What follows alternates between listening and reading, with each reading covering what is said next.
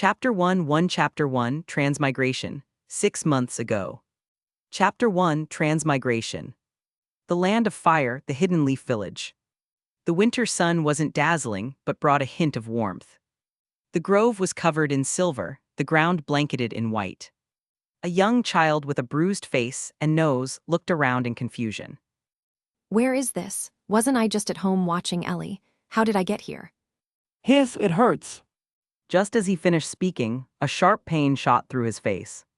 The child stood up and staggered forward. This. Looking up at the massive stone statues above, his young eyes filled with shock. It hurt, his head throbbed as if bitten by thousands of ants. Memories surged into his mind like a flood. The pain contorted his face as he rolled on the ground, overwhelmed. Birth records conversations. Konoha Prince. Rubbing his throbbing forehead, Arata sighed and looked into the distance, a hint of melancholy in his eyes. He knew this was it, there was no going back. He was an orphan in his past life. He remained one now. It didn't really matter, it was just a change of setting. What truly made him miserable was the 300 GB of, resources he'd stored on his computer. He'd been right in the middle of a nostalgic rewatch of Ellie 2. Why couldn't that have transferred over? In this world with barely any entertainment, what was a lone wolf supposed to do? Sigh. My heart is like AI's serene sky and still waters. Where is this? Wasn't I just at home watching Ellie? How did I get here? It hurts. Just as he finished speaking, a sharp pain shot through his face. The child stood up and staggered forward. This. Farewell.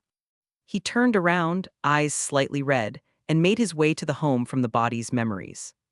He needed to activate his system, his golden finger. That was the only way to gain a foothold here. Before his death, this body's father had been a special Jonin.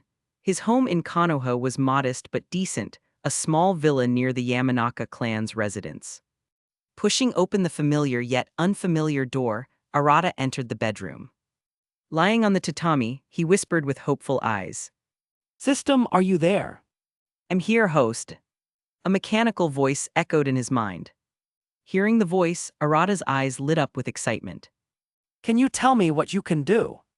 After a brief exchange, Arata gained a basic understanding of the system. Its name, God-Level Dimensional Training System. This space wasn't like an inventory or item pouch, it was a training space. A separate dimension that could simulate any location in the real world. The most powerful feature, time dilation. 10 days inside was just a moment outside. It was like a hyperbolic time chamber from the anime. System, do I get a newbie gift pack? Chapter 2 Entering Training Space, 6 months ago. Chapter 2 Entering Training Space. Thinking of the various awesome skills of the Thunder Fruit, Kaido felt a surge of excitement. I'd start referring the MC as Kaido instead of Arata to avoid confusion. System, extract the Thunder Fruit.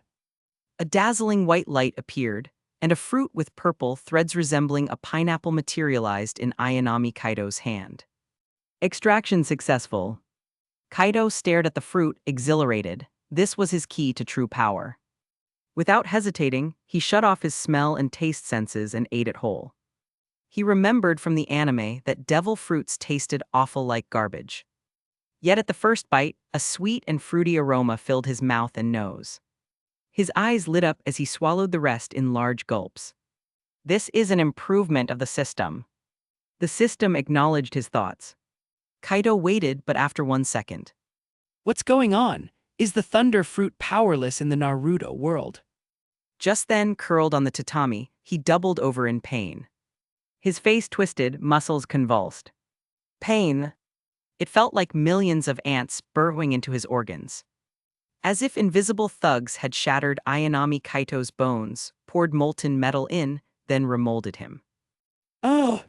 He groaned, vision blacking out, and lost consciousness. When he woke up, his body felt strong, strengthened. It was exhilarating. The system probably improved the devil fruit. Glancing outside, the sky was pitch black. How long have I been out? Dragging himself to the bathroom for a shower, he felt sticky and sour. Stepping off the tatami, he noticed a tiny ball of blue energy in his abdomen. Though fainter than it lit up Kaido's eyes. Chakra, the essential energy for a ninja. In the shower, he clenched his fists. The thunder fruit had granted chakra, but how to unleash its lightning? A subtle flow of chakra sifted through him. A faint blue arc flickered on his fist. This is it. He realized. Disappear. He willed, the electricity vanished. Appear. It returned. Determined, Ayanami Kaido kept it active, transforming his entire right hand into a crackling arc of blue lightning. By the time it reached his wrist, he turned pale and weakened. It was his limit. After dissipating the energy, his body and chakra core were drained. In the One Piece world, devil fruit users relied on brute strength. Here, he needed both chakra and stamina. This world's rules didn't shield outsiders. After showering and eating a quick meal, he attempted chakra training but remained exhausted. Back in the bedroom, an idea struck. I already have a god-level training space. Why train normally? No need to struggle when you've got cheats. System, does my body or my soul enter the training space? Soul, the main body will sleep deeply. Upon the soul's return, all training will apply to the body. System, enter training space. Eyes closed on the tatami, his mind spun. Opening them, he was in his living room. This. Host, don't panic. We've loaded a scene from Konoha Village. Kaido touched familiar furniture in awe. It really works. This system is flawless. Chapter 3 Chapter 3 Training, 6 months ago. Chapter 3 Training. As a time traveler, Kaido had lived 2 lives and now possessed the soul of someone far older than his physical age. His mental maturity was no less than that of an adult, perhaps even greater. However, his physical condition was poor. He was an orphan, had never trained physically, and was only 5 years old. You could imagine how weak his body was. If it weren't for the transformation triggered by the thunder fruit, which had enhanced his physique dramatically, it would have been even worse. Lying flat on his back with a clear mind and a calm heart, Kaido began to extract chakra for the first time. Dots of faint blue light drifted out from his cells like fireflies, passing through various points in his body and finally flowing into his chakra core. Kaido felt warm all over, like soaking in a hot spring. He didn't know how much time had passed, but eventually the warmth faded, replaced by a light feeling of exhaustion. He understood it as a warning from his body. He had reached the chakra limit for the day. Opening his eyes, he could sense the increased chakra within his body. A smile formed on his lips. Even the chakra that had just been consumed had replenished slightly. Walking to the 2 wooden stakes in the yard, Kaido clenched his fists. With a thought, a thin arc of light blue lightning appeared around his hand. Excited, he didn't hesitate. He threw a punch at the stake. Bang! It felt like punching through paper, not wood. The stake was pierced straight through without resistance. Retracting his fist, he saw a smoldering hole in the wood. Black smoke curled upward, carrying a burnt scent. The hole's diameter was still smaller than the outer width of the stake. If his fist had been just a little wider, the stake might have split in 2. Kaido was satisfied. That punch held the raw power of lightning. Instead of diving into physical training right away, he returned inside to think through a training plan. What he needed now was to enhance his physical strength and train his body. Only with that could he refine chakra faster and unleash the full potential of the thunder fruit. Right now, he wished he were a member of the Uzumaki clan or even a Jinchuriki. Then he wouldn't have to worry about chakra shortages. In the world of Naruto, there were many techniques and abilities to strengthen the body. Sage Mode, lightning release armor from the hidden Cloud Village, and the infamous 8 Gates technique. Sage Mode required mastery over natural energy and trials at the 3 great sacred places.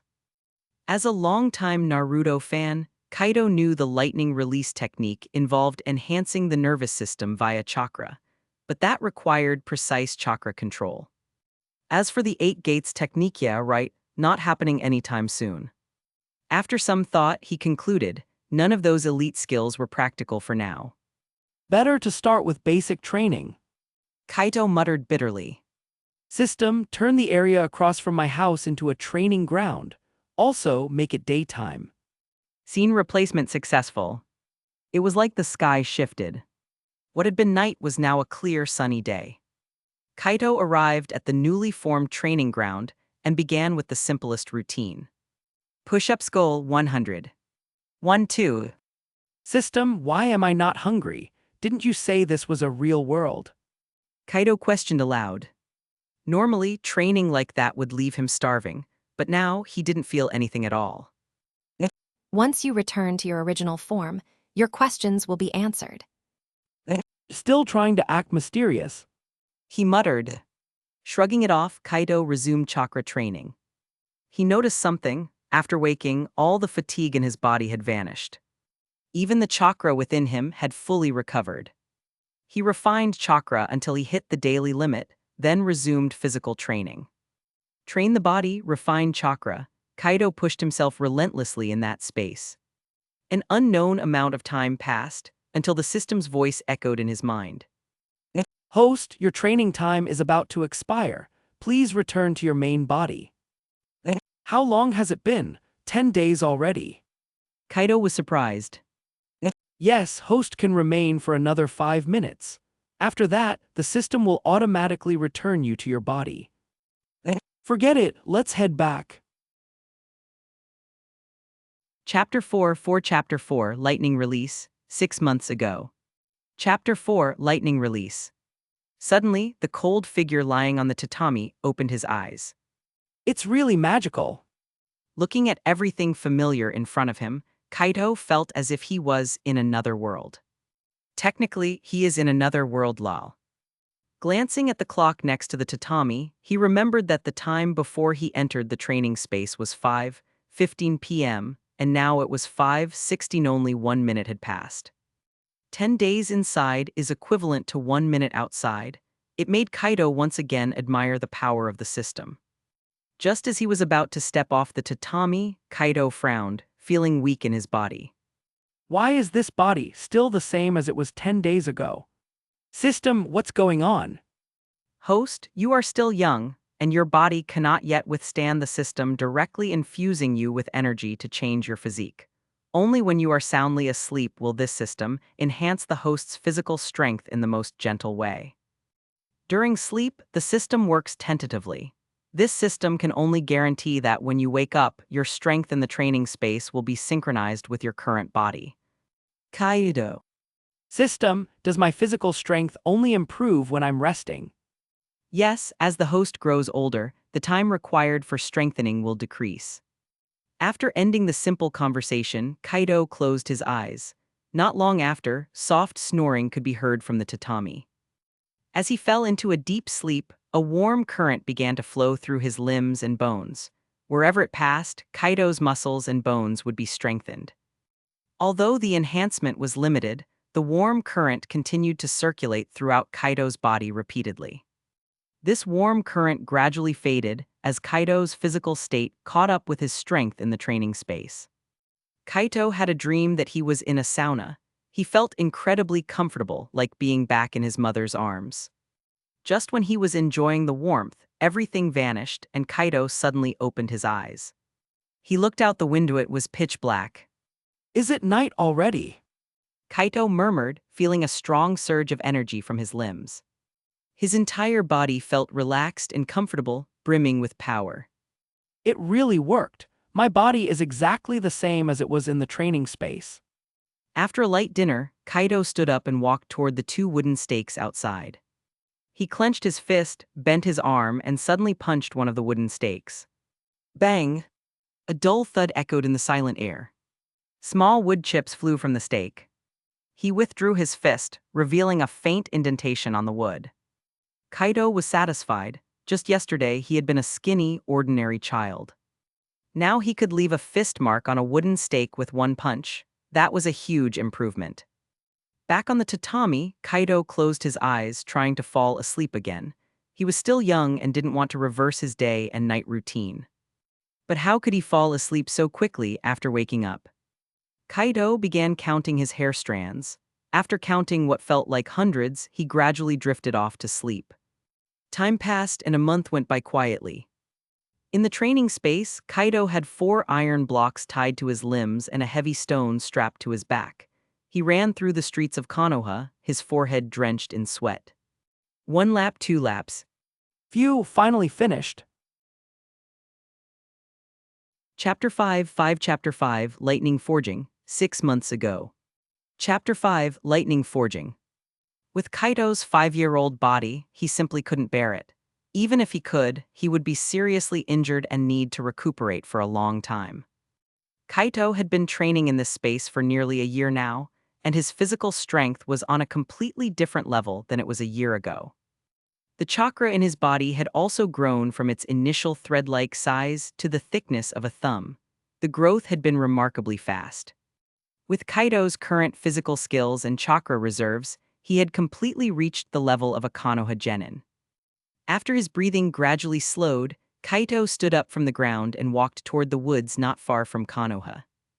He didn't let the system switch directly to forest mode. First, he had just undergone intense training and needed to adjust his state. Second, he needed to relax a bit. After all, what he was about to practice was the lightning release body enhancement technique used by the Cloud Ninja Villain Advanced Jutsu, possibly equivalent to an S-rank technique. It wasn't something to be rushed.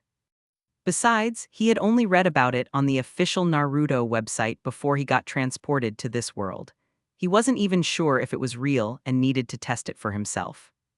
Half a day later, after Kaito had recovered, he sat cross-legged on the ground and began to practice the technique based on the lightning release body enhancement theory he remembered. With a thought, the lightning element chakra granted by his devil fruit began to flow into his right arm. He compressed the lightning chakra, forming a smooth current that flowed both inside and outside his arm, then released control. Crackling. Blue lightning began to flicker and intensify around his arm. Kaido focused intensely. In the next moment, his right hand transformed into pure lightning, an elemental shift. After the surging electricity calmed, Kaido's hand returned to normal. It works! He smiled, showing no disappointment from the earlier setbacks. Over the course of his training, Kaido had thought a lot about the risks of lightning release body training. Eventually, he came up with a solution: transform his body into lightning at the moment of overload to minimize damage. Once this idea was in his head, he couldn't let it go. Now, having tested it, the results were better than expected. After becoming lightning, his hand was only slightly numb, not charred or destroyed like others who mishandled lightning release. It was totally within his tolerance. Of course, Kaido knew this didn't make him invincible. Elementalization couldn't fully protect him from ninjutsu, especially not in a world full of powerful ninja. Physical attacks would still pass through him, so it ain't a nerf. Cos imagines someone like Madara using Great Fireball on the current him. Of course it would hurt or probably kill him. I compressed it too much last time. Let's go with less this time. He hesitated briefly, then gathered lightning chakra into his arm, again controlling and compressing it more carefully this time. Cracked. Lightning sparked again, and Kaido withdrew his now numb hand. Still too much.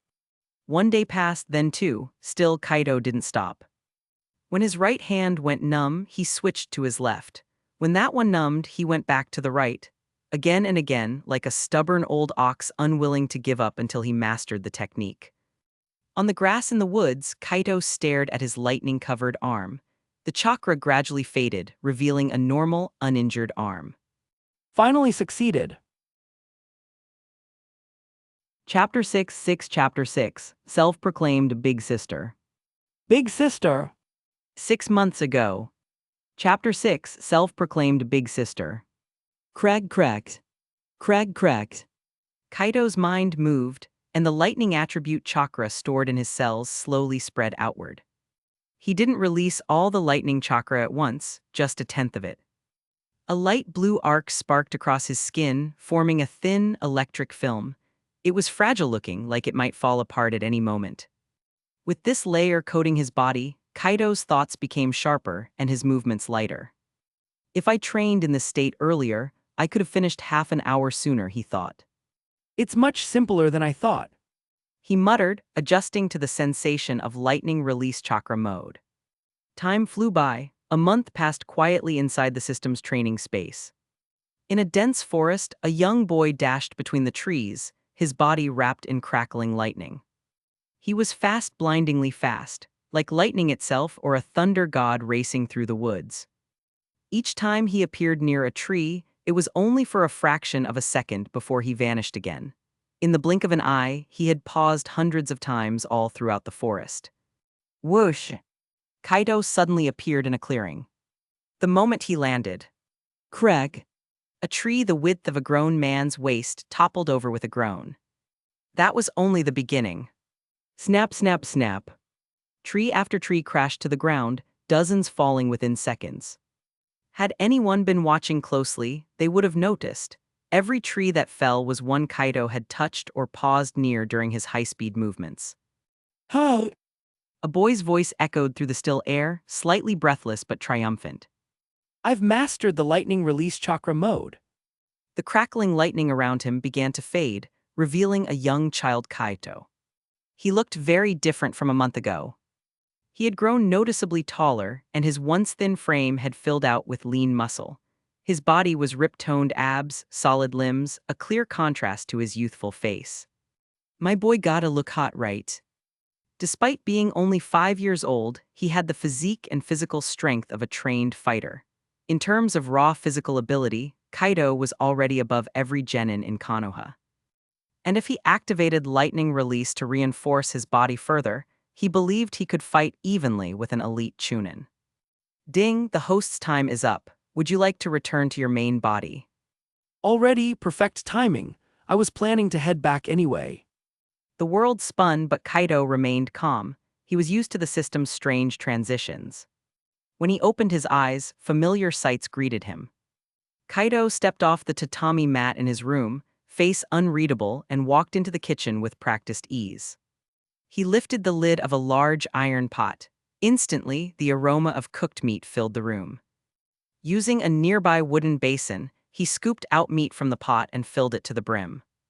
Soon after, he walked out into the small living room, placing the basin of meat on the low table. Now he understood what the system meant by. After returning to the main body, the question is answered. The training inside the system's space consumed energy, and that energy drain was reflected in the real world the moment he returned. At first, it wasn't noticeable, but as the intensity of the training increased, so did his body's energy demands.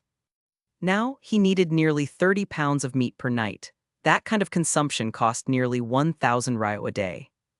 If not for the money his father left behind, there was no way Kaido could afford to feed himself like this. Even then, his father's savings would only last 3 or 4 more years, assuming he didn't increase the intensity of his training. Otherwise, the time would be even shorter. No point worrying now. I'll deal with it when it comes, Kaido thought as he sat down to eat. Suddenly, something crossed his mind. He stood, walked back to the kitchen, and returned with a second bowl full of meat and a pair of chopsticks, which he placed across the table from himself. That girl should be here soon, he said softly. Just as he began eating, a voice rang out from the front door. Kaido, I'm here to see you. A blonde girl skipped into the room, cheerful and bright. Kaido's face lit up with a rare smile. You're here, Ino. He pointed to the bowl. Go ahead, I already made something for you. It's still warm. Hee, don't mind if I do.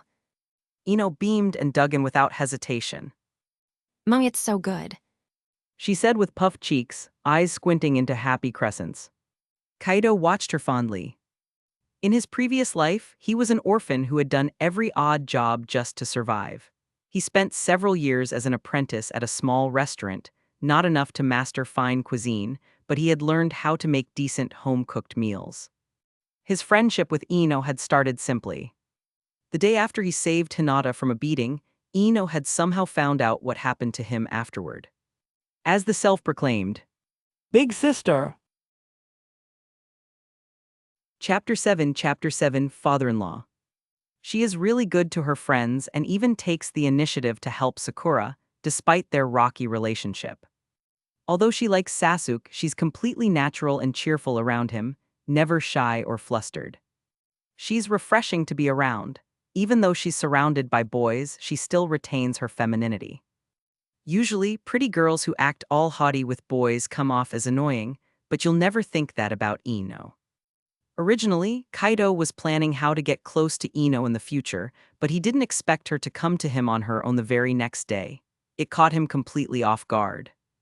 To repay Ino, Kaido invited her to dinner at his place and even prepared a few dishes from Earth that he remembered from his previous life. From that point on, Ino became obsessed with Kaido's cooking. It was fine during the day, but come nightfall, Ino would show up at his door like clockwork. She went from being a little shy to completely bold. At this rate, Kaido sometimes wondered if Ino's dad, Yamanaka Inoichi, might one day come after him with a kunai if they weren't still technically kids. If you want to capture a woman's heart, capture her stomach first. Kaido mused with a grin. The ancients weren't lying. Kaido, I'm full. Ino patted her belly happily. Got it.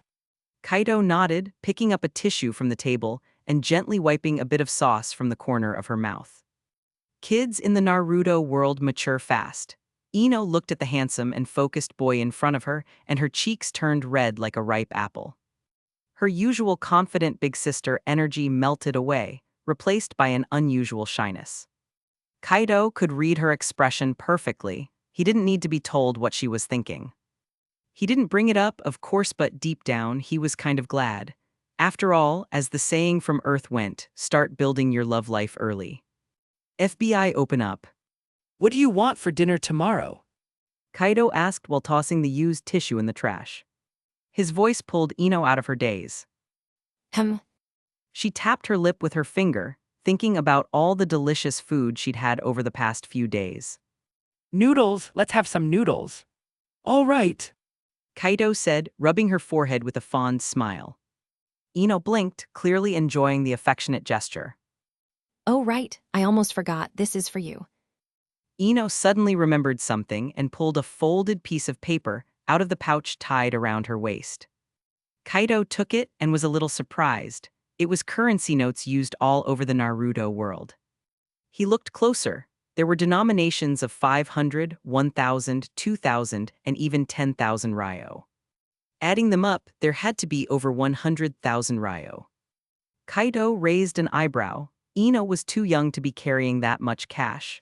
There was only one explanation: this must be her father Inoichi's secret stash. Where did you get this? Kaido asked. I found it while cleaning some vases at home today. Ino grinned proudly. Kaido went silent. Yeah. And why are you giving it to me? He asked, raising an eyebrow. You've been cooking for me non-stop. That stuff costs money. Just think of this as payment for all the dinners. Ino said with a playful smirk, regaining her big sister energy. Kaido. Keep it, I'm not short on cash. Kaido said, wincing at the thought of returning the money. That amount would have easily covered 2 months of living expenses. No way, I don't take back what I give. Ino declared, full of pride. All right. I'll just hold on to it for you, okay? I'll give it back when you need it. Still, Kaido was already stressing over how he'd return it to her dad. He couldn't keep the money, but he couldn't offend his possible future father-in-law either, especially not over hidden money. The rest of the evening was filled with laughter and conversation. Kaido drew on jokes and stories from his previous life to entertain her. Ino's cheerful laughs echoed through the living room, and before they knew it, it was already close to 9 p.m. That was her usual time to leave. Kaido nodded, picking up a tissue from the table and gently wiping a bit of sauce from the corner of her mouth. Kids in the Naruto world mature fast. Ino looked at the handsome and focused boy in front of her, and her cheeks turned red like a ripe apple. Her usual confident big sister energy melted away, replaced by an unusual shyness. Kaido could read her expression perfectly. He didn't need to be told what she was thinking. He didn't bring it up, of course, but deep down, he was kind of glad. After all, as the saying from Earth went, start building your love life early.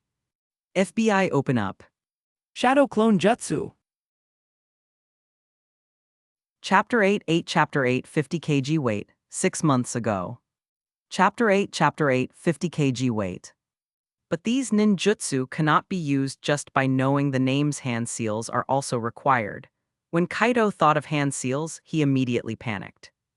Who would memorize those complicated sequences of hand seals in their free time? Unless they were die-hard Naruto fans or cosplay enthusiasts. If God came back to Earth, he would definitely memorize all the major ninjutsu and hand seals in Naruto by heart. After complaining inwardly, Kaido turned his attention to the miscellaneous items he had taken down, and a thin piece of white paper suddenly caught his eye. This should be a chakra test paper. Kaido thought to himself. As the name suggests, chakra paper is used to detect a ninja's chakra nature, except for yin and yang attributes. He picked up the paper and slowly transferred chakra into it. 3 changes suddenly appeared on the paper. One part caught fire, another wrinkled, and a third part split in 2.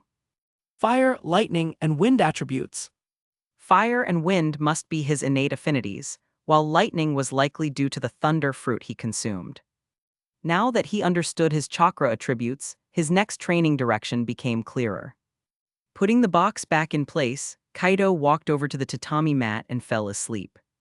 The next day, after the sun rose high, Kaido ate a simple meal, picked up the passbook under his pillow, and walked toward the Konoha Bank. Konoha was indeed the most prosperous village in the Naruto world.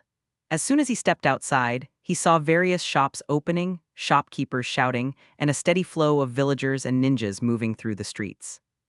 Ignoring the noise around him, Kaido walked into a shop with the word money boldly displayed on the sign. This was Konoha's financial house, basically the village's version of a bank. After withdrawing 500,000 ryo and leaving 3 million in the account, Kaido headed to the weapon shop. The Konoha weapon shop was at the far end of the main street. Its location was a bit remote. Compared to the bustling stores along the way, this one was nearly deserted. The shop owner was a young man. When he saw Kaido walk in, his gloomy expression immediately brightened into a professional smile. Welcome, what can I help you with? Kaido looked at the man carefully and thought to himself, this should be Tenten's father. I won't be giving him a name so as not to overcomplicate things. I want weighted gear. Kaido said directly. Weighted gear. The young man Tenten's father brightened. This was serious business. Even the lightest gear started at 30,000 ryo. How heavy are you thinking? The gear sets range from 10 to 50 kilograms, then 100, 200, and 300 kilograms. Anything heavier has to be custom-made. He explained quickly. Since you're still a kid, I recommend starting with the 10-kilogram set. 10 kilograms, too light. Kaido shook his head. When he trained in the system space, he had worn 30 kilograms on both his arms and legs. 10 would have no effect at all. This must be your first time here. You may not know how the gear works. Ten's father explained. Each limb carries 10 kilograms, and the vest adds an extra 10. So the total weight for the 10 kg set is 50 kilograms overall. Still think it's too light? Kaido nodded, mentally calculating what would push his limits. His body was used to 30 kg gear already, so it wouldn't stimulate growth anymore. With his current training speed, he'd adapt to 40 kg in no time. Make it the 50 kg set. Kaido said firmly.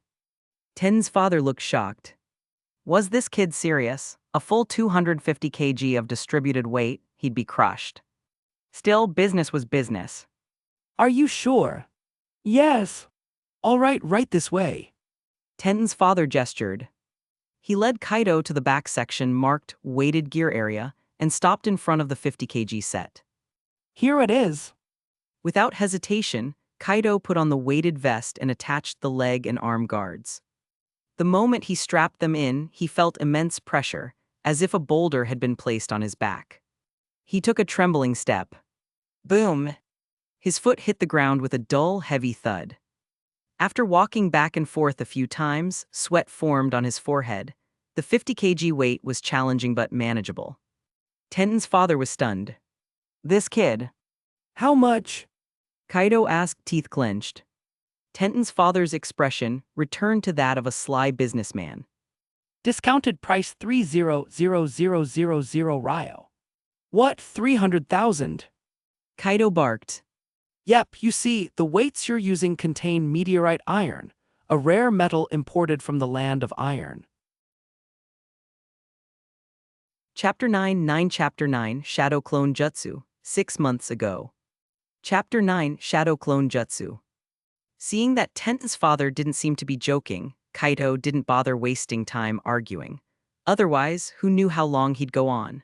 Reluctantly, he took out 3 silver notes worth 100,000 Ryo and handed them over. He walked outside with shaky steps, and as soon as he stepped out, he spotted a young man wearing the Uchiha clan uniform standing at the shop entrance. Damn it, why did I have to run into him? Kaido's expression remained blank, but inside, a storm of emotions raged. He silently cursed his rotten luck. This young man was none other than Uchiha Itachi, one of the 2 legendary geniuses of the Uchiha clan.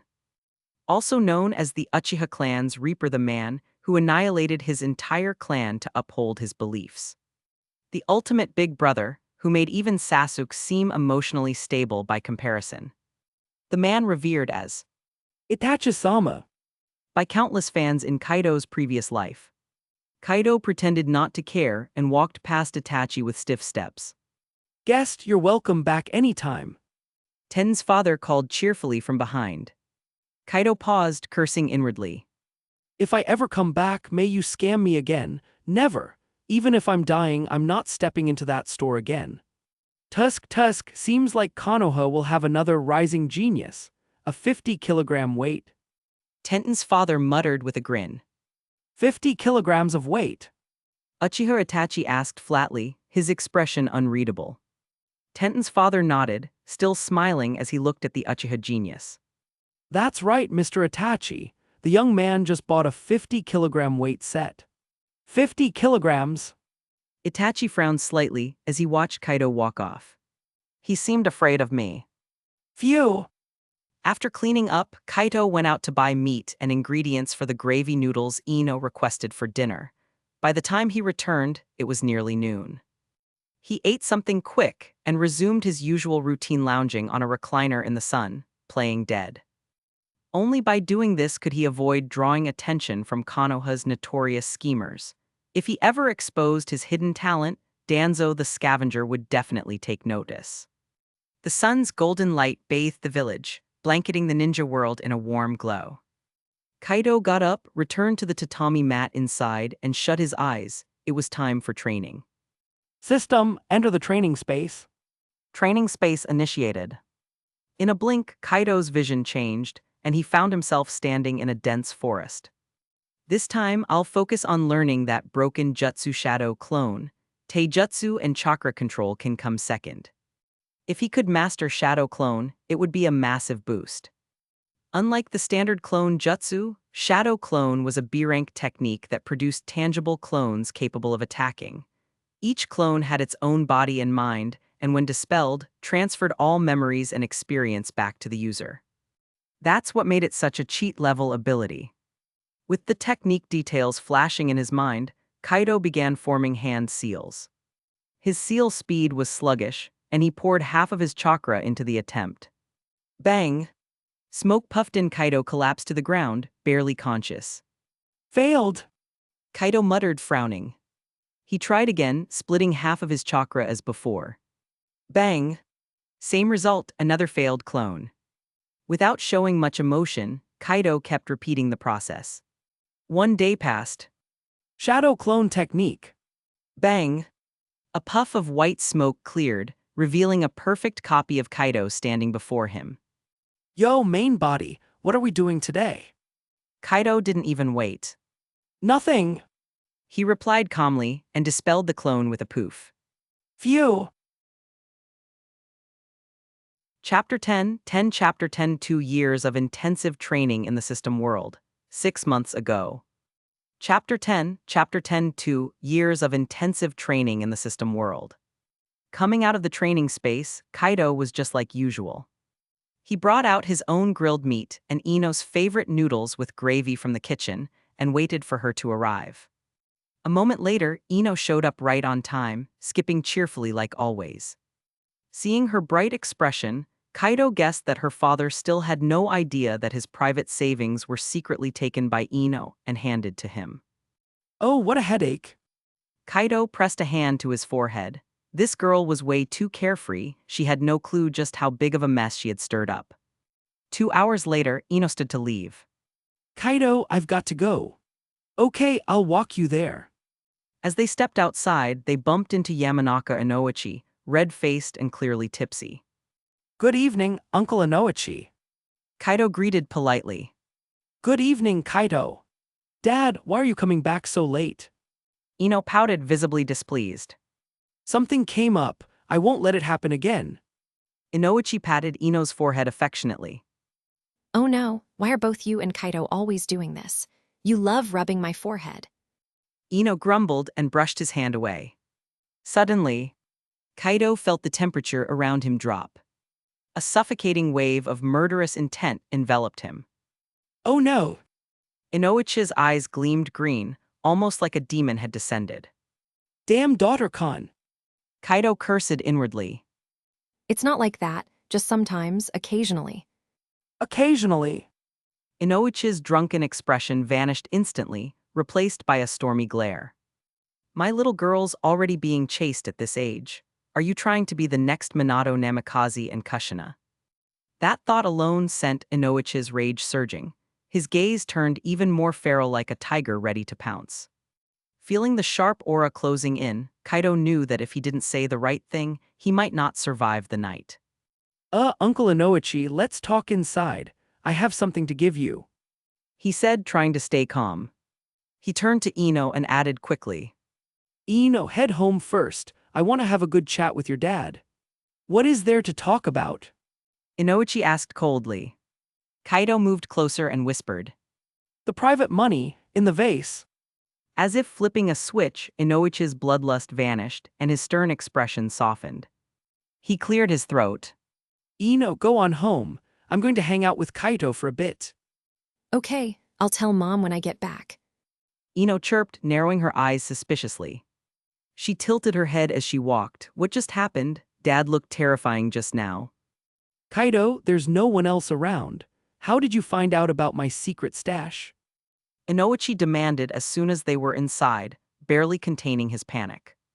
This was his personal emergency fund hidden away for years. No one was supposed to know. Wait here, Kaido said, pouring him a cup of tea and heading into the inner room. When he returned, he was carrying a rectangular package wrapped in white cloth. Inoichi frowned at the object. As clan head and close friend of Shikaku, he wasn't slow-witted. Recalling the situation just now, he asked warily. What's this, could it be?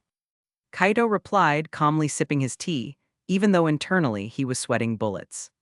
He was praying this would improve his relationship with his future father-in-law. Uncle Inoichi, you're wondering how I got it, right? Reading his expression, Kaido continued. HMPH, who else could it be but that girl Ino? Inoichi growled. There was no need to guess. If his wife knew, she would never have given it to Kaido. The only possible culprit was their silly daughter. Anger bubbled up. She's still so young and already handing money over to boys. She's not even married. What happens after marriage? No, I must be strict with her from now on. I won't let this brat ruin my daughter's future. Fuming, Inoichi didn't say another word. He grabbed the money and stormed off. At the door he growled. Stay away from my Ino, kid. Kaido was stunned. What just happened? Wasn't Inoichi supposed to be moved by the gesture? Shouldn't he now approve of him and Ino spending more time together? Why did he still look at him like he was guarding a thief? Oh, Kaido rubbed his forehead. if only I'd read more books on dealing with fathers-in-law back in my old world. Chapter 11 Rasengan. The number of shadow clones increased directly from the original 3 to 15. The cheat multiplier was x15. He had become extremely proficient in lightning release chakra mode and could enter it instantly. Over the past 2 years, Ayanami Kaido had completed all the courses at the Ninja Academy 3-body technique, kunai throwing, and more. During this time, Kaido also discovered another function of the system, an attribute list just like any other system. Now, his strength had reached a level where the system could make accurate assessments without guesswork. System report Ayanami Kai. Age. Bloodline 1% Senju clan. Kekkei genkai Thunder Fruit 20% mastery. Taijutsu Chunin Lightning Chakra mode enables combat on par with elite Chunin. Chakra Chunin level. Ninjutsu Clone Technique Great Fireball Technique Chidori. None. His hopes had been raised for nothing. He had also developed the Thunder Fruit to 20% mastery. Like Sasuke Uchiha's Chidori current in the original work, Kaido had begun shaping this technique and just needed time to refine it. Strictly speaking, Kaido's lightning release techniques were an extension of his Thunder Fruit ability. No hand seals were required, just understanding the principle and executing it. That was also why Kaido was able to replicate Sasuke's lightning release early on. Now at age 6, he was old enough to attend the Ninja Academy. Of course, for him, the academy held nothing of value. But still he had to go. How else was he going to interact with the original 12 and eventually get close to Hinata? His strength still wasn't enough to challenge Konoha's top-tier shinobi, so he had to lay low and grow stronger gradually. The academy was the best place to start. Bro isn't the type that does Loki just to face slap. My guy is just scared of revealing too much when he ain't strong enough. As long as he didn't show off his true talent and stayed under the radar, he could pass the next 6 years quietly. With the help of the system space, Kaido believed that 6 years from now, he wouldn't fear Konoha's elite anymore. Unknowingly, the evening had arrived. The setting sun dyed the sky a deep blood red like a sea of crimson clouds. Already this late. Kaido stood up and turned off the stove. The braised pork in the pot had been perfected through multiple attempts and was now ready to eat as soon as he returned from the system space. This time, he had no plans for Ino. Ever since Kaido handed his private savings over to Yamanaka Inoichi, the man had not only failed to show gratitude but had grown suspicious of him. Even Ino's visits for dinner were now restricted twice a week at most. Kaido silently cursed the absurdity of this world. Not only were there brother-obsessed types, but now also daughter-obsessed ones. Anyone there? A voice called out from beyond the courtyard. Kaido opened the door and stepped outside. Standing at the gate was a young ninja with a scar across his nose. Uruka. Kaido recognized him instantly. And he also realized why Uruka had come. He had just been thinking about the academy, and here it was already knocking at his door. Uruka must have brought the admission scroll. You must be Ayanami Kaido, right? I'm Uruka, a teacher at the Ninja Academy. I'm here today to give you this. Uruka smiled and took a small scroll from his pouch. This is your admission letter. Bring it with you to the academy in 3 days for your entrance test. Kaido nodded politely. Uruka-sensei, please come in and have a seat. No need, I still have more scrolls to deliver. I'll be going now. With that, he vanished in a blur. Kaido placed the scroll on the table and returned to training. Inside the system space, Kaido summoned 15 shadow clones. Including his main body, he assigned all of them to train in Sasuke's Chidori current technique. He, meanwhile, focused on learning the Rasengan, the famous Ball rolling technique of the fourth Hokage. As for Taijutsu, system, give me some water balls. Chapter 12, Chapter 12, Entrance Exam, 6 months ago. Chapter 12, Entrance Exam. 3 days passed in the blink of an eye. Kaido stepped out of the training space and silently carried the meat out of the kitchen. 3 days outside, 1 month inside. The difficulty of mastering the Rasengan had exceeded his expectations. After a month inside, Kaido had only grasped the basics of the technique. The second stage compression was the most problematic. It wasn't just about difficulty. If the Rasengan wasn't compressed correctly, it would explode and injure his own palm. At one point, Kaido attempted to use lightning release to reinforce his body.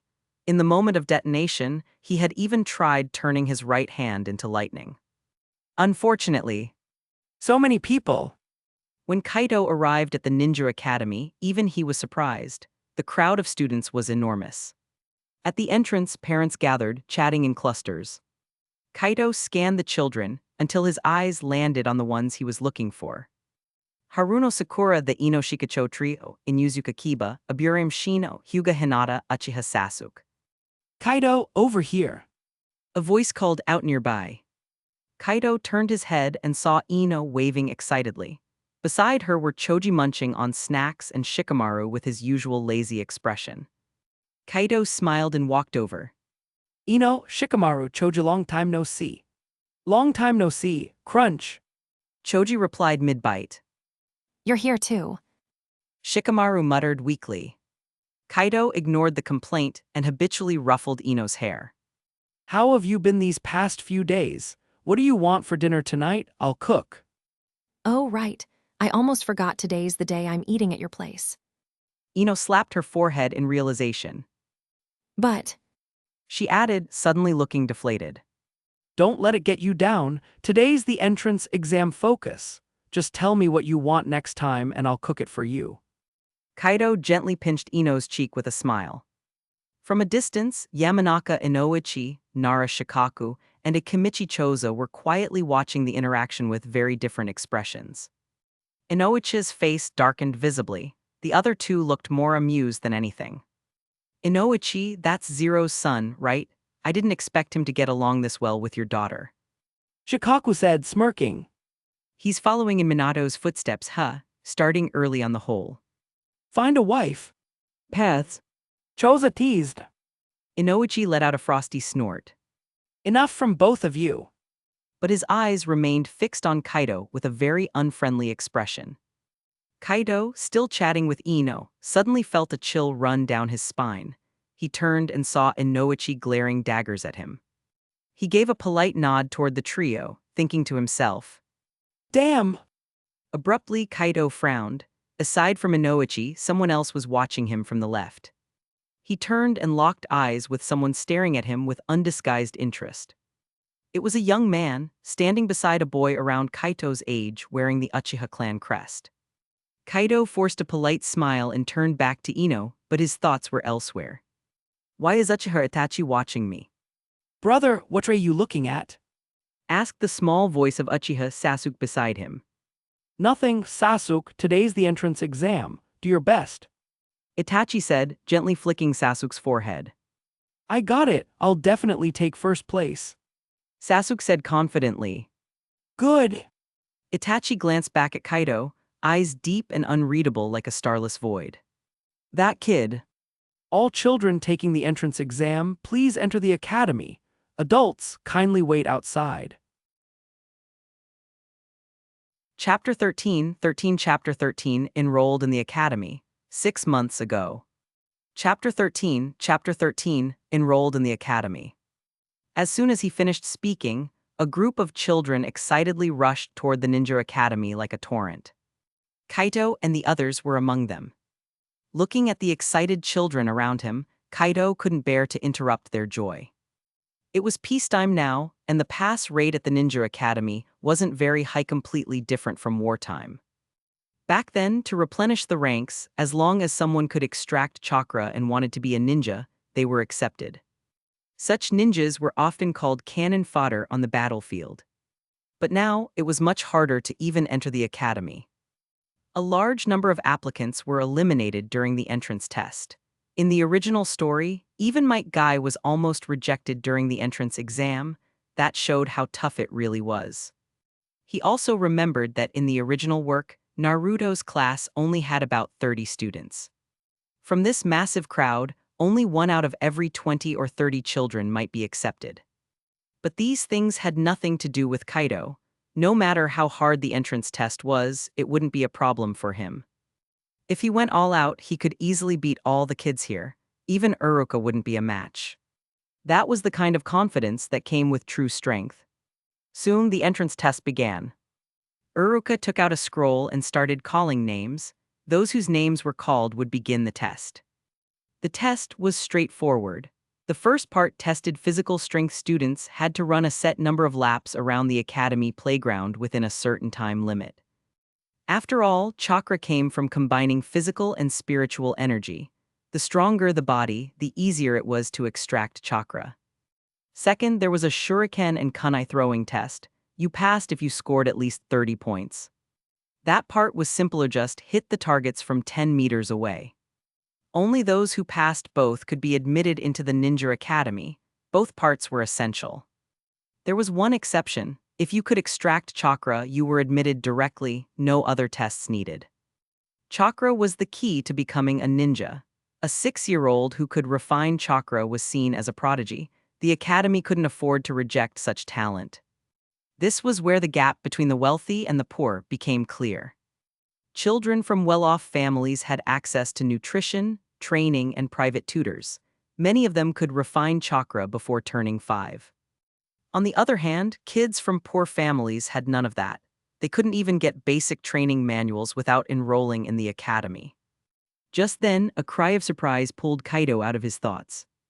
Uchiha Sasuke stood beside Uruka, his young face filled with pride. There were visible chakra fluctuations coming from him. It was clear he had already learned to extract chakra. Uruka took the opportunity to announce, Uchiha Sasuke passed. Report to the academy tomorrow. Sasuke tried to keep his expression calm, but the pride still showed on his face. His success was like the spark before an explosion. Whether intentional or not, the next candidates were all children from prominent clans. Hinata Ino Shikamaru. That boy! By the time he returned home, night had quietly fallen.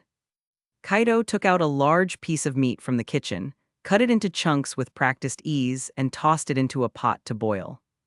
While the meat was cooking, he entered his personal training space. He created 15 shadow clones, each focused on their own specialized training. Meanwhile, Kaido himself was practicing the Rasengan he had just mastered. With his right hand open, the chakra within him surged. A spiraling airflow of chakra appeared, swirling clockwise in his palm.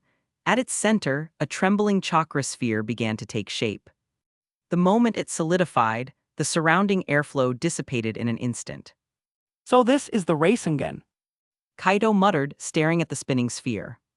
Boom! He slammed the Rasengan into the trunk of a nearby tree. A loud explosion rang out.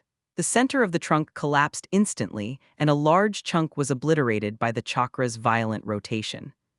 No wonder it's considered on par with the Chidori. Kaido whispered. The rest of the night passed in Rasengan training. Lying on the tatami, Kaido, who had closed his eyes, suddenly opened them. A sharp glint flickered in his gaze. That was fast. 2 hours later, Kaido had eaten the meat, returned to his mat, and fallen asleep. The next morning, after washing up and eating a quick breakfast, Kaido stood outside his house. He was waiting for Ino so they could walk to the academy together. He had no reason to before, but now he did, so he wasn't going to miss the chance.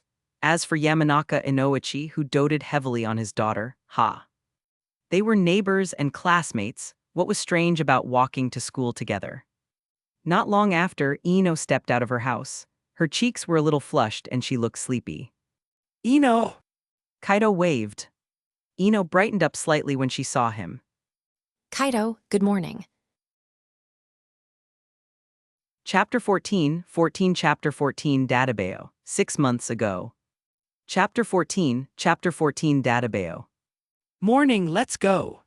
Aunt Keiko, goodbye Uncle Inoichi. Before leaving, Kaido didn't forget to say goodbye to Ino's parents. Goodbye, Kaido. Please take good care of Ino when you get to the academy. I got it, Aunt Keiko, I will. Kaido's young face was full of seriousness. Seeing Kaido's expression, Yamanaka Keiko smiled. Aunt Keiko, goodbye Uncle Inoichi. Before leaving, Kaido didn't forget to say goodbye to Ino's parents. Goodbye, Kaido. Please take good care of Ino when you get to the academy. I got it, Aunt Keiko, I will. Kaido's young face was full of seriousness. Seeing Kaido's expression, Yamanaka Keiko smiled. All right, let's go, otherwise we'll be late. Their conversation completely ignored Yamanaka Inoichi, who stood nearby. In the family dynamic, the mother always had the upper hand. As long as you won her favor, the father-in-law could be dealt with later. As the two kids walked off, Yamanaka Inoichi clenched his fists, veins bulging on his forehead. This brat. As if that wasn't enough, the next scene made his face darken even more. Kaido bent down, hoisting the still groggy Ino onto his back, and carried her as he walked off. You're so old, and you're still jealous of a child. Kaido's a good boy, gentle and thoughtful. He'll make a great husband in the future. Yamanaka Inoichi. Kaito had no idea that his future mother-in-law had just given him a glowing evaluation. He simply didn't want Ino, half asleep and stumbling, to walk like that. He figured she should sleep a little longer. When Kaito and Ino arrived at the classroom, it was still early. Only a few students sat chatting inside. The moment Kaito walked in with Ino on his back, all eyes turned to them. He ignored the stares. After a quick scan of the room, his eyes lit up. I didn't expect her to arrive so early. With a gentle smile, Kaito let Ino lead him to a seat. He carefully set her down, then turned to look at the girl sitting nearby. She had short lavender hair, fair skin blushing slightly, and those unmistakable white eyes, the Byakugan. That's right, she was Hyuga Hinata Kaito's tentative second wife candidate. In the original series, Hinata was the most beloved female character among fans. She far outshone the actual heroine Sakura. To most ordinary men, Hinata was the perfect wife kind, gentle, strong, soft on the outside but determined within and deeply loyal. Kaito honestly couldn't find any flaws in her. If there was one, it was that she was too kind. Hinata looked at the boy staring at her with curiosity, and her cheeks turned bright red. It's him, did he recognize me? She felt nervous and happy at the same time, momentarily forgetting that Ino was sitting right behind him. Her expression was so nervous it was adorable. That shyness felt completely natural. Hi, my name is Ayanami Kaito. I hope we can get along. Kaito extended his hand with a sunny smile. Why you two? I'm Hyuga Hinata. She stammered, bowing her head as she timidly shook his hand. Their fingers brushed lightly, and Hinata's face turned crimson like a ripe apple. Kaito knew what was happening, but he still asked gently. Hinata, are you all right? Your face is really red. Are you feeling sick? He reached out to touch her forehead. And like a thermometer reaching critical temperature, Hinata's eyes rolled back and she fainted. Kaito caught her and gently laid her on the desk. He gave a wry smile. If I had known this would happen, I wouldn't have tried to test whether she fainted from shyness or not. Now he was stuck. Ino on his left was still asleep. Hinata on the right had fainted. He couldn't move. Forget it, he laid his head on the table and decided to nap too. No one knew how much time had passed, but a sudden burst of noise jolted Kaito from his sleep. When he opened his eyes, the once empty classroom was now bustling with children. Every seat was filled. The Konoha 9. And several other background students from the original series were all there. Ino and Hinata were both awake now. Ino was chatting with a pink-haired girl Haruno Sakura. Hinata sat quietly with her head lowered, just like her usual self. Just then, a figure walked into the room. The moment he appeared, the classroom fell silent. Hello, everyone. Welcome to the Ninja Academy. I'll be your teacher for the next 6 years, Uruka. Uruka stepped up to the podium with a warm smile. Seeing how attentive the students appeared, he nodded in satisfaction. This class seems very well behaved, should be easy to manage. All right, let's not waste time. Since we're all classmates, we should get to know each other. Our first lesson today is introductions. Each student will stand, say their name, hobbies, and dream. We'll start with the first row. You there, go ahead. My name is... Soon, it was Naruto Uzumaki's turn. He stood up and shouted. My name is Uzumaki Naruto. I love ramen, and I hate waiting 3 minutes for it to cook. My dream is to become Hokage and get the whole village to acknowledge me. The moment Naruto finished, murmurs spread across the room, disdainful and mocking.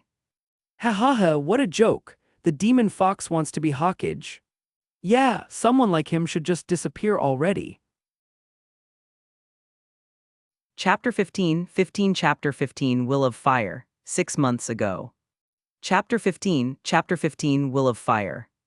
One after another, the unpleasant sounds were like needles piercing Naruto's heart. Naruto trembled with anger and shouted. I will definitely become Hokage. Quiet, quiet. Uruka yelled.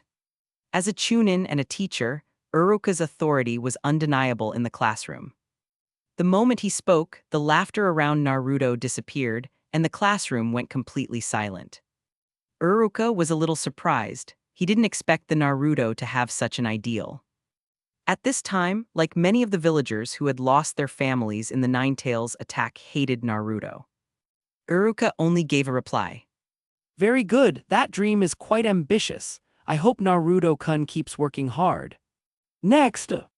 Uchiha Sasuke, Sakura, and the others introduced themselves in turn. Soon it was the turn of Kaido and the other two. My name is Yamanaka Ino. My hobby is flower arranging. My dream is to open a big flower shop. My name is Ayanami Kaito. I don't have any hobbies. My ideal is to have 2 wives and live a peaceful life. As he spoke, he smiled, then glanced vaguely at both Ino and Hinata. Ino was caught off guard, clearly uncomfortable. Hinata, on the other hand, reacted differently. Though her original crush had been on Naruto, it had recently shifted to Kaido. Still, this was their first real meeting. With her Byakugan, she could clearly see the subtle expressions and movements of everyone in the room. As a result, Hinata's face flushed crimson, almost to the point of bursting. 3 black lines appeared on Uruka's forehead. He had thought this year's class would be easy, but he quickly took that back. There were always a few oddballs in every batch, but this year's class was full of them. He wants a wife at that age, too, even. How can I, who have been single for more than 20 years, live with that? He glanced at the 2 girls next to Kaido and thought back to what had just been said. Wait a second, did he just try to stake a claim on the Yamanaka princess and the Hyuga heiress? That's quite the ambition. Uruka, a humble ninja, knew just how hard it was for ordinary folks to train. Now this kid wanted to marry into 2 major clans. Uruka had only 2 words in his mind for Kaito. He. Next! Hinata, who was just about to faint from embarrassment, completely lost her composure when she heard Uruka's shout and collapsed. Kaido. Don't worry, Mr. Uruka. Hinata-san is just a little shy and fainted. She was talking to me just now. She'll be fine after a bit of rest. Uruka. Well then, Hinata-san, please rest for now. Next student. The class continued with each student introducing themselves. This concludes our first period. The third Hokage will be giving a lecture next. Kaido curled his lips. A lecture? Sounds more like brainwashing to me. After a short break, the second class began. The class schedule in the academy was different from his past life. There were 3 classes a day, each lasting 2 hours, 2 in the morning, 1 in the afternoon. Mornings were dedicated to indoor theory, while afternoons focused on outdoor practicals, combat training, chakra control, and seal crafting. About 15 minutes later, the third Hokage arrived, wearing his Hokage robe and led in by Uruka. As the village's leader, he rarely interacted so directly with students. Naturally, the children were thrilled. I won't introduce the Hokage. His presence here is already an honor. Now, let's all welcome the third Hokage with warm applause. Uruka was the first to clap. The rest of the class quickly followed, applauding enthusiastically. Most of them idolized the Hokage. Sarutobi Hiruzen looked at their eager faces and smiled kindly. These were the inheritors of the will of fire. He gestured for quiet, and the applause slowly faded. Uruka respectfully stood to the side, assuming the role of bodyguard. Now came Sarutobi Hiruzen's true purpose: indoctrination. The old man was a political veteran. He spoke passionately, telling stories from the first to the fourth Hokage, describing the village's founding, growth, and unity. But of course, he only shared the heroic and positive aspects. None of the village's dark history was mentioned. The children were entranced, their eyes shining with admiration. From his seat, Kaido rolled his eyes the moment Hiruzen looked away. If I hadn't read the manga, I might have believed all that nonsense. To use a phrase that had once trended online. I don't trust you, old man, you're too crafty. Listen to it, sure, believe it, never. Kaido didn't know how long he had been daydreaming until Hinata and Ino tugged at his sleeve. He snapped out of it and looked around in confusion. Hokage-sama is calling you. Ino whispered. Kaito looked up to see Sarutobi Hiruzen gazing at him kindly. Third Hokage-sama, I'm here. Kaito stood up quickly. Child, can you tell me what the will of fire is? That's easy. What kind of Naruto fan would I be if I didn't know this line? Kaito feigned excitement and answered with confidence. Where the leaves dance, the fire lives on. The flames will continue to illuminate the village and allow new leaves to sprout. Sarutobi Hiruzen trembled slightly and murmured to himself. Where the leaves flutter, the fire will continue to burn. The fire will continue to illuminate the village and make new leaves sprout. Chapter 16, Chapter 16, I Uchiha Sasuke acknowledge you, 6 months ago. Chapter 16, I Uchiha Sasuke acknowledge you. The more you think about this sentence, the more philosophical it becomes. Isn't it tailor-made for the will of fire? Originally, Sarutobi Hiruzen just wanted to teach a lesson to the kid who dared to be distracted in his class. Unexpectedly, this child gave him such a big surprise. He looked at Kaito carefully, as if he had discovered a treasure. Child, what's your name? This is the heir to the will of fire. Ayanami Kaito. His last name is Ayanami, so he's a descendant of Zero. Good, good. Kaito's answer is very good. You must remember this sentence. It perfectly explains what the will of fire is. Please take a seat, Kaito-san. After saying that, Sarutobi Hiruzen resumed his lecture with renewed energy. Kaito let out a long sigh, having finally fooled the old man. He hadn't expected Sarutobi Hiruzen to be so petty and actually pick on him. For the rest of the time, Kaito didn't dare get distracted again. He didn't want to be targeted by the Hokage a second time. Time passed unknowingly, and the curtain finally fell with Uruka's words. Let us bid farewell to the third Hokage. It was already noon. Kaito, Ino, and Hinata ate the lunch boxes they brought from home and rested for a while. Then it was time for outdoor training. The spring sunshine wasn't as harsh as in summer, it was gentle and warm. On the training field, more than 30 boys and girls lined up in 2 rows. Uruka walked over carrying a scroll. Today, we're going to choose the top student in our class. The rules are simple actual combat training.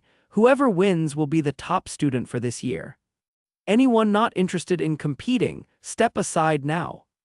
As soon as he finished speaking, more than half the students shuffled out of line. All the girls withdrew, they weren't interested in the contest. A few boys stepped back too, most of them clearly lacking confidence, but a few were eager to test their strength like Kiba and Naruto. Of course, there were a couple of exceptions: lazy Shikamaru, Choji. Girls can sit out, but all boys must participate. Without giving anyone else a chance to protest, Uruka called out the first match. First match, Uchiha Sasuke vs. It went without saying who would win. The truth was, there wasn't a huge strength gap between them, they were still kids, but Uchiha Sasuke had already refined his chakra. Even if he didn't know ninjutsu yet, adding chakra to his punches gave him a boost in strength. Not long after, the battle ended with Sasuke raising his proud little head in victory.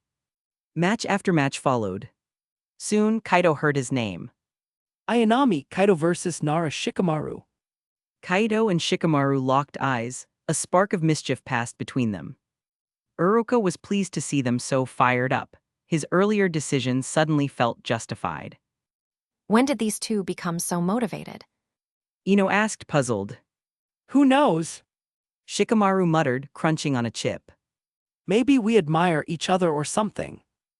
Kaito, good luck. Hinata encouraged in a soft whisper barely audible. Both parties make the seal of confrontation. Kaito and Shikamaru followed the instructions. All right, begin. Uruka shouted. Almost instantly, both Kaito and Shikamaru yelled out. Teacher, I give up. In unison. Uruka. I knew it, these two idiots. Shikamaru, let me have this one. There'll be plenty more matches later. Kaito said. Kaito, you know I hate hassle. You take this one, I'll take the next. All right, you get the next one. Deal. They casually decided the outcome of the match like it was nothing. Meanwhile, Uruka's face darkened, nearly pitch black with fury. Teacher Uruka, I'm not giving up anymore. Kaido said quickly, raising his hand. You two brats think this is a joke. Get out, both of you fail. Uruka roared like a lion. Kaito and Shikamaru winced from the sheer volume. After kicking the two of them off the field, Uruka gritted his teeth and said, Next match, and new rule: no more forfeits allowed. He threw a sharp glare toward Kaido and Shikamaru, who stood off to the side looking completely unbothered.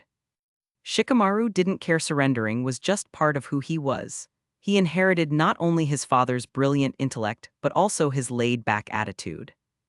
And as for Kaido, his choice was simple. He was still weak right now. It was smarter to play it safe and grow stronger steadily. Eventually, only Sasuke and Kiba remained on the field. They were both kids and had started learning chakra control, so the difference in strength wasn't too big. Their fighting style was pretty straightforward, punch for punch, brute endurance.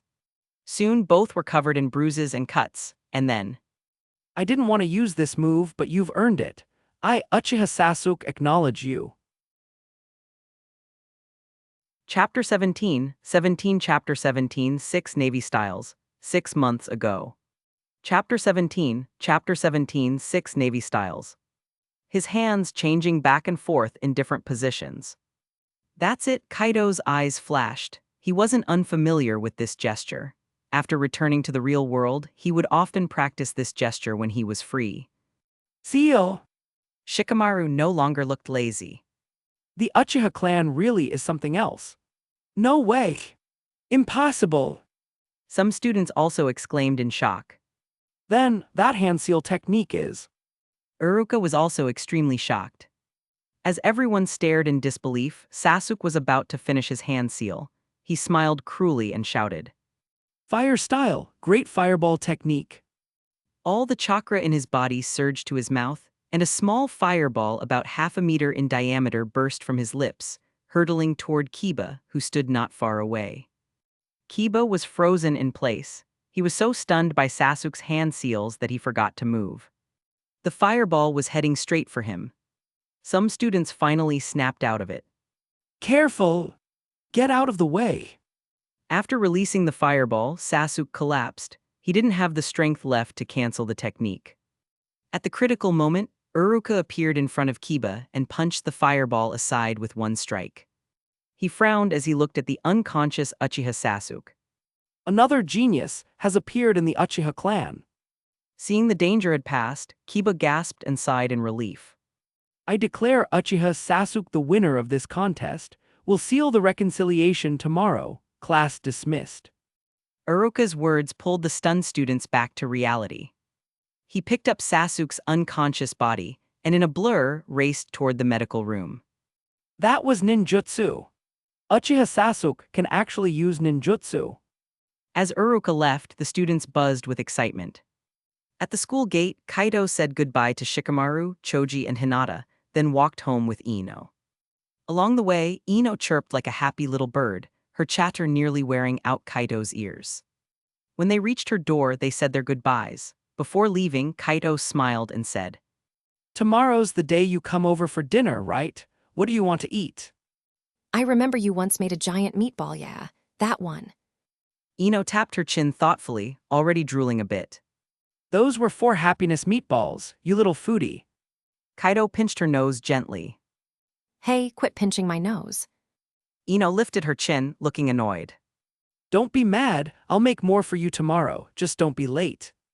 Kaido shook his head, laughing. He knew Ino's act well. She pulled this every time she wanted more food. Sure enough, Ino brightened right up. Then make a lot. I'm going to eat tons. She threw her arms out in an exaggerated gesture. Got it. After making sure Ino got home safely, Kaido turned and walked to his own house. Hokage's office. The third Hokage sat upright in his chair, listening attentively. Uruka stood beside him, recounting in detail everything that had happened at the Ninja Academy that afternoon. Finally, Uruka finished. Hokage-sama, that's what happened. Uchiha Sasuke was taken back to the clan compound before I came here. Well done, keep guiding them carefully. They're the inheritors of the will of fire. Yes, sir. After a few more words of encouragement, Sarutobi Hiruzen dismissed Uruka. Once alone, Hiruzen rose and looked out the window. He was staring toward the Uchiha compound. His eyes were thoughtful and distant. He took deep puffs on his long pipe, filling the room with smoke like a misty haze. Only when the pipe's flame faded did he mutter softly. Fugaku's son. After Sarutobi Hiruzen learned of the events, the other clans soon found out as well. Many of their children also attended the academy. Children weren't great at keeping secrets. They shared everything that happened the moment they got home. Word of Uchiha Sasuke's display spread quickly to the clan heads. Their reaction, a few mild comments like, Worthy of Fugaku's son. and nothing more. Every one of them had been a genius in their time. They had fought in either the second or third Great Ninja War. During those wars, even 5- or 6-year-old children were sent to the battlefield. Compared to that, a child who could use a single ninjutsu and then fainted, it wasn't impressive. Not when compared to the likes of Uchiha Itachi or Uchiha Shisui. Kaito had no idea any of this was going on in the village. He was lying on the tatami mat, deep in his personal training space. As usual, he had created 15 shadow clones. 10 were training with the lightning fruit, 3 were working on mastering the Rasengan, and the last 2 were focused on physical training. Kaito's real body was refining chakra. After 2 hours, he stopped, his cells aching with fatigue. Next, he turned his thoughts toward mastering the 6 styles. Chapter 18, Chapter 18, Shave, 6 months ago. Chapter 18, Shave. The 6 Navy styles are Shave, Iron Body, Paper Art, Moonstep, Tempest Kick, and Finger Gun. The principle behind each is very simple, so we won't go into detail here. To train in the 6 styles, physical strength is essential. With Kaito's current condition, he should meet the basic standards for practicing them. After all, he wasn't sure how his physical ability compared to others, especially those from the Naruto world. As is well known, the world of One Piece emphasizes physical training, while Naruto focuses more on ninjutsu. To use an analogy, the One Piece world is like a battalion of tanks, while Naruto's world is like a team of mages casting jutsu from the backline. There's a reason Kaito decided to practice the 6 styles. It's because of the 8 gates. He wanted to use the Navy's 6 styles as a foundation to earn the right to train in the 8 gates. That near-mythical taijutsu technique Might Guy nearly used to change the course of the war. A super S-rank taijutsu art from the Naruto world. In this way, Kaito could one day use that technique without it seeming too out of place. The principle of the 8 gates is simple. It's a technique that removes the body's natural limiters, allowing one to release explosive chakra-fueled strength. The chakra circulatory system has points that restrict and regulate the flow of chakra. These are the 8 gates. The gate of opening, gate of rest, gate of life, gate of pain, gate of limit, gate of view, gate of wonder, and gate of death. The locations of the 8 gates weren't hard to identify, and Kaito managed to pinpoint them not long after gaining access to the training space. Instead of opening them immediately, he used the lightning within his body to stimulate and temper the gate points, making it easier to open them in the future. His body was still too young to handle the full strain of that ultimate taijutsu. He had his own plans for the 8 gates, but that's a discussion for another time. Of course, the 8 gates were still a long way off. His immediate goal was mastering the 6 styles. He needed to see whether One Piece style taijutsu could work in the Naruto world. The best place to start was Shave. Shave is the foundation of both Moonstep and Tempest Kick among the 6 styles. Once you master Shave, the others become significantly easier to learn. The principle of Shave is stepping on the ground at extremely high speed dozens of times in just over a third of a second, 0.36 seconds, generating explosive force to launch oneself forward at high speed. It's essentially the equivalent of the body flicker technique in the Naruto world. Kaito possessed the powers of the Thunder Fruit and had already developed his own lightning-style body flicker technique. His speed and reach surpassed Shave by a large margin. To him, Shave was more of a reference point than a necessary move. Bang, bang, bang. Kaito began practicing the principle behind Shave. One footprint after another formed in the dirt around the woods. Bang! After slamming another footprint into the ground, Kaido frowned. Still not working. Is my body not strong enough yet?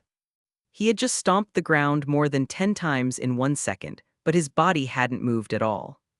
Could it be that taijutsu from One Piece just didn't work in Naruto's world? Or... No, Kaido's eyes lit up with realization. Shave required stomping dozens of times in 0.36 seconds. He had only managed a little over 10 in 1 full second. Guess the gap is still too big. Kaido muttered deep in thought. Let's take off the weights. With that, Kaido removed the training weights from his body. Bang! The dull thud that followed made the entire ground tremble. Leaves fell from the trees like rain, stirred by the impact, turning the scene momentarily majestic. Bathed in the scent of crushed leaves, Kaido's earlier frustration lifted, replaced with renewed energy. It really does feel different without the weights. He grinned. Suddenly his aura surged. A flash of determination lit up his eyes. Shave! Kaido shouted and stomped down with lightning speed. A trail of afterimages remained in his place. Whoosh! In the next instant, Kaido vanished from his position and reappeared half a meter away. It worked! He grinned. He had managed to stomp nearly 30 times in that instant, focusing all of his mind into a trance-like state. He had only one thought: faster, faster, faster. By the time he returned to his senses, his body had already moved half a meter. That half meter was enough to make Kaido ecstatic. It meant One Piece-style physical techniques could work in the Naruto world. Time flew as Kaido trained obsessively. Before he knew it, 10 days had passed. He had spent all 10 days mastering Shave, and now, after all his hard work, he could finally have his shadow clone continue the training. A moment later, a wave of dizziness hit him. On the tatami mat, Kaido slowly opened his eyes. System, can you stop switching my position like that? Every time you do it, my vision goes all blurry. Silence. Sigh. More silence. Fine, you win, you're the boss. Chapter 19, Chapter 19, Uchiha Clan's Massacre, 6 months ago. Chapter 19, Uchiha Clan's Massacre. 1 day, 2 days. I thought you weren't home. She called out, surprised as Kaido stepped out of the kitchen. I was making your favorite braised meatballs. He said with a smile. It's ready. Ino's eyes sparkled with excitement. It's done, go wash your hands. Oh. Ino hurried to the bathroom with practiced ease. A few moments later, she returned, practically bouncing with anticipation, and sat at the table in the dining area. Kaido found her enthusiasm amusing. He didn't make her wait. He brought out the steaming pot and set it on the table in front of her. Eat up, He said as he poured her a glass of water. Mom's so good. Ino praised between bites. Her cheeks puffed out adorably, and her lips were smeared with sauce, completely immersed in the meal like a little foodie. When the pot was nearly empty, she set her chopsticks down and rubbed her belly with a satisfied sigh. Then she frowned, switching expressions on a dime. I'll have to go home and diet again. Kaido chuckled, grabbing a napkin to wipe her mouth. Then you should have eaten less. You nearly finished the whole pot yourself. I couldn't help it. You make it too good. She pouted. Seriously, why are you so good at cooking? If you opened a restaurant in Konoha, it'd be packed every day. I won't open a restaurant. Why not? You'd make a fortune.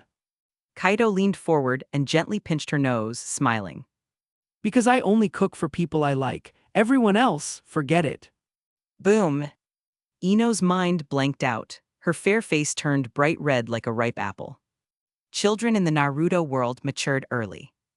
At age 7, Ino already had a basic understanding of emotions and affection. HMPH, I don't care. I'm not talking to you anymore. I didn't know there were people in this world who didn't like money. She huffed with a crimson face, but inwardly her heart felt sweet as honey. Kaito smiled without replying. He could feel the warmth radiating from her. Ino, flustered under his gaze, quickly changed the subject. I should go. Owen, don't leave the house for the next few days if you don't have to. What's wrong? Kaido's tone grew serious at her shift. I heard. All right. I'll listen to my Ino and everything. He teased. HMPH, I'm not listening to you anymore. I'm leaving. Her face turned even redder. She shyly muttered the words, then ran off toward her home. As always, Kaido waited until she was safely back inside before returning to his own home. A genius from the Uchiha clan died. Kaido's gaze turned thoughtful. Shisui's already dead. Chapter 20 Chapter 20 Fire Style Ninja Stew, 6 months ago. Chapter 20 Fire Style Ninja Stew. Maybe it's time to make a plan. He had fire nature chakra, but no strong fire release techniques to show for it yet. The Uchiha clan, on the other hand, was famous for its devastating fire-style ninjutsu. Kaido had long admired large-scale fire attacks like the Great Fire Annihilation and Great Fire Flame Bullet that Madara used during the Fourth Great Ninja War. Now that the Uchiha clan was on the brink of annihilation, he figured it was better that he benefit from it, rather than letting that old schemer Danzo get his hands on everything.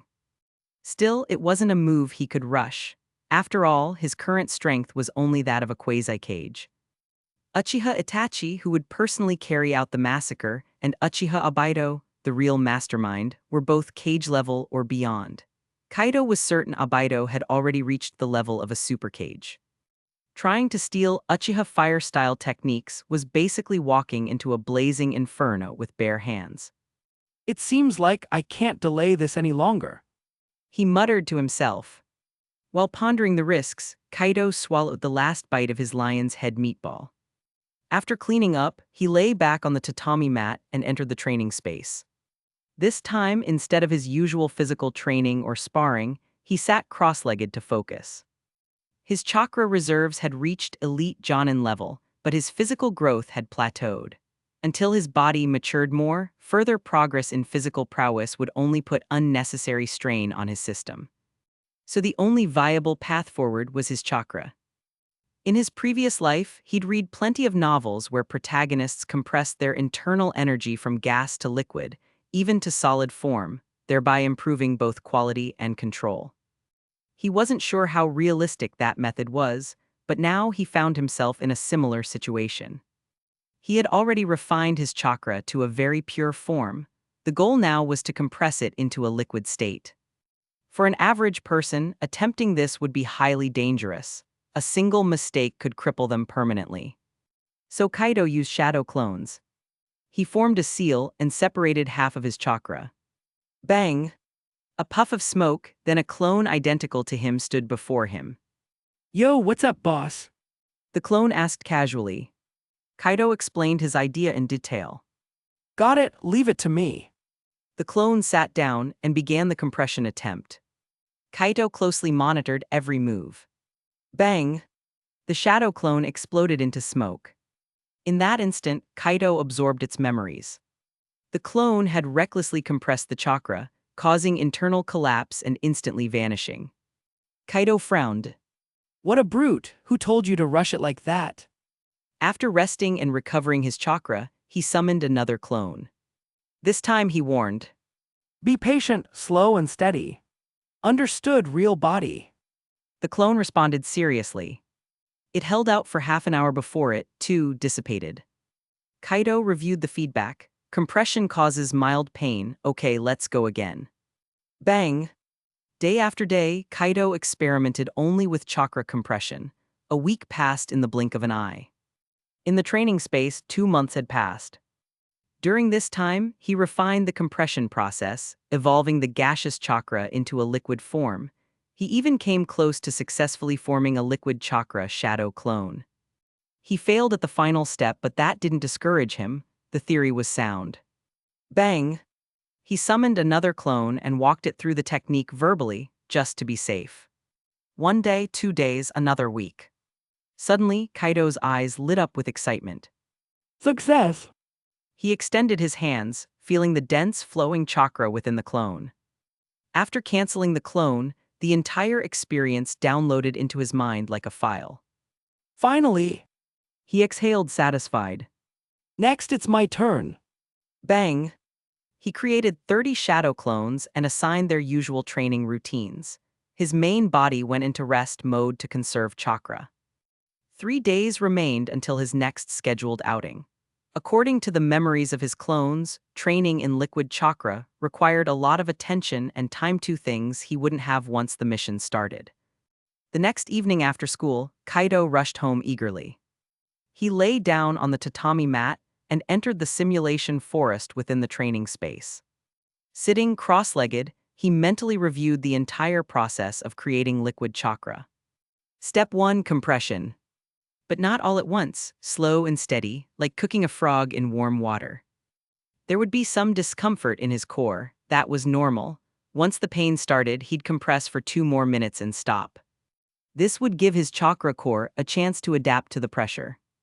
During this recovery phase, he would relax and avoid any stimulation. After a day of rest, the pain would disappear. Kaido followed this process carefully. Compress, wait, relax, repeat.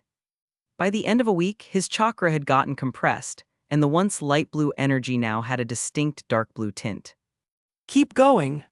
Kaido muttered, fully focused. Just a bit more. Chapter 21, Chapter 21, Cage Level Strength, 6 months ago. Chapter 21, Cage Level Strength. The shadow clone he created had half of his chakra, which meant it would take him twice as long to compress it into liquid form, half a month. I was careless. Luckily I remembered. Kaido patted his chest in relief. After fully understanding the theory behind liquid chakra, Kaido wasn't in a hurry. It was just a matter of time, and he had plenty of it. Another week passed. Kaido sat cross-legged, compressing chakra again. By now, the chakra had shrunk from the size of a thumb to that of a little finger. The chakra throughout his body had also shifted, now a dark blue color instead of its earlier hue. It can be done today. Kaido's eyes gleamed, suppressing the excitement bubbling inside him. With a calm breath, he sat down again. The chakra, now the thickness of his little finger, was compressed further with steady focus. Once, twice. Liquid form. Get up. Kaido clenched his right hand slightly, and the newly condensed chakra inside him surged. Crack. The lightning chakra instantly gathered in his palm, transforming. In an instant. Screech. The sharp cry of 1,000 birds echoed. Even my lightning advanced. Staring at the deep blue arcs dancing around his hand, Kaido murmured. Whoosh! A moment later, a nearby tree was split in half, a strong scent of burning wood in the air. Not far from the ruined tree, Kaido stood silently, examining his hand, which had returned to normal. At least double the power, and the liquid chakra hasn't even decreased noticeably. Low consumption, high efficiency. Fire style, great fireball technique. Kaido quickly formed hand seals, his cheeks puffed up as chakra surged toward his mouth. Boom!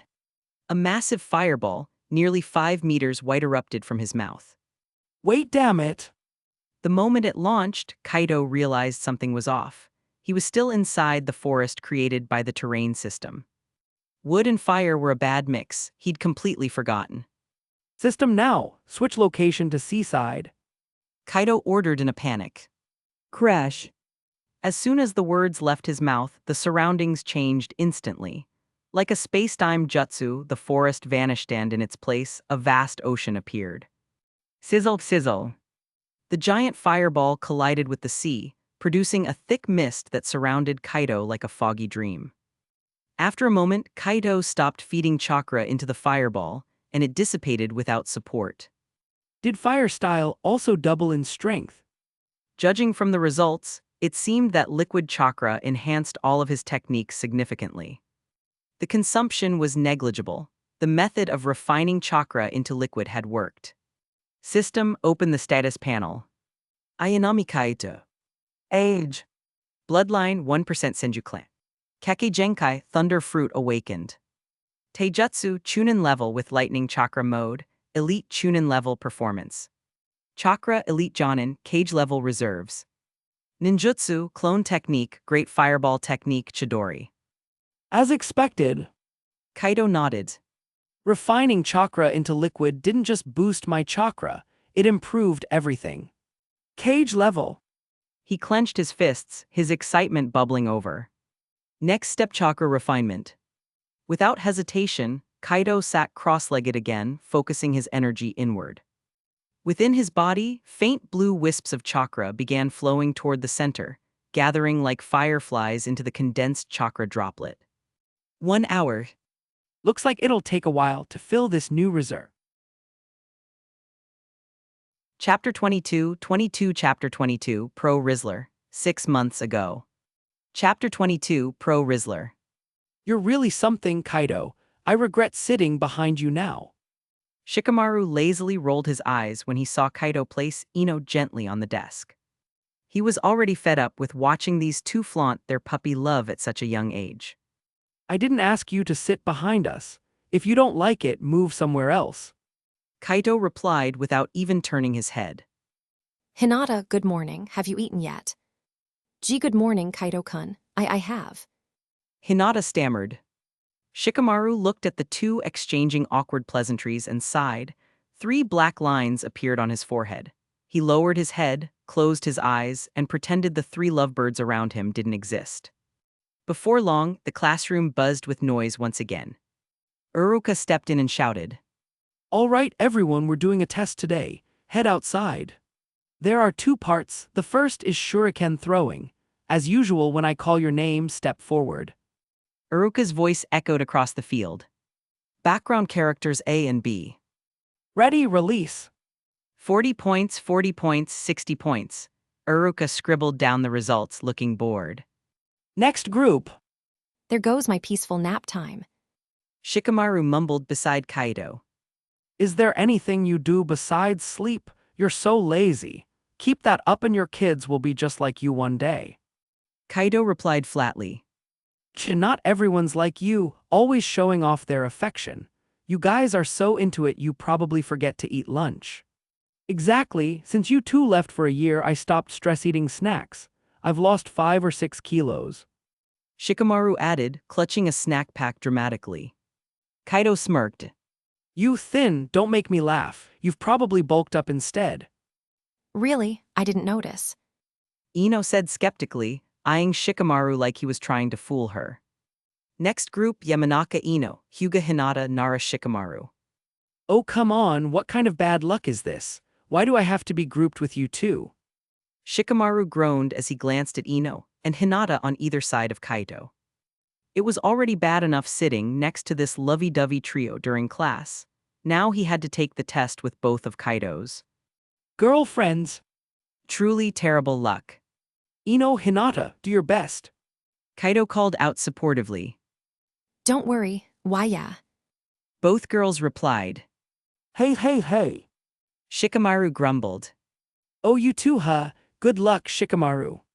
Kaido added offhandedly. Shikamaru rolled his eyes. Wow, what a heartfelt pep talk from someone who clearly values women over friends. Ready, release. 40 points, 60 points. Uruka scribbled down the results, looking bored. Next group. There goes my peaceful nap time, Shikamaru mumbled beside Kaido. Is there anything you do besides sleep? You're so lazy. Keep that up and your kids will be just like you one day, Kaido replied flatly. Not everyone's like you, always showing off their affection. You guys are so into it you probably forget to eat lunch. Exactly, since you 2 left for a year I stopped stress-eating snacks. I've lost 5 or 6 kilos, Shikamaru added, clutching a snack pack dramatically. Kaido smirked. You thin, don't make me laugh, you've probably bulked up instead. Really? I didn't notice, Ino said skeptically, eyeing Shikamaru like he was trying to fool her. Next group, Yamanaka Ino, Hyuga Hinata, Nara Shikamaru. Oh come on, what kind of bad luck is this? Why do I have to be grouped with you 2? Shikamaru groaned as he glanced at Ino and Hinata on either side of Kaido. It was already bad enough sitting next to this lovey-dovey trio during class. Now he had to take the test with both of Kaido's girlfriends. Truly terrible luck. Ino, Hinata, do your best, Kaido called out supportively. Don't worry, why yeah, both girls replied. Hey, Shikamaru grumbled. Oh, you too, huh? Good luck, Shikamaru, Kaito added offhandedly. Shikamaru rolled his eyes. Wow, what a heartfelt pep talk from someone who clearly values women over friends. While talking, the three had already stepped into the practice area. Ready, release. Bang, bang, bang. Three kunai struck the targets. 80, 180. Nicely done. Uruka nodded with approval. After the test, the trio walked back. Ino, however, looked a bit dejected. Shikamaru gave Kaito a glance and moved over to stand beside Choji, his unspoken way of saying, This is your mess, deal with it. Ino, are you okay? Hinata asked gently, showing concern before Kaito could speak. I'm fine. Ino replied with a sigh. I've been practicing hard, but I still can't match you, Hinata. Don't be silly, do you know what kind of training the Hyuga clan does? Even if the targets were 10 meters away, Hinata would still hit every mark. Kaito patted her head gently. Oh, right, I forgot about that. Ino slapped her forehead. Then I actually did pretty well, didn't I? She asked with bright eyes. Yup, you were great. Kaito said, smiling as if coaxing a child. You really were. Don't sell yourself short, Ino. Hinata added. Hearing their encouragement, Ino instantly perked up again. From afar, Shikamaru watched and sighed. A rare hint of envy flickered in his lazy eyes. HMPH. Wow, Sasuke is amazing. So cool. A chorus of girls' cheers drew Kaito and the others' attention. It was Sasuke striking his usual cool pose. Nearby stood Kiba and Naruto, both glaring at Sasuke with poorly concealed jealousy. Why does he get all the girls? Naruto muttered. What a show-off. Kiba added sourly. Shut it, both of you. Ready, release. 40 points, 60 points. Uruka scribbled down the results, looking bored. Next group. There goes my peaceful nap time, Shikamaru mumbled beside Kaito. Is there anything you do besides sleep? You're so lazy. Keep that up and your kids will be just like you one day, Kaito replied flatly. Not everyone's like you, always showing off their affection. You guys are so into it you probably forget to eat lunch. Exactly, since you two left for a year I stopped stress-eating snacks. I've lost 5 or 6 kilos, Shikamaru added, clutching a snack pack dramatically. Kaito smirked, you, thin, don't make me laugh, you've probably bulked up instead. Really? I didn't notice, Ino said skeptically, eyeing Shikamaru like he was trying to fool her. Next group, Yamanaka Ino, Hyuga Hinata, Nara Shikamaru. Oh come on, what kind of bad luck is this? Why do I have to be grouped with you two?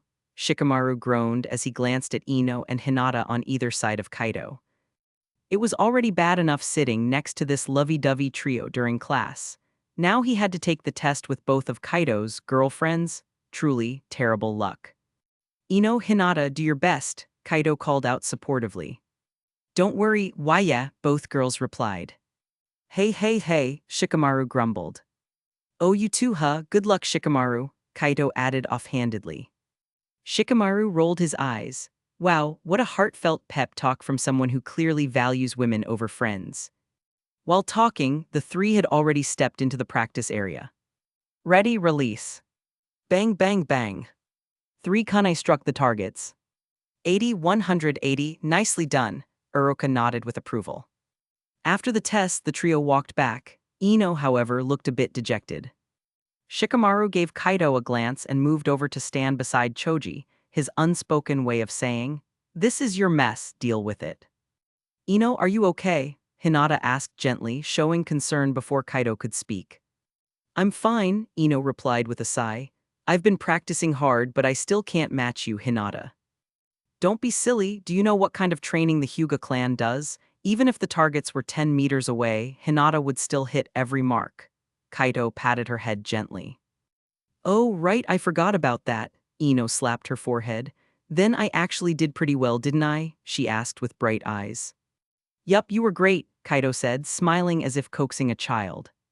You really were, don't sell yourself short, Ino, Hinata added. Hearing their encouragement, Ino instantly perked up again. From afar, Shikamaru watched and sighed. A rare hint of envy flickered in his lazy eyes. HMPH. It's been a whole year and you still haven't improved your throwing.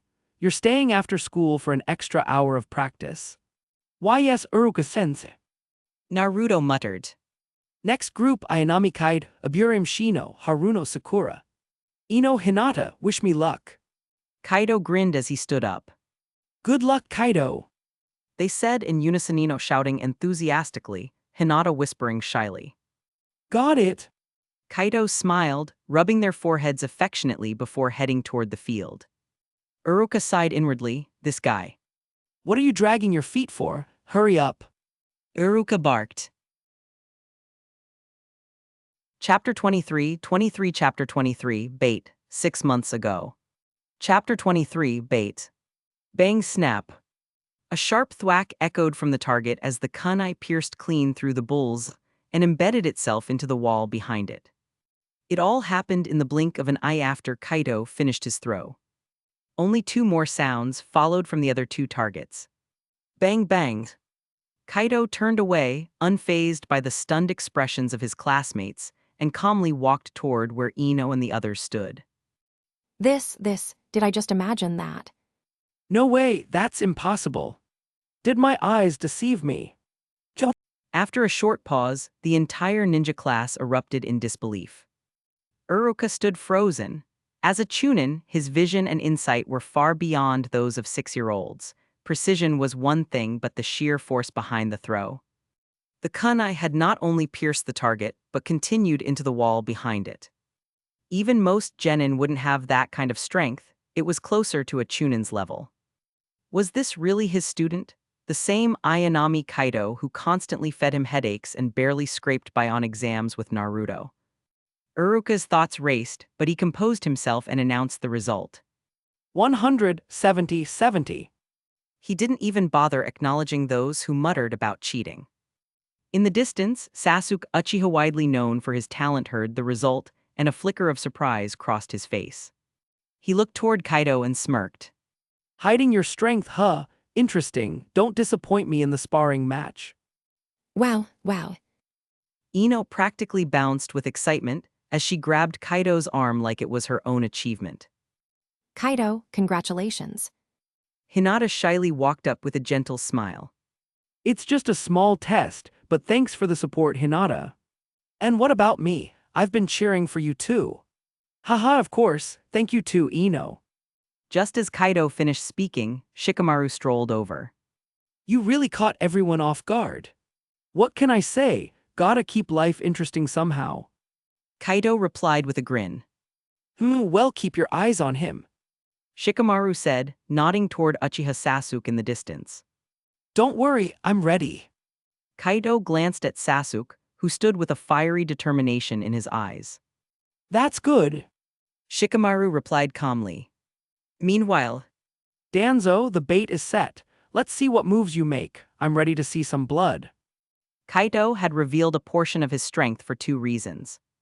First, he had grown powerful enough easily at the level of a cage. Even if he were somehow overwhelmed, escaping would be no problem. Second, most of the village's attention, especially that of Danzo and Hiruzen Sarutobi, was currently focused on the Uchiha clan. Hiruzen wouldn't take action. He'd simply welcome the sudden appearance of a genius, but wouldn't interfere. Since the time of the Sannin's departure and the Nine-Tails attack, talented individuals had started to appear in the new generation, but mostly from the Uchiha clan. Take Itachi and Shisui, for example.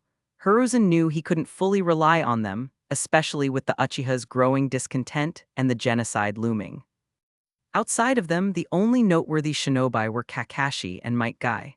And while Guy could open the 8 gates, they were still elite Jonin, not cage level. So who would most want a new prodigy to rise from the academy? Hiruzen. But for Danzo, it was a different story. He was like a vulture wanting to control anything valuable. If he couldn't, he'd destroy it. Kaito had reached the level of a shadow, but there was one thing missing: blood. You don't truly understand what it means to be a ninja until you've taken a life. Up to this point, since receiving the system, Kaido had only trained in secret. His only combat experience came from trivial scuffles in the academy. No real fights, no blood spilled. I hope you don't disappoint me this time. Suddenly, a voice snapped him out of his thoughts. Teacher Uruka, forget Uzumaki Naruto.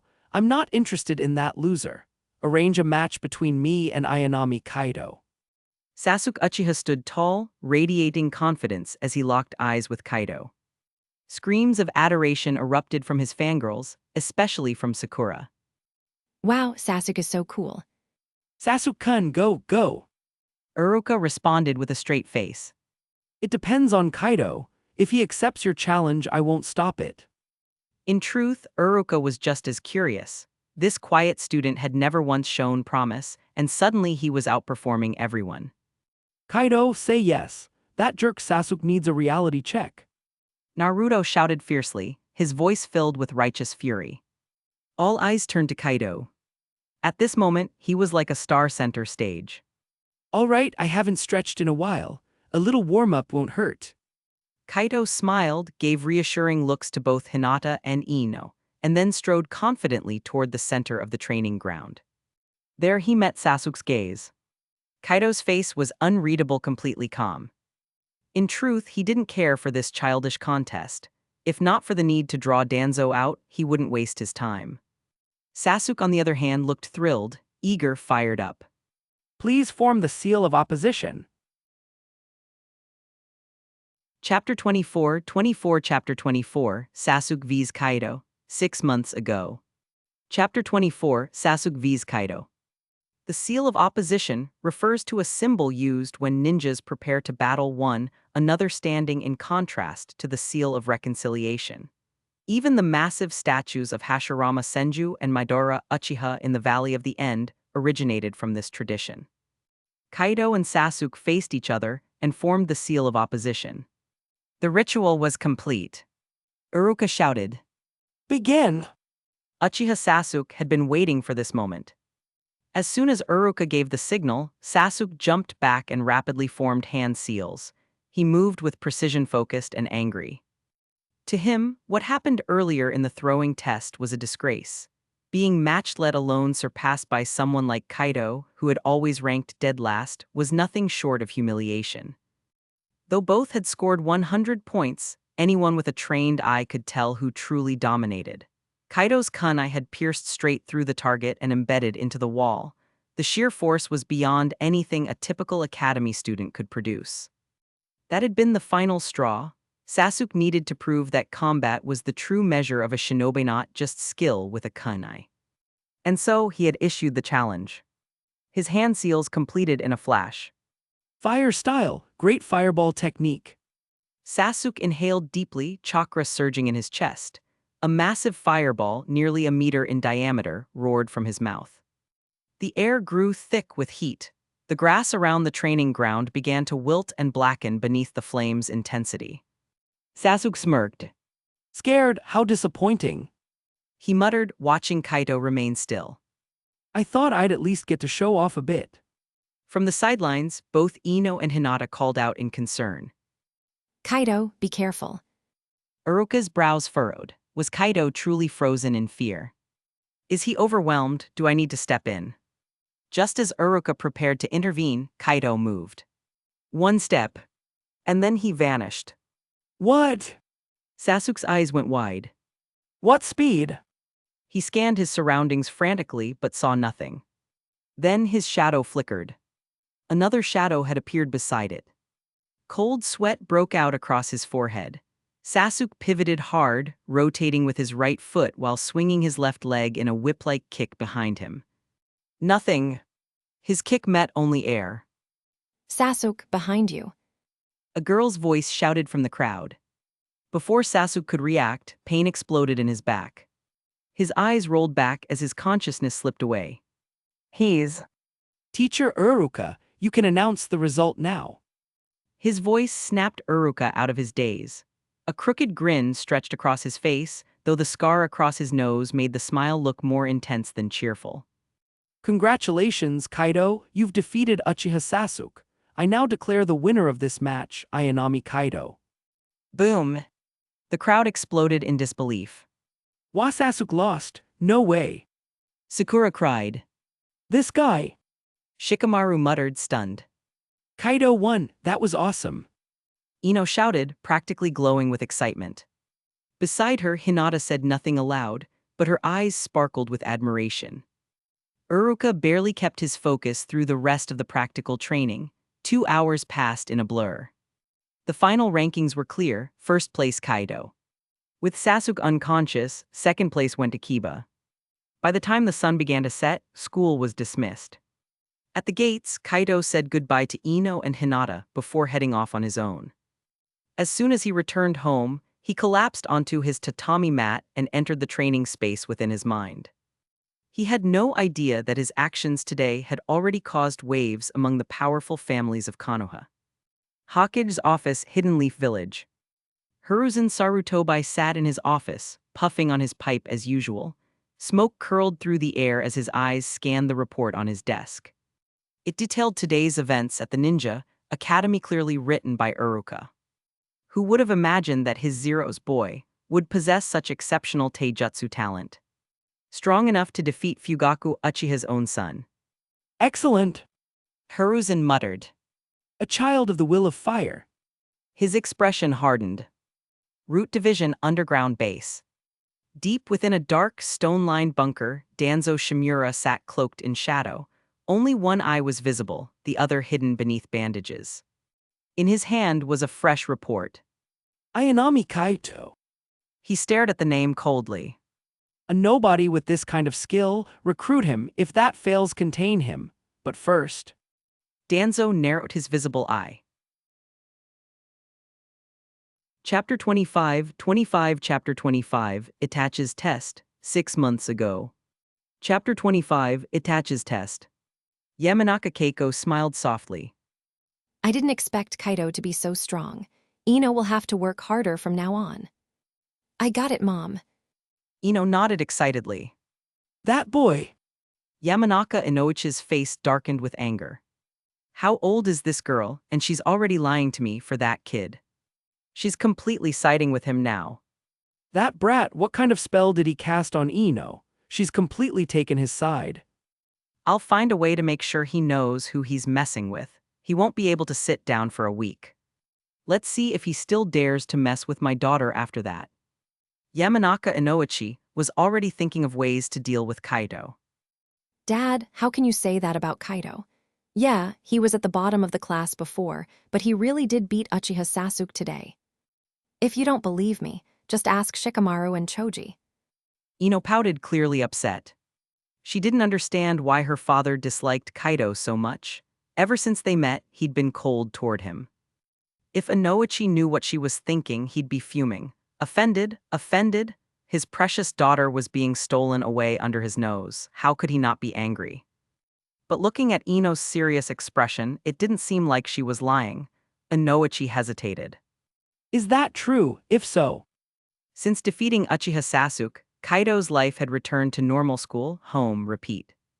Strangely enough, despite Kaido's expectations, Danzo hadn't sent anyone to contact him. That made Kaido uneasy. Was the rumor wrong? Had Danzo really changed? Or had Sarutobi Hiruzen warned him? After some thought, Kaido could only conclude the latter. I underestimated Sarutobi Hiruzen's control over potential assets. Sigh. Ko. The crow cried again, and its eyes morphed into 3 Tomo Sharingan. In an instant, the world around Kaido shifted. He found himself standing in a dense forest, one he recognized as the simulation area from his training space. In the clearing ahead, a figure stood, silent and unmoving. Kaido didn't need to guess. Uchiha Shisui was dead. Only one person in Konoha used crows like this. Uchiha Itachi. I wonder what Itachi-senpai wants to discuss with me. Kaido stood tall, calm and composed. If Itachi had truly come for revenge over Sasuke, he would have done it long ago. This wasn't about that. Kaido didn't believe Itachi was the type to act out of petty emotion. Fire style, great fireball jutsu. Instead of replying, Uchiha Itachi formed hand seals at lightning speed. A massive fireball, nearly 5 meters in diameter, erupted from his mouth. It blazed like a miniature sun, searing everything in its path. Kaido's face remained expressionless as chakra surged through his body. Crackle. He clenched his right hand into a palm, and an arc of deep blue lightning danced along his skin, extending beyond the fireball's size. It was the Chidori Sharp Spear Uchiha, Sasuke's future technique. Kaido swung the lightning spear horizontally. Boom! The fireball split cleanly in two, crashing apart with a roar. The ground shook under the force. Flames scattered and exploded across the forest floor, sending waves of heat in every direction. Whoosh whoosh! Suddenly, flames fell from above like fireballs, pinning down every escape route around Kaido. There was no room to dodge, only one choice: fight head-on. Phoenix Fire technique, Kaido realized. He smirked. A small C-rank jutsu was Itachi testing him. No. Hidden weapons in every shot. Red Impatience claws. Chapter 26, Chapter 26, Uchiha Clan's Ancient Fire Styles, 6 months ago. Chapter 26, Uchiha Clan's Ancient Fire Styles. Senior Itachi, did you come here to fight me or to avenge Sasuke? If so, I'm afraid I won't be able to accompany you. Kaido withdrew the chakra from his hand and glanced toward an empty space. This kid. You're strong. It's no wonder Sasuke lost to you. Uchiha Itachi stepped out from behind the tree. Thanks for the compliment, but I wonder, does Itachi-senpai intend to trap me in a genjutsu? Something big is about to happen to the Uchiha clan. Itachi said calmly. I'll be leaving Konoha. I want you to look after Sasuke in my absence. Kaido instantly understood what Itachi meant. He wanted him to protect Sasuke from people like Danzo, who might try something underhanded. Everything clicked into place in his mind, and his tense body relaxed. This is like finding a pillow when you're exhausted. The Uchiha clan might gain an advantage through fire release techniques, but protect Sasuke? Why should I? I'm not doing anything that doesn't benefit me. What do you want? I'll do what I can. Kaido's eyes gleamed. Here it comes. I already have fire nature chakra. I want all of the Uchiha clan's fire-style ninjutsu. Kaido grinned. He wasn't holding back. Fine. Itachi agreed without hesitation. The Uchiha were nearing annihilation. Their fire-style legacy would be wasted otherwise. Better to give it to someone trustworthy than let it fall into Danzo's hands. But, Kaido added, there needs to be a time limit. What if you never return to Konoha? Am I supposed to protect him for the rest of my life? How long do you suggest? Itachi asked. Everyone had their own interests. This was just a deal, and Itachi had expected Kaido to set terms. Until he graduates from the Ninja Academy. Once he becomes a genin and gets his own jonin mentor, I'll no longer be needed. 5 years? Itachi thought. He only needed to protect Sasuke during his most vulnerable years. Before Danzo could get to him, 5 years would be more than sufficient. All right, Itachi said with a serious expression. When do I get the scroll? Kaido asked excitedly. The Uchiha were renowned for their fire-style techniques, and they were strictly guarded. All of them are stored in a secret chamber under the clan's ancestral shrine. Only a Sharingan can open it. Itachi explained. 3 days from now, at around 7 p.m., I'll open the passage. Be there, I won't wait. Deal! Well then, farewell. No one must know about this conversation, not even the third Hokage. I get it, I know what to say. Uchiha Itachi formed hand seals. His Sharingan glinted, and he vanished in a flurry of crows. The illusion collapsed instantly like a crumbling house, and Kaido found himself back in his own yard. A genjutsu, huh? Amazing. I definitely need to learn how to break them someday. Chapter 27, Chapter 27, Uchiha's Massacre, 6 months ago. Chapter 27, Uchiha's Massacre. 3 days passed in the blink of an eye. At the Ninja Academy, Uruka seemed to have received orders to extend class hours. Kaido found an opportunity, quietly created a shadow clone, then used the transformation jutsu to disguise himself as an Anbu operative before rushing toward the Uchiha clan's compound. A crimson full moon hung high in the sky, casting an eerie glow that gave off a chilling sense of foreboding. Who are you? Which unit are you with? A hidden root operative asked as Kaido approached the Uchiha compound. Lord Danzo sent me to investigate the situation. Kaito responded coldly, perfectly mimicking the demeanor of a root member. Whoosh, whoosh, whoosh. The root member didn't hesitate. He formed hand signs, and 8 kunai suddenly appeared in his hands before being launched with deadly speed. The kunai flew toward Kaito like bullets.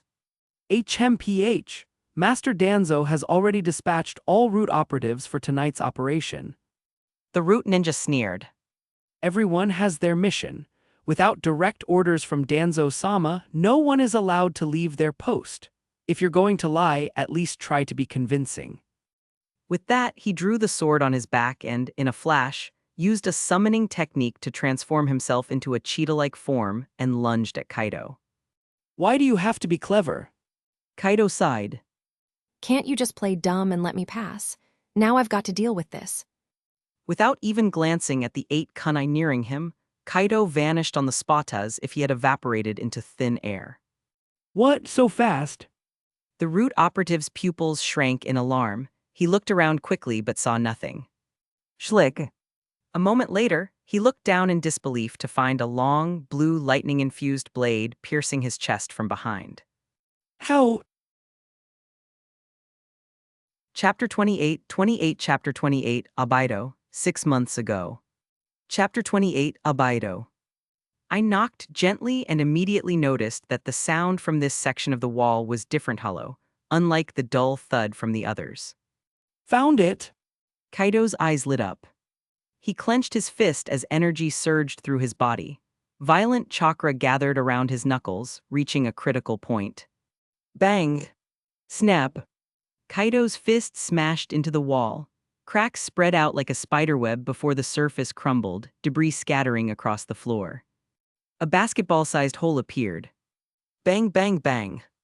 3 more punches widened the hole until it was big enough for him to pass through. The passage beyond wasn't dark torches lined both sides, their bright flames lighting the corridor ahead. It wasn't a long tunnel. Kaito reached the end in no time. Before him stood rows of bookshelves filled with scrolls. Kaito was stunned. This was far more than just the Uchiha clan's fire release techniques. Sure enough, the shelves were divided into 5 areas: wind, lightning, water, fire, and earth, each corresponding to one of the 5 basic chakra natures. Among them, only the fire release section was full. The others were sparsely stocked, which made sense. The Uchiha clan was best known for their fire-style ninjutsu. From the Warring States period to now, all the ninjutsu the Uchiha clan had gathered were here. These weren't just some random techniques, they were the legacy of the Uchiha clan. I've hit the jackpot. Kaito's eyes sparkled with excitement. Without hesitation, he pulled out the sealing scroll he'd prepared in advance and began collecting the scrolls from the wind, lightning, and fire sections, the ones he could actually use. Better to move fast, who knew if someone might stumble in. Once those were safely sealed away, Kaito relaxed a little. His main objective was complete. Still, he opened a second sealing scroll and stored the remaining water and earth scrolls too. Even if he couldn't use them now, they might come in handy later. At that moment, the Uchiha clan's 100-year legacy now belonged to him. Mission complete, time to go. This place was now under Konoha's high-level surveillance. Though he wasn't afraid of a fight, it was best not to draw attention unless necessary. As he considered his next move, Kaito stepped forward and vanished into the shadows. He moved fast, reappearing outside the Uchiha compound in a blink. After orienting himself, he disappeared again in a series of flickers. Suddenly, Kaito paused mid-run. He spun, lifted his left leg, and unleashed a powerful spinning kick behind him. Over the past 10 years, the ability he'd honed the most was his control over the thunder fruit. His mastery far surpassed that of the original user, Enel.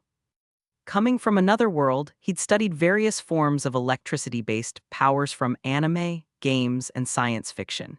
Years ago, he'd even replicated Misaka Makoto's electromagnetic abilities. Because of that, Kaito had kept an electromagnetic field running constantly like a radar, functioning as his own version of perception ninjutsu. It's what allowed him to sneak around undetected until now. Just moments ago, he sensed a spatial fluctuation behind him and didn't hesitate. His senses were clear. No one had been nearby before. Someone appearing out of nowhere could only mean one thing. They used spacetime ninjutsu. And with Minato Namikaze gone, the only person in Konoha known to use such techniques now was Uchiha Obaido, one of the key figures in the Uchiha massacre, and a central puppet master behind the upcoming Fourth Great Ninja War. Oh, thought you'd slip through the cracks, huh? Didn't expect a little rat like you to sense me. Not bad. A mocking voice came from behind. Kaido's spinning kick passed right through him like he'd struck thin air. It's him! Kaito rolled midair and landed safely, widening the distance between them. Under the blood-red moon, the wind rustled the black cloak with red clouds. An orange spiral mask concealed his face except for a single glowing Sharingan eye. There was no mistaking it. The man in front of him was the last person Kaido wanted to see tonight. Uchiha Obaido, Madara's stand-in, architect of the future war. Who are you? Why attack me? I don't recall having any grudge with you. Kaido said coldly through his mask. What do I think? Obaido replied casually. You took something passed down through my clan for generations. I may not value it anymore, but letting some outsider steal it still rubs me the wrong way. His tone was playful like a predator toying with its prey. Kaido furrowed his brow. I have no idea what you're talking about. Tusk, let's guess who you work for. Obaido spoke as if Kaido hadn't said a word. Ha, neither. Kaido scoffed internally. He kept a serious expression, but in his mind, he was already preparing for battle. There was no escaping this. He quickly formed hand seals, trying to hide the nature of his chakra. Letting Obaido discover his lightning release bloodline limit would be disastrous, more dangerous than even Danzo's discovery. Electric chakra crackled between both palms, the air hummed, the sound of birds chirping filled the space. Lightning release, twin Chidori. Without hesitation, Kaido vanished in a burst of speed, charging toward Obaido. Familiar ninjutsu. Chapter 29, Chapter 29, Obaido vs Kaido, 6 months ago. Chapter 29, Obaido vs Kaido. What a pity, these are of no use to me. Clang squeak squeak. Whoosh. Kaido suddenly appeared in front of Uchiha Obaido, one hand thrusting toward Obaido's heart, the other aiming for his head. Just like last time, Kaido's Chidori pierced directly through Obaido's body, but the attack passed through as if striking air. What an annoying ability. Kaido frowned. If that's all you've got, then you'll be buried along with the Uchiha clan tonight. A large hand slowly stretched toward Kaido, accompanied by ripples warping the space around it. Whoosh! Kaido instantly activated the six-style shave technique, disappearing from his original position and reappearing more than 10 meters away. Familiar with Uchiha Obaido's ability, Kaido knew if that hand touched him, he'd be dragged into the Kamui space. Once inside, survival would be uncertain. That was Obaido's territory. Interesting teleportation. Obaido muttered, retracting his hand as his body began to twist and distort, then vanished into the swirling space. Damn spacetime ninjutsu. Kaido gritted his teeth. His electromagnetic sensing technique spread across the entire Uchiha compound. The moment Obaido reappeared, Kaido would detect it. Ripples spread like waves over calm water. Kaido jumped back and looked toward the sky above. Simultaneously, he began forming hand seals. Lightning chakra surged into his hands, and small bolts crackled and formed tiny arrows of electricity around his palms. Lightning release, Chidori Senbon. Aiming at the source of the electromagnetic disturbance, he swung his arms. Countless bolts of lightning shot forward like sharp arrows, each charged with deadly energy. Obaido had just exited the Kamui space when he was met with a hail of lightning arrows. With no expression, he murmured. As expected. He glanced around, a flicker of killing intent flashed in his eyes. He remembered how troublesome Namikaze Minato had been with spacetime techniques. Now, someone else could sense his spatial fluctuations. Whether this man had mastered spacetime ninjutsu or not, he had to be eliminated now. Whoosh, whoosh, whoosh. Obaido ignored the incoming lightning and charged forward. At the same time, he reached out, space rippled, and a sharp blade materialized in his hand. His speed was incredible. Even with Kaito's advanced vision, he could only catch a blur. Kaito silently cursed his lack of a kekkei genkai. If he had the Sharingan or Byakugan, this wouldn't be a problem. Bruh doesn't even realize how fast lightning could go. Is this it? Kaito's expression tightened under Obaido's killing intent. With a clap of his electrified palm snap, a sword of condensed lightning instantly formed in his grip. Without hesitation, Kaito vanished again, launching himself toward Obaido. When it came to taijutsu, Kaito believed few could match him except for Might Guy, of course. Clang clang.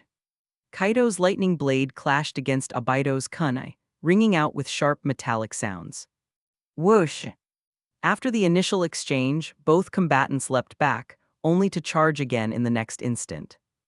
Kaito's sword sliced the air with waves of raw energy, while Obaido's black kunai, clearly made of some unknown, high-grade material, met each strike head-on, unfazed by the lightning coursing through the blade. The two warriors moved at blinding speeds, vanishing and reappearing in flickers, their battle leaving behind shattered rooftops and flickering afterimages. Clang clang. Their blades collided again on a rooftop farther away. This lightning manipulation is clever. Obaido acknowledged. But if this is the extent of your close combat... With that, he suddenly increased his strength. Kaito was sent flying like he'd been struck by a battering ram. Before he could recover, he saw Obaido rapidly weaving hand seals, his Sharingan spinning ominously. Space twisted like a whirlpool, distorting directly in front of him. Fire-style storm dance. From Obaido's mouth spewed a massive fire serpent, its flames whipped by wind. As it merged with the spatial distortion, it expanded, further forming a massive fire dragon. Roar! The beast surged forward, its heat warping the air and melting rooftops in its path. Kaito's eyes narrowed. He could feel the intense heat closing in. Holding back was no longer an option. With a thought, he released all the chakra in his body. Lightning burst across his form, his palms came together and violent chakra surged between them. In seconds, a miniature dragon made of pure electricity roared to life between his hands. Kaito thrust his arms forward. The lightning dragon expanded instantly, growing until it matched the fire dragon in size. 300 million volts, Thunder Dragon. Chapter 30, Obaido vs Kaito 2 out of 2. In a courtyard not far away, Uchiha Itachi held the smiling Uchiha Izumi tightly, tears streaming silently down his face. Boom! Suddenly, a distant explosion echoed across the night. Itachi looked up, surprise flickering in his sorrowful eyes. It felt as if ancient mythical beasts had awakened, clashing and tearing into one another. Within a few hundred meters, the area had become a battlefield for two monstrous chakra entities. Below the towering beasts, two figures could just barely be seen locked in fierce combat. His Sharingan spun rapidly, evolving into a pair of three Tamo Sharingan before transforming again into the Mangekyo Sharingan. The Mangekyo not only retained all the abilities of the standard Sharingan, but amplified them immensely. It's him! With his Mangekyo now active, Itachi could clearly see the two figures. One of them was his current partner. Though he didn't fully understand the masked man's strength, he knew he was stronger than himself. And yet, someone was fighting him evenly, not at a disadvantage. That shocked Itachi. After a moment of consideration, he gently laid Izumi down, picked up his sword, and continued his mission. He and the masked man were allies in name only. At the end of the day, they were enemies. If someone else could deal with him, all the better. He had no intention of helping. Hokage's office. Konoha's elders, often dubbed Konoha's F4, watched the chaos from a distance, their faces grave. The Uchiha clan actually had someone that strong hidden away. Shimura Danzo said coldly. Judging by the damage, those are two cage-level fighters. What should we do now, Hiruzen? Udatain Koharu asked. Should we intervene? This is beyond what we expected. Hiruzen Sarutobi frowned. No. Danzo, ever calculating, stepped forward. Then allow me to go, Hiruzen. He'd already dispatched all his root agents tonight in pursuit of the Uchiha's Sharingan. But now, seeing those massive chakra constructs in the distance, even he felt hesitant. Hiruzen raised an eyebrow but nodded. Very well, I'll leave this to you. On the battlefield, the two thunder dragons clashed relentlessly, but eventually dispersed into primal chakra lightning and fire vanishing into the night. The damage they left behind was immense. Everything within 100-meter radius had been completely obliterated. Only scorched, cracked earth remained. The battle between Ayanami Kaido and Uchiha Obaido had reached its climax. Kaido pushed his body to the limit, slipping into lightning chakra mode. His power surged dramatically, every movement causing the earth to quake and crack underfoot like a charging beast. He had no time to waste. The commotion they'd caused would undoubtedly draw Konoha's attention. If this dragged on, the odds would only turn against him. Unlike Obaido, he didn't have the luxury of retreating into Kamui. Obaido, meanwhile, was growing impatient. He regretted targeting this supposed Anbu! His goal had been to harvest Sharingan, not get bogged down in a prolonged fight. The Uchiha clan was on the verge of annihilation. If he didn't collect enough Sharingan tonight, he might never get another chance. And he knew he wasn't the only one with such desires. Every minute wasted meant another pair of eyes lost forever. For someone well-versed in the Uchiha clan's secret techniques, even a single Sharingan could mean everything. But after so many exchanges, it became clear the Anbu in front of him wasn't from Konoha at all. The lightning armor surrounding Kaido's body was unmistakable. He had mastered the Cloud Village's lightning chakra mode. Defeating someone like this quickly was simply impossible. I can't waste any more time. Obaido thought. The screams from the Uchiha clan were already fading. If he stayed any longer, he'd leave empty-handed. Bang! Obaido blocked Kaido's punch with both hands, skidding back several meters to create distance. His arms throbbed. That punch was nearly as powerful as Tsunede's infamous strikes. Activating his Sharingan, the familiar vortex of Kamui began to form around him. Before vanishing, he sneered.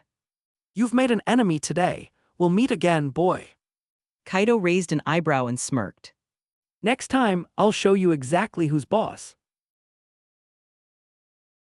Chapter 31, Chapter 31, Cage Level Threat, 6 months ago.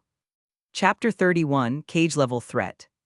Hinata nodded with a blushing face, a hint of happiness in her expression. After more than a year of training, Hinata's ability to handle pressure had improved significantly. She no longer fainted at the slightest touch. Things like having her cheeks pinched, nose tapped, or head patted were all within her tolerance now. At that moment, Uruka walked into the classroom, and their whispering came to an end. Kaido quietly nudged Ino awake beside him. Still drowsy, Ino stretched and yawned. Kaido. Yamanaka, Ino, what did you just say? And no, nothing. Ino snapped awake at the sudden roar. HMPH. If you've got nothing useful to say, then stand there quietly and listen. With that, he pulled out a book and began to lecture. The book was titled On the Development History of Konoha, written by Hiruzen Sarutobi. The students sat dazed as the lecture dragged on for more than half an hour. They were still children, after all unaccustomed to such intense classroom learning. Tired and hungry, they could barely focus. Eventually, Uruka received some sort of instruction and announced, All right, that's it for today. Make sure to come early tomorrow. Amid cheers and chatter, the students left the classroom in high spirits. By the time Kaido returned home, it was almost 9 p.m. As soon as he walked in, he eagerly pulled out a sealed scroll he had hidden away. It was a scroll containing wind, fire, and lightning release ninjutsu. Kaido focused on memorizing the fire release techniques first. After committing 5 C-rank fire-style techniques to memory, he entered his personal training space to practice them. When he emerged, he had already mastered all 5 techniques. Meanwhile, the Hokage office late night. The Hokage office was brightly lit. Hiruzen Sarutobi sat with a solemn expression, reviewing the report in front of him. A masked Uchiha wearing a swirling pattern mask. Someone come. Yes, Hokage-sama. An Anbu appeared silently. Deliver this letter to Jirya. Tell him to return to the village immediately. Yes. The Anbu vanished without a trace. Looking up at the blood moon in the sky, Hiruzen murmured grimly. Troubled times. Unbeknownst to him, Kaido was still training completely unaware that his earlier encounter with Abaido had caused such a stir in the Hokage's office.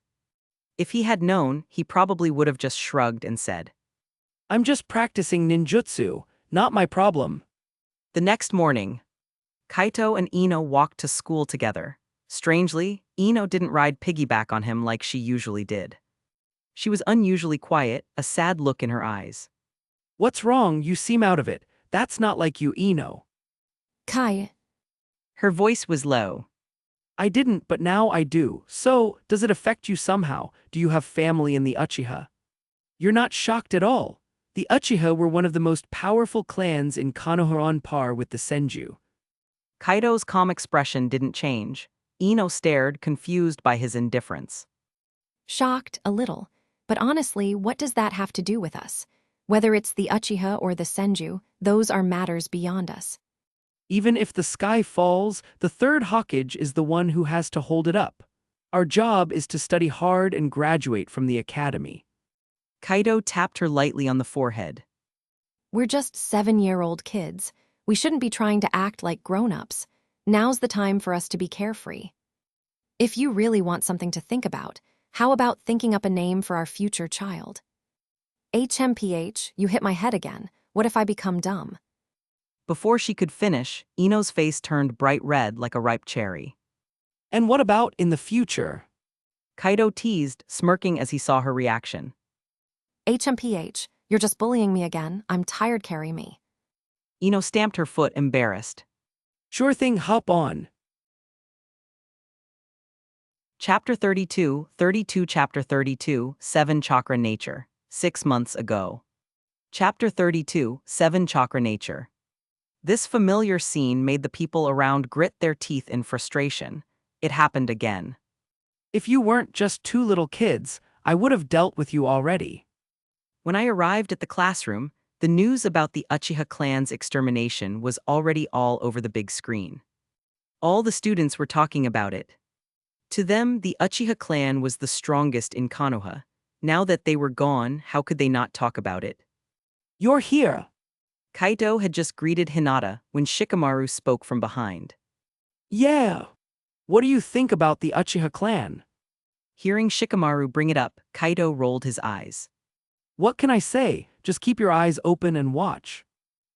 All right, you're right. It's not something we can get involved in. Shikamaru sighed, going back to his usual lazy demeanor. The noisy classroom gradually quieted down when Uruka arrived. The morning passed with Uruka going on and on with his usual lectures. At noon, Kaito ate the lunch Hinata and Ino had prepared for him. After that, he took the two of them to a quiet, secluded spot. Kaido, what's up? Why'd you bring us out here? Ino asked, confused. Yeah. Hinata added, her head tilted slightly. You've heard about the Uchiha clan. Got any thoughts on it? Thoughts? Didn't you say earlier it had nothing to do with us? Ino looked at him strangely. You already mentioned it this morning. Hinata just shook her head. As the Hyuga clan's heiress, she was used to intense daily training and hadn't had time to dwell on it. Kaido rubbed his forehead. All right, forget it. Seeing their puzzled expressions, he didn't bother explaining further. You two will start training with me. The clones will cover for us at the academy. With that, Kaido quickly formed hand seals and created 3 shadow clones. Ino and Hinata stood stunned. These clones will take our places at school from now on. Understood. The shadow clones said in unison. Kaido grabbed Ino and Hinata, one in each arm, and leapt away. They landed in a forest behind the Hokage rock. Kaido put them down and looked at them seriously. If you've got questions, now's the time. That jutsu earlier, was that a clone technique? Ino asked first. No, it was a shadow clone. Hinata said softly. Each one had a physical body. It must have been a shadow clone. Shadow clone, that's a Birang jutsu. Ino exclaimed. She trusted Hinata's judgment. Byakugan users were precise about these things. When did you learn how to use shadow clones, and why didn't you tell us? Ino frowned. I've known it for a few days, you just never asked. Kaido smiled. I brought you here because you'll be training with me from now on. Kaido's expression grew serious. He scanned the two girls. Hinata looked fine, but his eyes lingered on Ino. Ugh. Ino groaned, visibly deflated. Yes, training, no slacking off. Kaido shot her a look. Then, after a moment, he added more calmly. The Uchiha clan was wiped out because they weren't strong enough. If someone like Uchiha Madara were still around, do you think this would have happened? Ninja life is dangerous. If you're not strong, you can die out there. I don't want anything to happen to you too once you graduate. You know what happened last night? Two powerful shinobi, both likely at cage level, fought inside the Uchiha compound. Now think about it. If either of those two had targeted your clans, what would you have done? Kaido's serious gaze darted between the girls. Neither of them answered. They knew their families didn't have anyone close to cage level. If a cage-level enemy decided to wipe them out, there'd be nothing they could do. Do you get it now? In this world, power is everything. If you reach the level of a cage, would you still be afraid? Kaido's voice was calm but firm. I understand now, Kaido. I'll train with you. Ino said, her cheeks flushed with determination. Hinata, what about you? He asked. I'll do whatever you say, Kaido. Hinata replied softly but seriously. Good, from now on, this is our secret training ground. You can't tell anyone about it.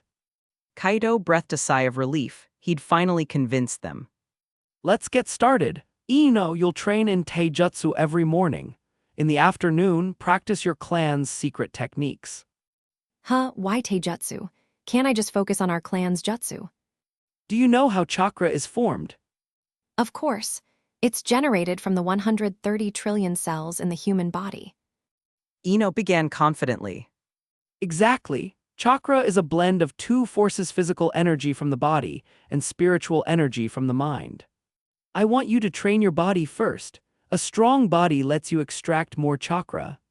As for your clan's secret techniques, they rely on yin release. This was the first time either of them had heard of yin and yang release. Their curious expressions showed it. Kaido hesitated a moment, then decided to explain. Ninja chakra doesn't just consist of the 5 basic natures: fire, wind, water, earth, and lightning. Chapter 33, Chapter 33, Root, 6 months ago. Chapter 33, Root. There are also yin release and yang release techniques. Yin release enhances a person's spiritual energy, while yang release boosts physical energy. Medical ninjutsu is one of the most prominent applications of yang release. Kaido didn't reveal the true potential or key figures associated with yin-yang release. If anyone asked how he knew such secrets, what would he say? Another reason was caution: these truths weren't meant for others to know yet.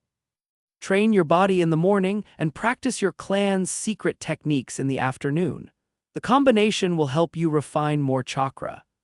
I'll give you your shadow clone once you have enough chakra.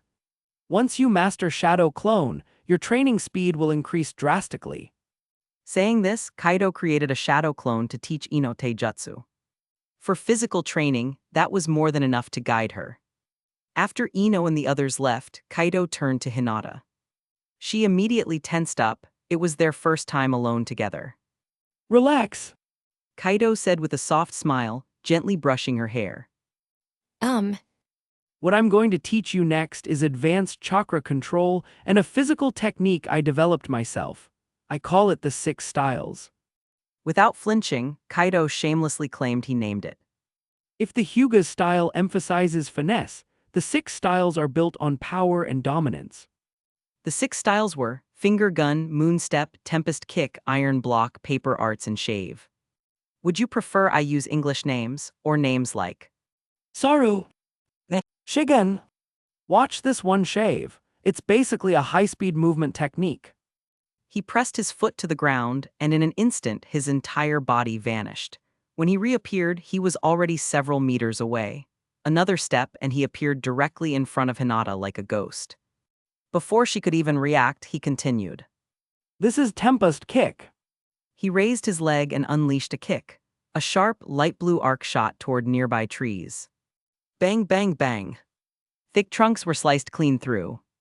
The cuts were so smooth, they reflected the light like polished mirrors. One by one, Kaido showed Hinata the remaining techniques. She was stunned. The sheer force of these moves rivaled, even surpassed the gentle fist techniques passed down by her clan. Kaido taught her the foundations of the 6 styles, and her face turned red again. He noticed, amused, guessing she was overthinking things again. He pinched her cheek gently.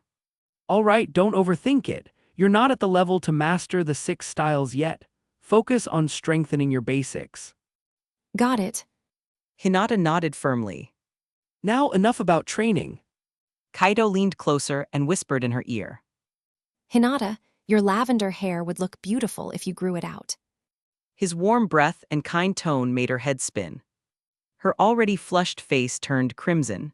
A light puff of steam practically rose from her forehead. She mumbled shyly. If Kaido hadn't been so close, she would have whispered too quietly to hear. Kaido smiled with slight exasperation. Still this shy, if we ever get married and go to the bridal chamber. After a long pause, Hinata slowly recovered. Kaido created another shadow clone and sent her off. Once both girls had left, Kaido's expression turned cold. Come out. Whoosh whoosh. 2 masked figures appeared before him. Ayanami Kaido, right? We're from Konoha's Anbu. Lord Danzo has summoned you. One of them spoke in a cold tone. Kaido scoffed. Don't call yourselves Anbu. You're root, plain, and simple. 3 months had passed since Uchiha Sasuke's defeat. Kaido had assumed Danzo had forgotten about him. Apparently not.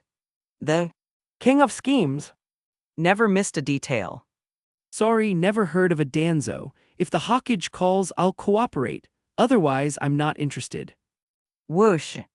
The 2 root members attacked instantly and without hesitation.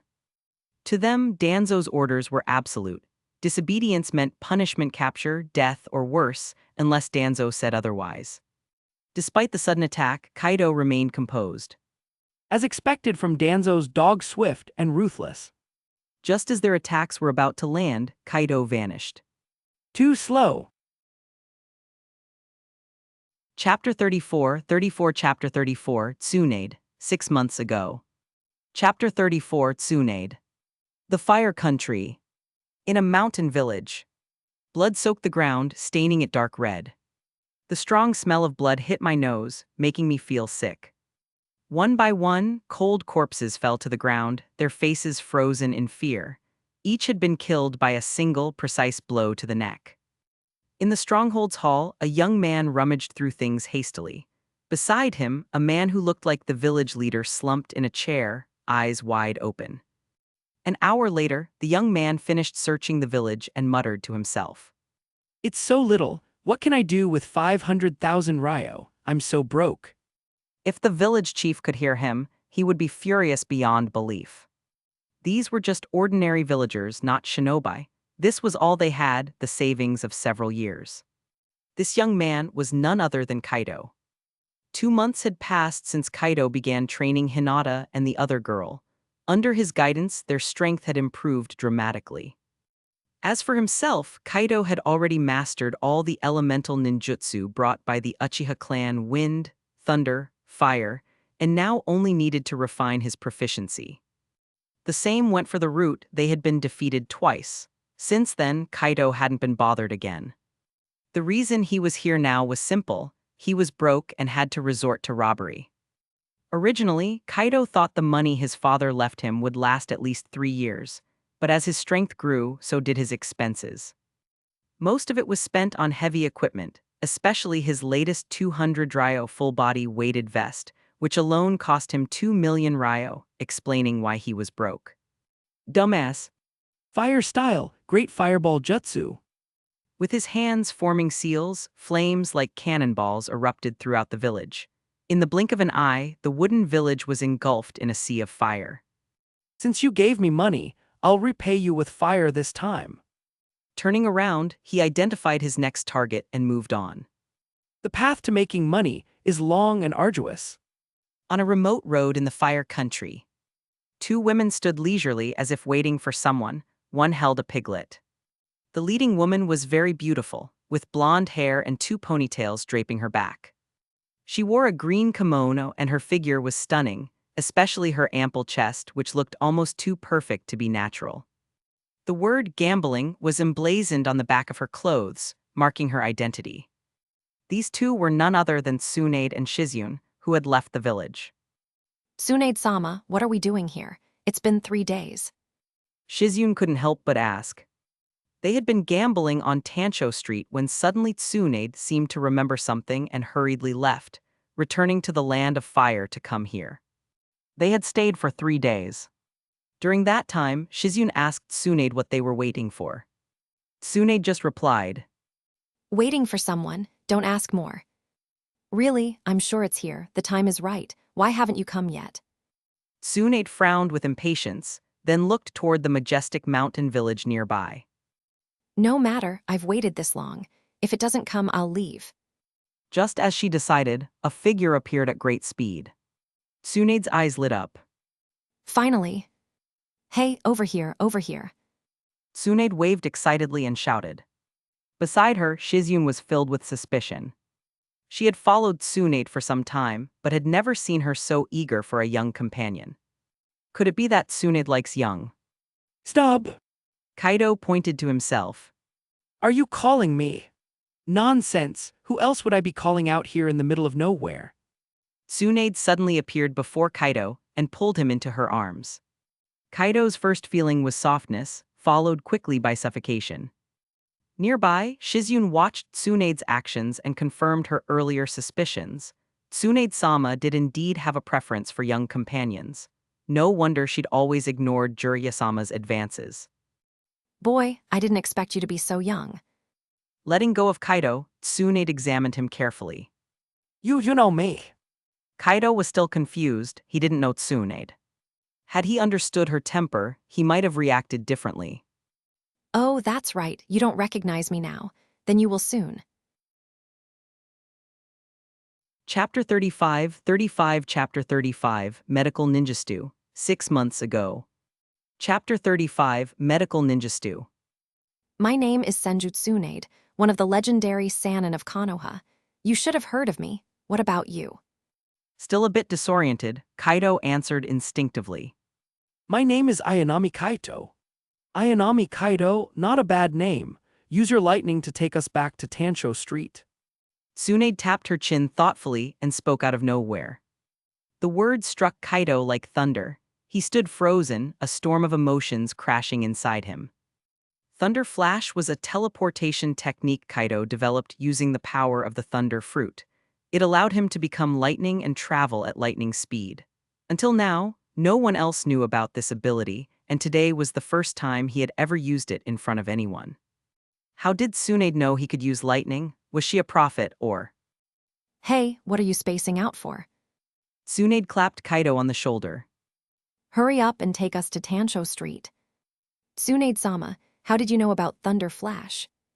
Kaido cursed himself for being careless, but after thinking it over, he decided to ask anyway. That, you'll find out soon enough. Tsunade replied with a mysterious smile. Shizune finally understood. This boy was the one Tsunade had been waiting for, but he didn't seem to recognize her at all. What's Lady Tsunade up to now? For once, even Shizune, who knew her better than anyone, was completely confused. Come on, kid. Take me and Shizune to Tancho Street. With your speed, we'll get there in no time. In return, I'll give you something. Tsunade added, half promising, half threatening. Kaito nodded, still unsure of what was going on. If his guess was right, Tsunade might be able to explain the strange things happening around him. Besides, he had no reason to antagonize her. He still needed her help to gain access to the Shikatsu Forest. The sage mode from Shikatsu Forest was essential to his future plans.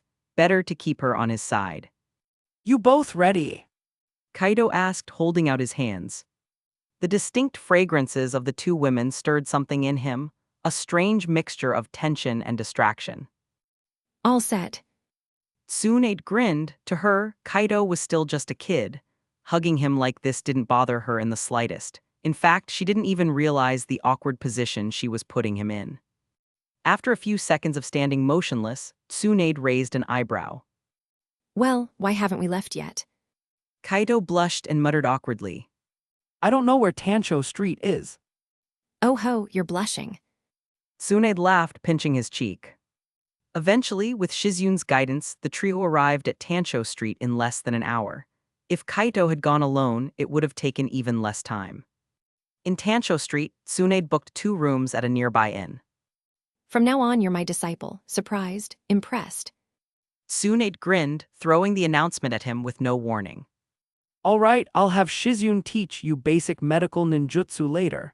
I've got some business to handle first. She dashed off before he could say anything, clearly in a hurry. Kaido, already familiar with her habits, could easily guess where she was headed. That business of hers probably involved gambling. The nickname, Big sucker. in the gambling world, didn't come from nowhere. He sighed, so the gift she mentioned was just becoming her disciple. His questions were still unanswered. Forget it, Shizun senpai. Kaido called out gently. Oh, right, Kaido-kun. I'll start teaching you the basics of medical ninjutsu now. Medical ninjutsu involved using chakra to stimulate a person's cells, accelerating recovery. It could also be used for detoxification or even offense, depending on how the chakra was shaped. To use medical ninjutsu properly, precise chakra control was essential. Bang! Shizun unsealed a scroll, revealing a nearly dead carp. Try using your chakra to stimulate the carp's cells.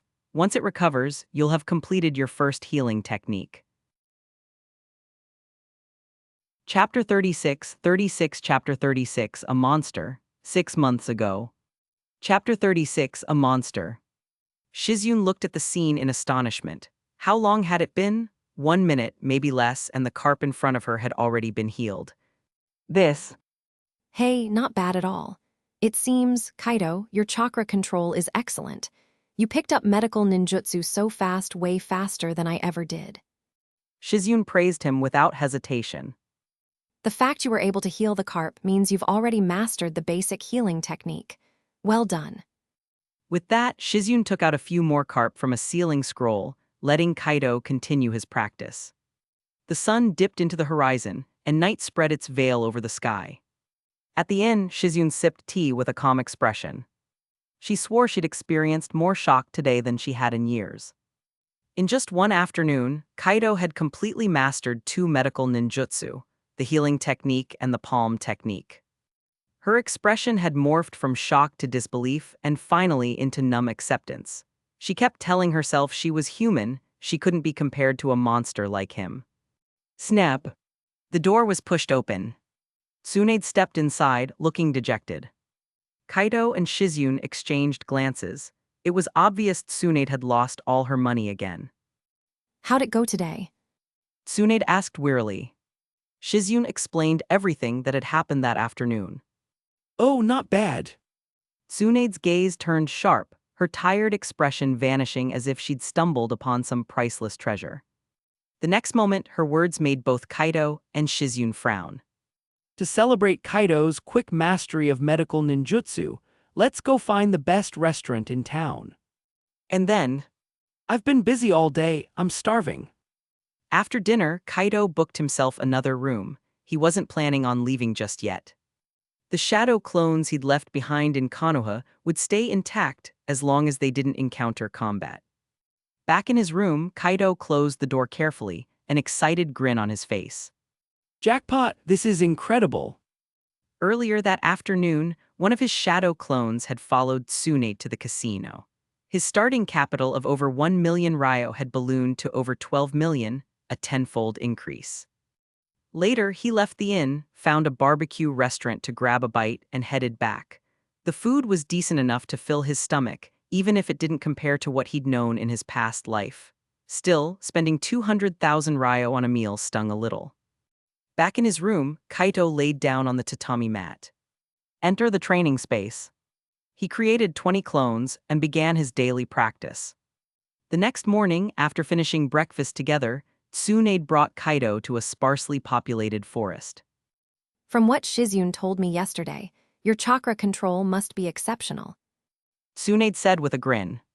Today, I'm going to teach you my famous punches and kicks, super strength. The mastery of super strength demanded chakra control even greater than that required for the palm technique. Even Shizune, after all her years by Tsunade's side, still hadn't fully grasped it. I'll show you how it works. The principle is simple. Focus chakra into any part of your body, then release it in an instant to create a devastating shockwave. This shockwave can split boulders, tear through mountains. With those words, Tsunade raised her foot high and stomped down. Boom! From beneath her foot, an invisible shockwave surged forward. Cracks thick as an arm shot out across the ground like a spiderweb. Chunks of earth erupted, trees toppled in droves, and the area was choked in a cloud of dust as though the end of the world had arrived. Tsunade looked satisfied with the destruction she caused. See, that's the power of super strength. I call that technique Heavenly Guardian Foot. Don't worry, once you learn it, you'll be able to do this too. Tsunade assured, worried her precious, monstrously gifted disciple might be discouraged. But hearing her words, Kaido wore an odd expression. It wasn't that the power of the Heavenly Guardian Foot was unimpressive, or that it was difficult to learn, it was just that he had already mastered it ages ago. Back in his training space, he'd long since mimicked Tsunade's super strength technique and even created his own variations. Thunder Fist and Thunder Kick punches and kicks laced with lightning, capable of wreaking even greater havoc. Ah, Lady Tsunade, I already know the super strength technique. Kaido raised his hand with mock innocence. All right, stay right here and wait. What did you just say? You already learned it. Prove it right now. Tsunade demanded, disbelief in her eyes. Yes, ma'am. Chapter 37, Chapter 37, Mysterious Figure. 6 months ago. Chapter 37, Mysterious Figure. At the same time, Tsunade finally understood how overwhelming it was to teach a monster. No wonder Shizune, who had taught Kaido for half a day yesterday, insisted on letting him train under Tsunade herself today. You! Tsunade took a deep breath, her voice trembling slightly. Actually, it wasn't exactly just one look. I've already developed a similar principle on my own. Besides, I use lightning chakra. When I step down, not only is there the super strength effect, but lightning also surges out around it. It's like a miniature thunder field, basically an upgraded version of super strength. Kaito explained, deciding to be honest. He didn't want to imagine what kind of mental blow it would give Tsunade and Shizune otherwise. Huh? Tsunade sighed in relief, patting the boy's shoulder. I was scared half to death. But then her expression froze. Wait, what did you just say? An upgraded version. Yes. Kaito nodded, seeing her skeptical look. He decided to demonstrate. He gathered the lightning chakra into his foot. Cracked. The chakra surged, his right foot radiating blinding light like a polished gemstone. Boom! The moment the lightning chakra reached a critical point, Kaido stomped down. The earth trembled violently, like an enraged god of thunder descending from the heavens. Spiderweb-like cracks spread out again, even wider and deeper than before. Chunks of stone burst skyward, the flat land splitting open into a deep trench. Silver lightning bolts coiled and danced inside it, leaving scorched earth in their wake. Trees toppled, instantly turned to ash by the violent lightning. Gulp! Tsunade stared at the scene, swallowing hard. What kind of monster disciple had she taken under her wing? This single kick. Right, Teacher Tsunade. Pretty good, isn't it? Kaido spoke up, oblivious to her swirling emotions, a hint of pride in his voice. This kick of yours. This move is something only you can use. Tsunade concluded after a brief pause. Kaido nodded in agreement. His control over lightning, and the abilities he'd refined through the thunder fruit, had made him increasingly resistant to its effects. This was why he could unleash that move without even flinching. As expected of one of the legendary Sannin, Tsunade's analysis was spot on. Even most Jonin couldn't deduce that so quickly. And your taijutsu must be top tier too. At least Chunin level, or else you wouldn't be able to execute it so precisely. Tsunade added. Yes, teacher Tsunade, nothing escapes your eyes. Kaido replied with a wry smile. Her sharp instincts were terrifying. HMPH, who do you think I am? Tsunade beamed, visibly pleased. All right, since you've already learned super strength, I'm giving you the day off. We'll pick this up tomorrow. Tsunade waved her hand dismissively, not waiting for a reply before strolling away. Having a monster for a disciple is exhausting. If this keeps up, he'll master all my techniques in a matter of days. Go! Got it, leave it to me. The clone grinned before vanishing. Everything was understood without needing to be said. Time flowed like water. In the blink of an eye, half a month passed quietly. Over that time, Tsunade developed a deep, complicated love-hate relationship with Kaido's talent.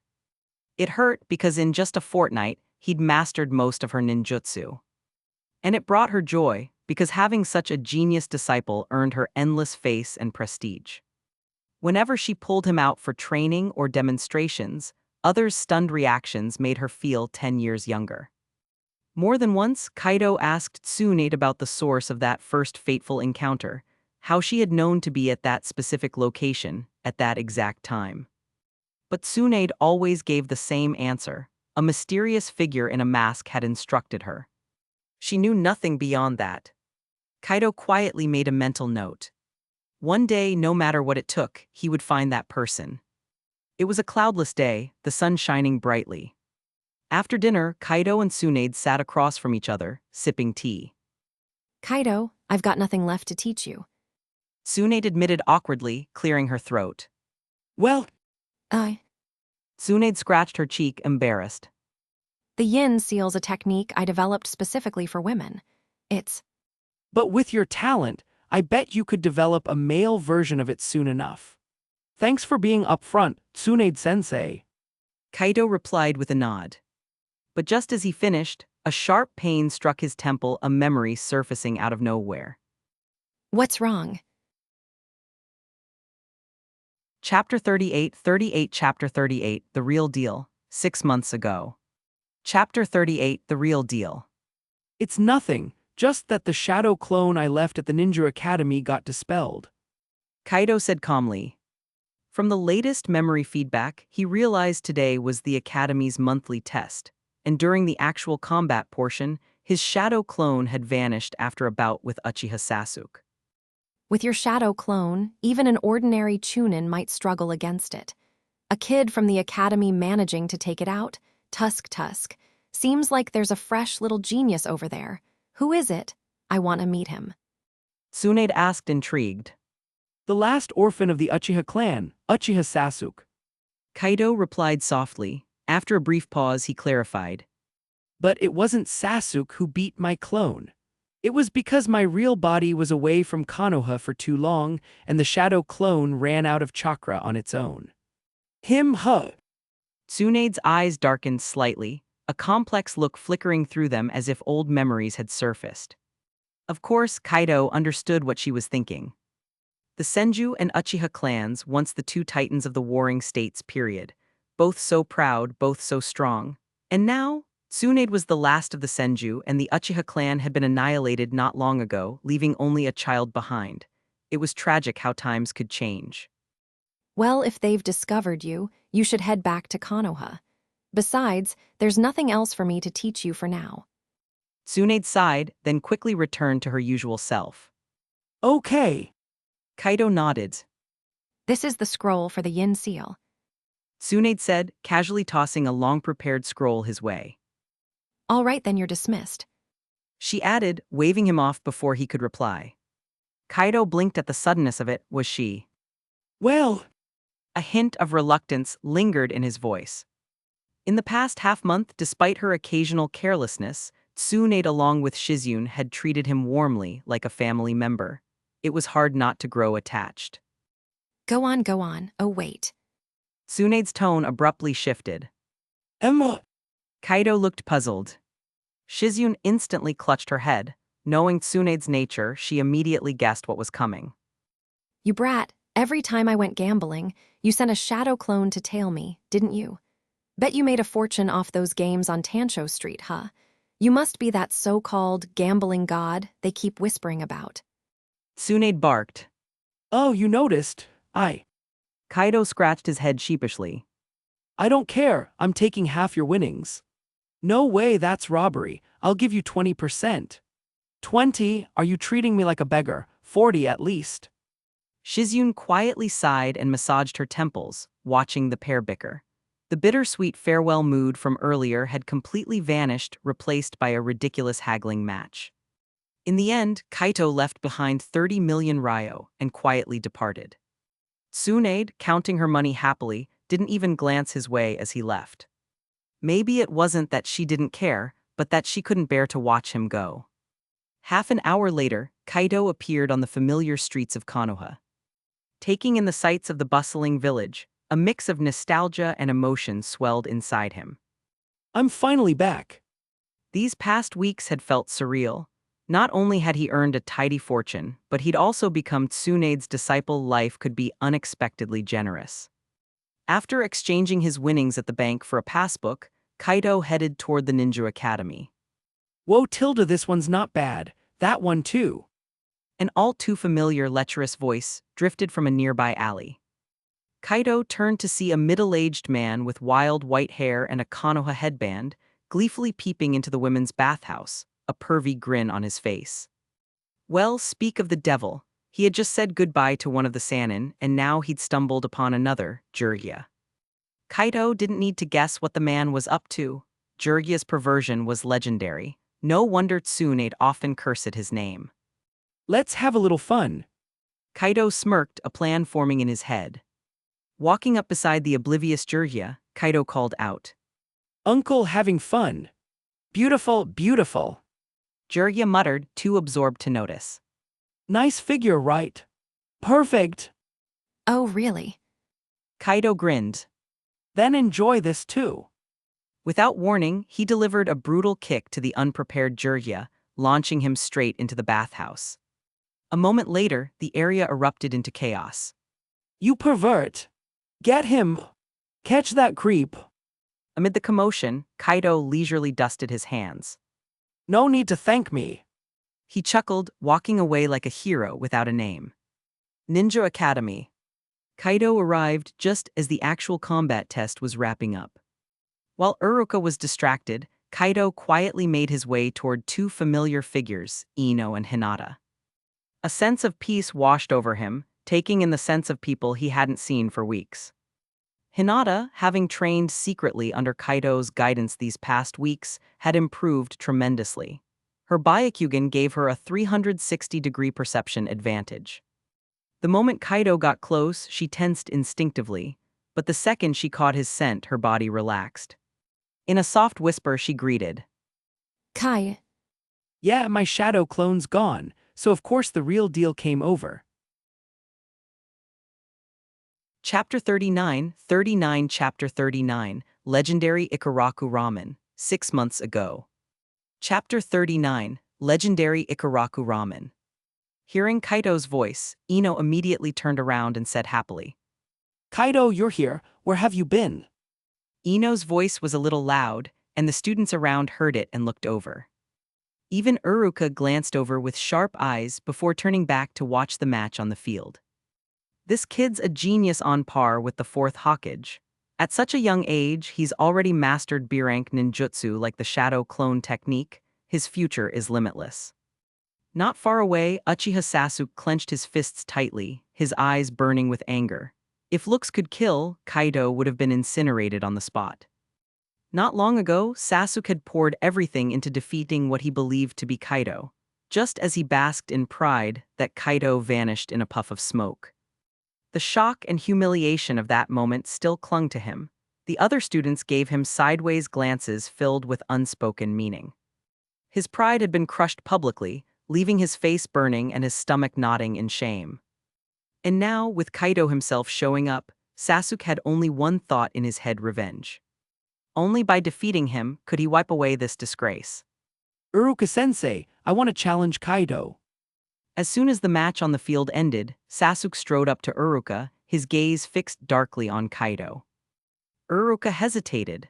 Sasuke had already used up most of his energy against Kaido's shadow clone, and even that was a struggle.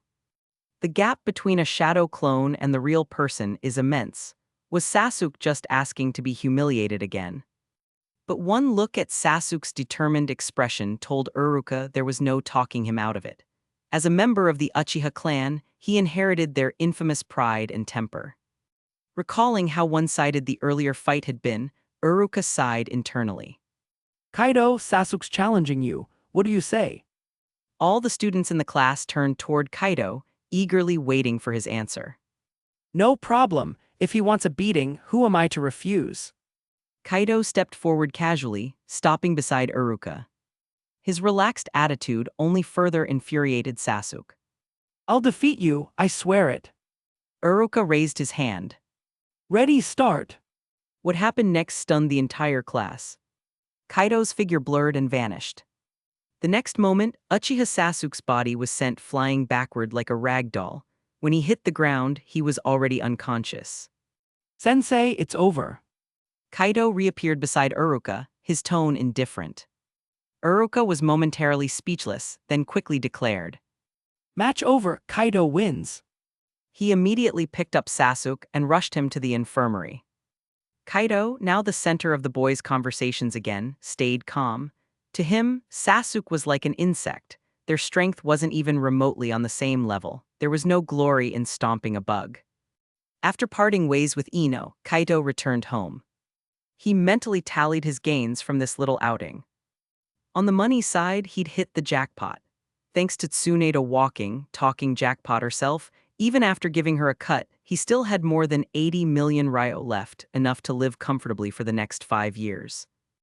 As for ninjutsu, apart from the summoning technique and the 100 healings technique, the rest were practically useless to him.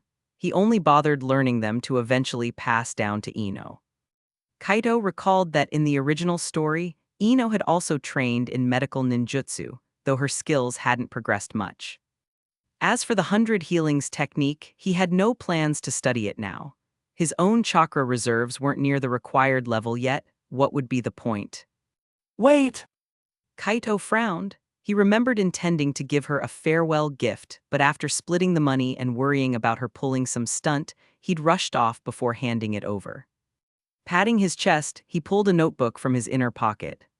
I really did forget. The notebook contained detailed training methods for the 6 styles of the Navy. Guess I'll send it via slug, so she won't come hunting me down for it later. Kaido bit his finger, pressed a palm to the ground, and formed a seal. Bang! A puff of smoke appeared, and a medium-sized white slug emerged before him. Lord Kaido, what can I do for you? The slug spoke gently in human language. Sorry about the trouble, I left in a hurry and forgot to give this to Tsunade-sensei. Could you please deliver it for me? He put the notebook securely onto the slug and smiled. Understood, Lord Kaido. I will see it safely to Lady Tsunade. Is there anything else you need? No, that's all, thanks again. Then farewell, Lord Kaito. The slug disappeared in a puff of smoke. This summoning technique is something else.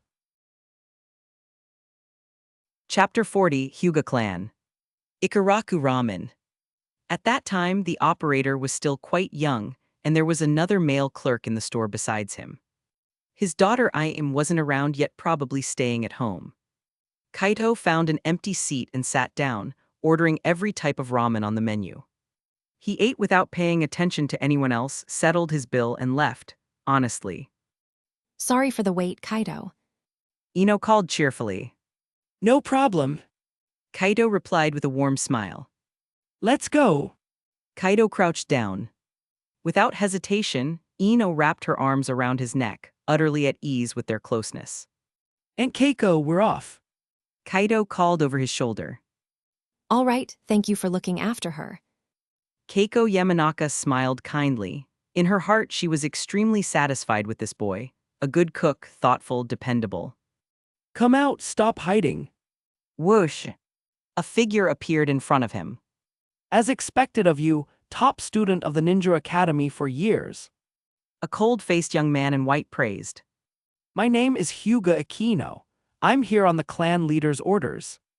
Kaito's brow furrowed. He naturally knew who the Hyuga clan leader was. He bore them no grudge, and the only possible reason for this visit was Hinata. Kaito's mind raced, instantly deducing this man's intentions. Trouble, he sneered inwardly. Our clan leader asks that you stay away from Miss Hinata. Hyuga Akino announced flatly. When you were younger, it was overlooked. But now, as the Hyuga clan's heiress and future leader, she will not be allowed to marry an outsider. It's best for you to distance yourself from her. Did your clan leader personally tell you to say this? Yes. And if I don't? Kaito asked quietly, his voice devoid of emotion. I'll have to teach you a lesson, to remind you the Hyuga clan isn't something a nobody like you can touch. Akino narrowed his eyes. He added coldly. There are many in the Hyuga clan with strength equal to or greater than yours. Chapter 41, Chapter 41, Final Day at the Academy, 6 months ago. Chapter 41, Final Day at the Academy. It's useless to struggle, Sneered Hyuga Akino. He spread his palms and a glowing yin-yang formation appeared around him. Let me show you the power of the Hyuga clan's gentle fist. As he spoke, chakra surged through his body, visibly streaming from his chakra points. Spinning rapidly like a top, Akino formed a chakra barrier around himself. His arrogant voice rang out again. Gentle fist technique, 8 trigrams palm rotation. This is the Hyuga clan's ultimate defense. It can deflect any attack, don't waste your strength. Really, I'd like to see you try to deflect this. Kaito's figure appeared directly in front of Akino. He clenched his right hand and a Rasengan quickly formed in his palm. But that wasn't enough. His chakra output surged, causing the spiraling orb to grow until it exceeded the size of his hand, glowing like a full moon. It was the big ball Rasengan, an enhanced version of the original. Is that? Hyuga Akino's arrogance vanished. His eyes were filled with disbelief, his voice trembling unconsciously. Well, who knows? Kaito shrugged, his gaze remained cold. Let's see how strong your clan's absolute defense really is. Without hesitation, Kaito hurled the massive Rasengan at the spinning chakra barrier. Crack! The moment it made contact, Hyuga Akino's rotation shattered like fragile glass. A mouthful of blood spurted from his lips. Fear and shock filled his eyes. Kaito stood calm and composed, the Rasengan in his hand still intact. He pressed forward. But just before it struck Akino again, the Rasengan dissipated. Kaito turned around and walked away, his indifferent voice echoing in the air. Hinata is mine, she always will be. This is your first and last warning. If it happens again, I'll visit the Hyuga clan myself. Hyuga Akino watched Kaito's retreating back in silence, his gaze complicated. So this is the strength of this year's top academy student, clan leader. Hyuga Akino murmured, then he vanished in a flicker. Once Akino's chakra presence disappeared, Kaito scoffed. This time I let it go because you're from the Hyuga clan, but next time won't be so easy. After his daily training, Kaito fell asleep early. Tomorrow was the graduation exam, and he needed the rest. Hyuga clan compound. Since the Uchiha clan's destruction 5 years ago, the Hyuga clan had risen to become the most prominent in Konoha.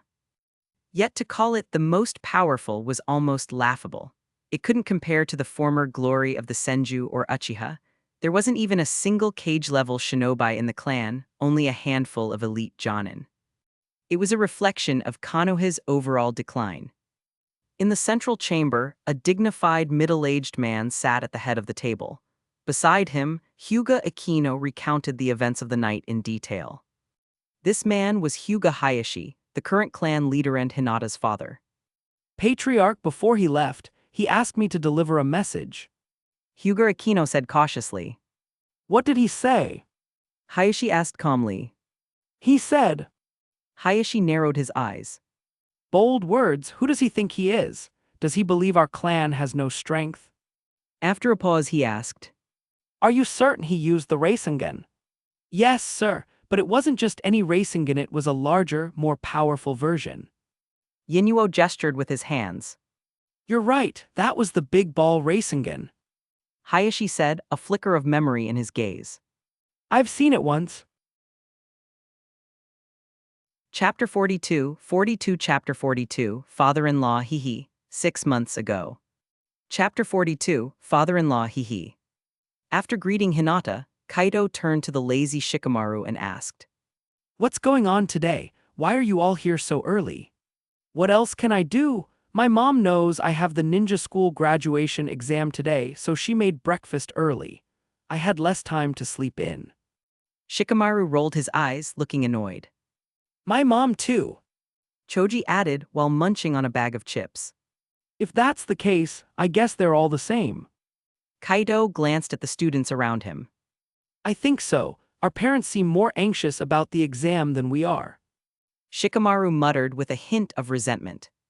Come on, don't act like such a downer. Since you're here, just focus on the exam.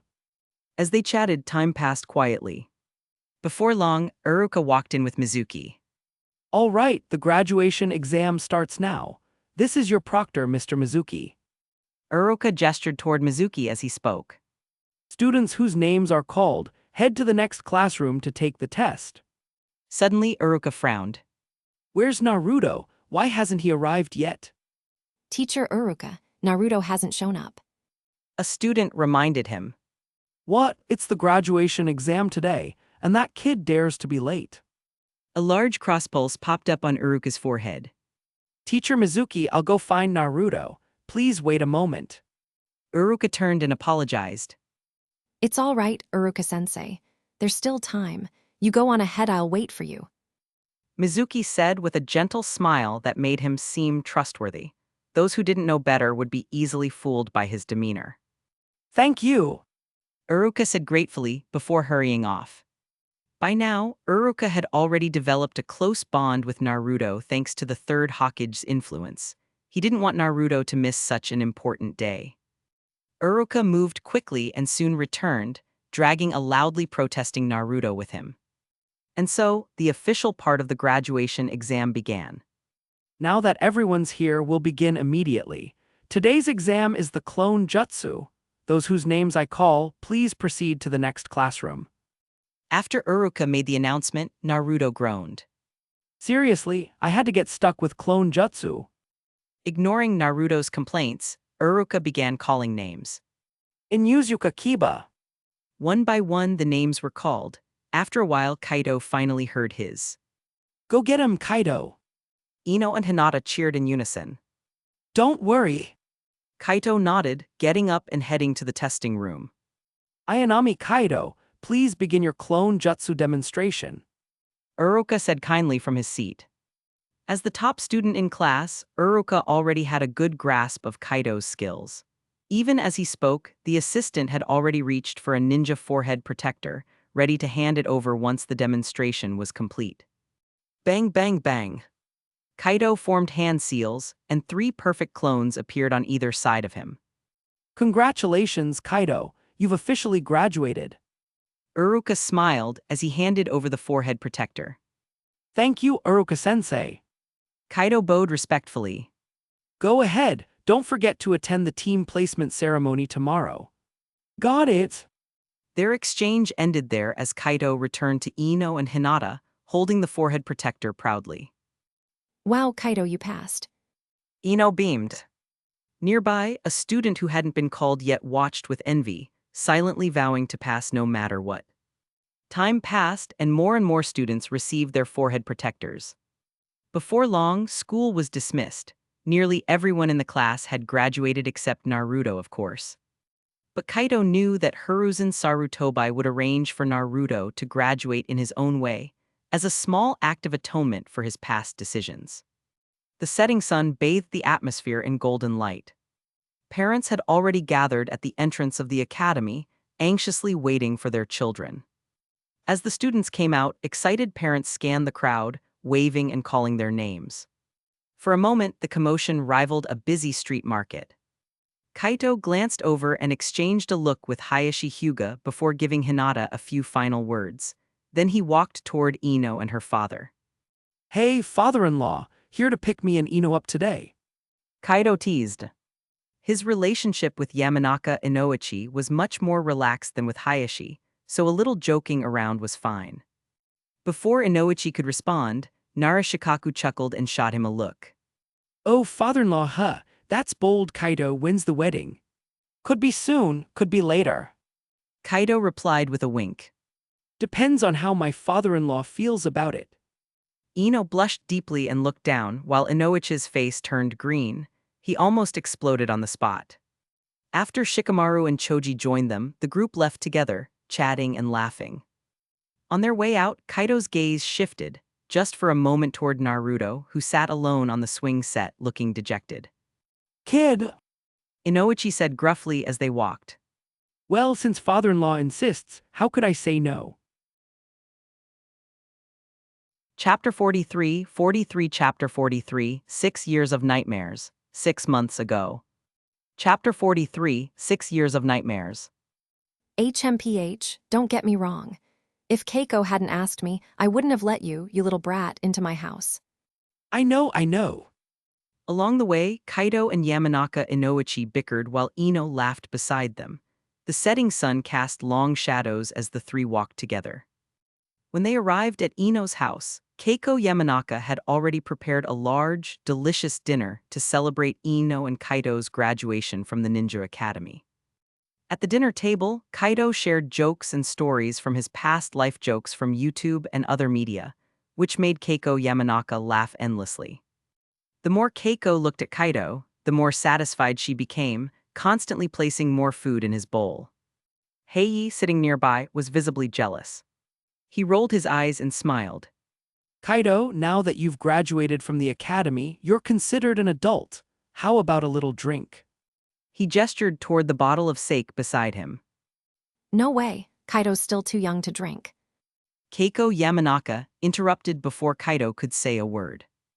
That's right, Dad. If you want a drink, go ahead, but don't drag Kaido into it. Didn't Mom already tell you no drinking today? Ino added. Whoosh whoosh. Inoichi felt like 2 sharp arrows had pierced his heart. He sighed inwardly.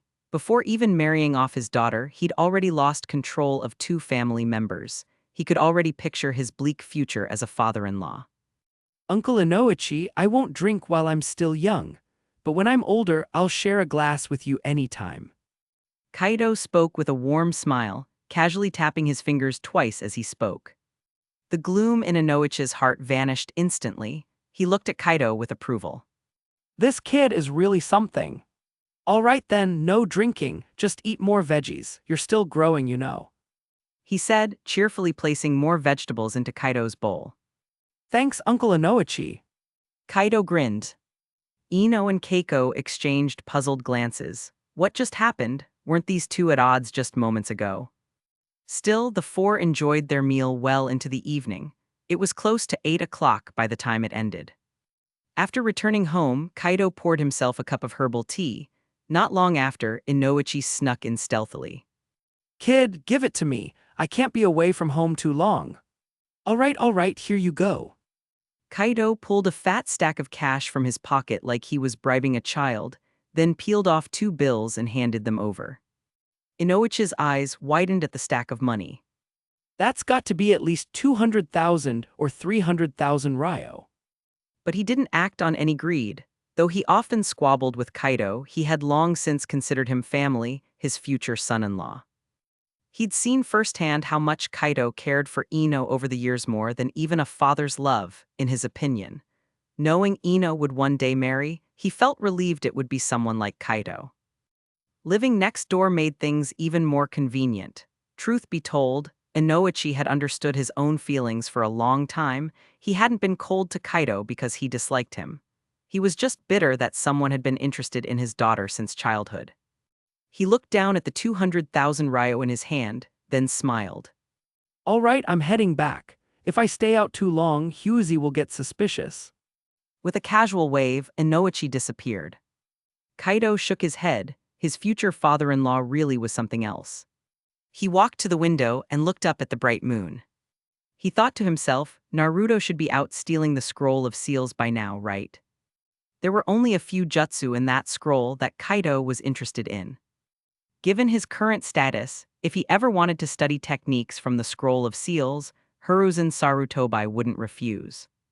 5 years ago, after separating from Tsunade, she had told Hiruzen that she intended to take Kaido as her apprentice for his safety.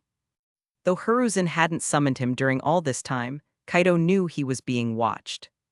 The third Hokage knew full well that he and Hinata had been training behind the Hokage rock. In fact, Kaido often sensed someone observing them in secret.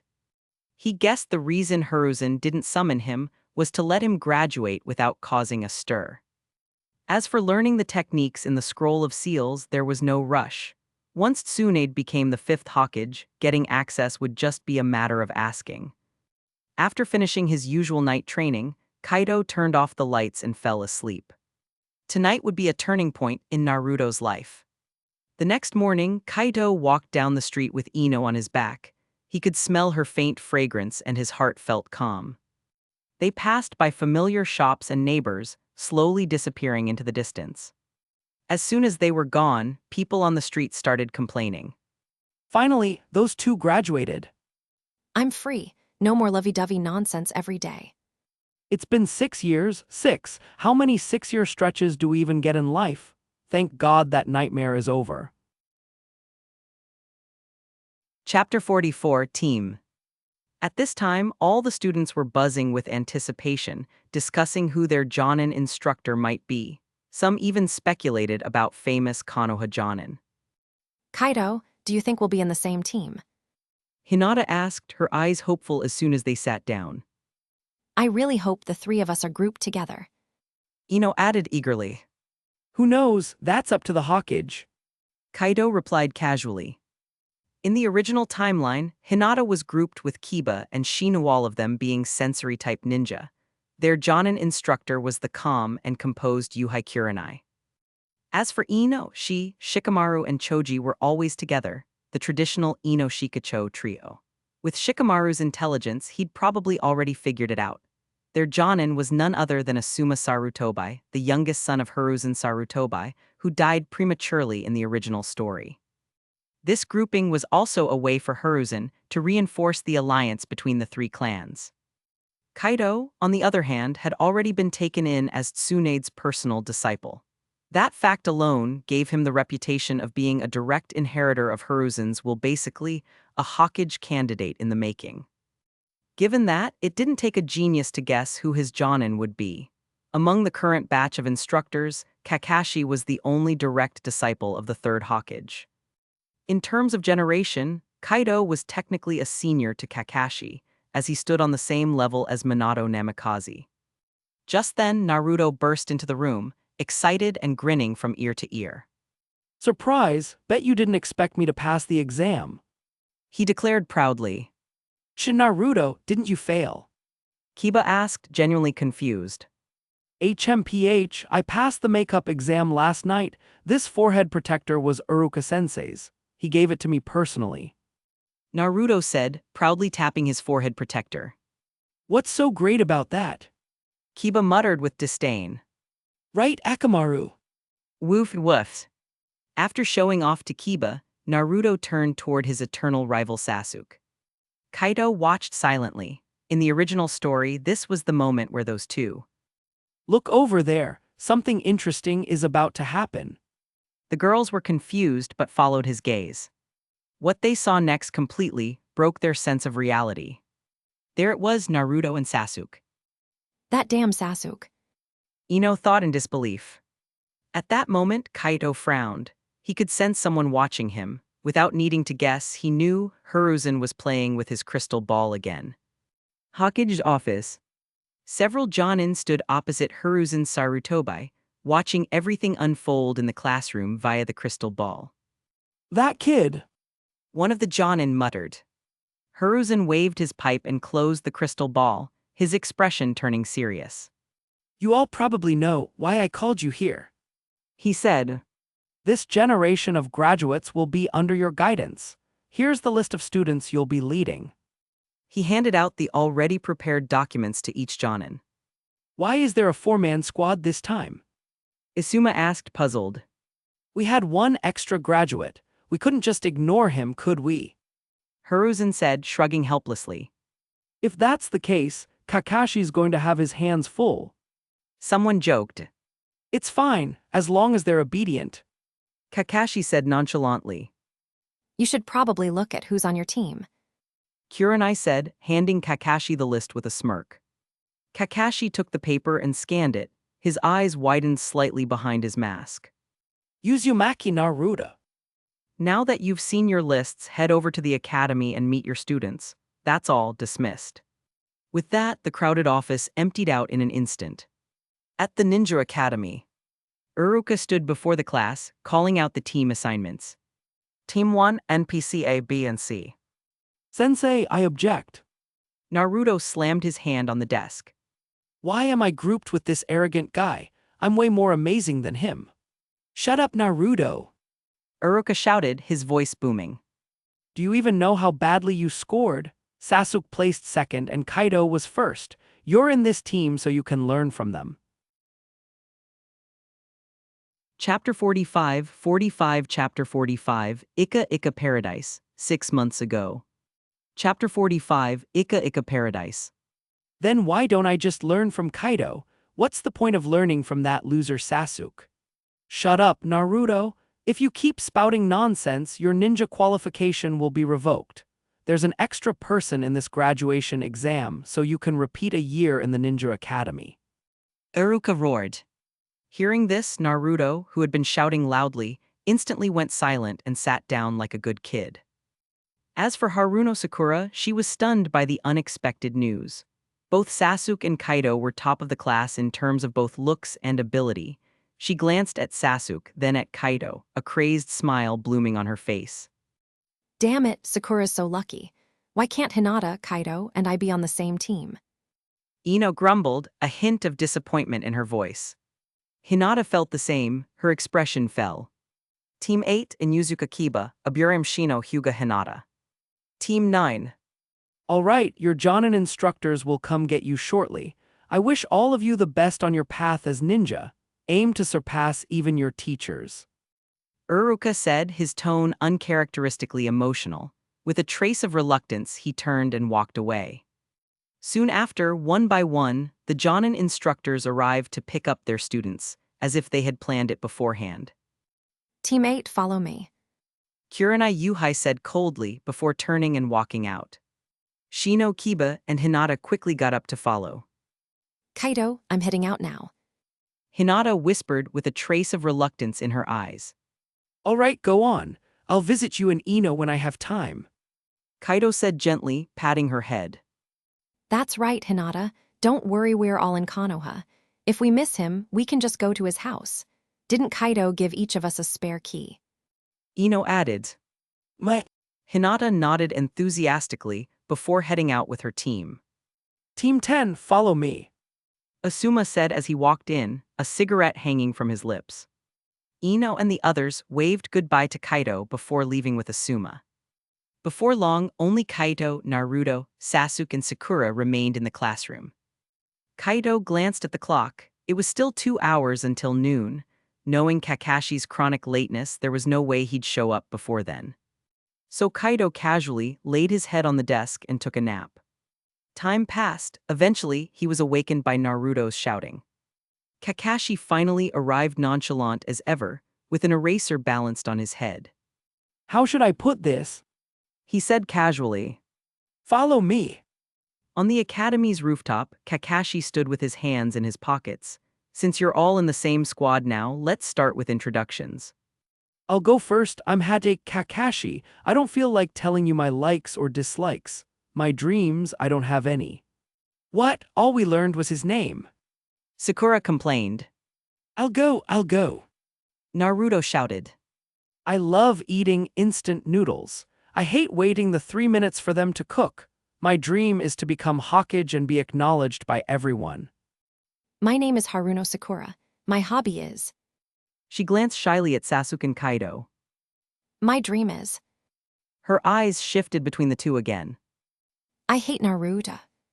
Hey, Sakura, why do you hate me? I didn't even do anything. Naruto protested. HMPH. Sakura turned away, ignoring him. My name is Uchiha Sasuke. I hate a lot of things and I don't have any particular likes. My dream. His voice was low, his expression cold. After the three of them had finished, all eyes turned to Kaido. My name is Ayanami Kaito. Hobbies. He shot Kakashi a cheeky look. Reading the latest edition of Ika Ika Paradise. I don't really hate anything, but my dream is to marry both Hinata and Ino. Kakashi. Now that introductions are out of the way, let me explain the test we'll be doing tomorrow. Kakashi continued after a pause, noticing the confusion on Naruto's face. Don't think you've become full-fledged ninja just because you have a forehead protector. Tomorrow's survival training is actually a test for all of you. Only those who pass will be considered real ninja. Those who fail will be sent back to the academy to repeat the year. There were 27 graduates last year. As soon as Kakashi finished speaking, Naruto and Sakura both turned pale with anxiety. Without giving them time to complain, Kakashi turned and left after tossing out one final message. Tomorrow's test will be held in the woods behind the school. A friendly reminder, don't eat breakfast. Chapter 46, Dog Food. Kakashi left, and Kaido naturally had no desire to stay. See you tomorrow, everyone. As soon as he finished speaking, he vanished with a teleportation technique. It was still early, so Kaido returned home and made some tremella and lotus seed soup for Hinata and Ino. This was their favorite, ever since Kaido once mentioned that the soup was good for the skin and complexion. Since then, the two girls drank it daily. Carrying 2 thermos cups, Kaido stepped out of the house. After a moment's thought, he took out a third cup and poured the rest of the soup into it. Hinata's teacher, Kurenai Yuhai, was also a beautiful woman. If Kaido only gave the soup to Hinata and she told Kurenai about its benefits given Hinata's honesty, Kurenai might become curious. She wouldn't mind once or twice, but what about next time? Better to share it up front and leave a good impression while also taking care of Hinata's team. With that thought, a wave of electromagnetic induction spread from Kaido's body, scanning the surroundings. One by one, a human magnetic fields appeared in his perception. Soon, he sensed 2 familiar signatures, locked onto their positions and vanished from his house in a flash. In a nearby forest, Kurenai stood before her students, giving instructions with her usual calm but assertive tone. From your introductions, I understand all 3 of you are sensory-type ninja. If you pass tomorrow's survival exercise, I'll design training programs tailored to each of your strengths. Sensei, someone's coming. Shino suddenly said. That scent. Inuzuka Kiba muttered, glaring at Hinata with frustration. Ayanami Kaido, the top of your graduating class. Kurenai raised an eyebrow. That's right, Kurenai-sensei. Kaido suddenly appeared beside Hinata, smiling. What are you doing here? Kurenai frowned, clearly irritated. What else? Here to show off his love again, obviously. This guy's been doing it for years. Kiba muttered bitterly. He had thought that graduating from the academy would finally free him from the endless PDA. Clearly, he'd been too hopeful.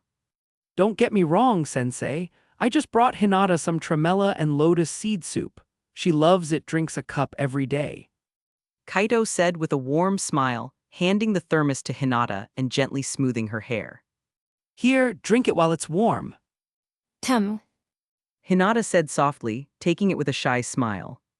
Kurenai felt a vein twitch on her forehead. She finally understood what Kiba meant by dog food. Over 20 years of living and still single, yet here she was, forced to watch this lovey-dovey display. Unbelievable. She gritted her teeth and muttered to herself, I'm not angry. Kurenai-sensei, this one's for you. Kaido handed her the other thermos. For me. Kurenai blinked, surprised. Yes, you're Hinata's teacher. Consider it a greeting gift. What about us? Is the last cup for me and Shino? Kiba asked, a little impatiently. He'd heard that Kaito's cooking was on another level, far better than any restaurant. This cup's for Ino. Kaido replied, shaking his head.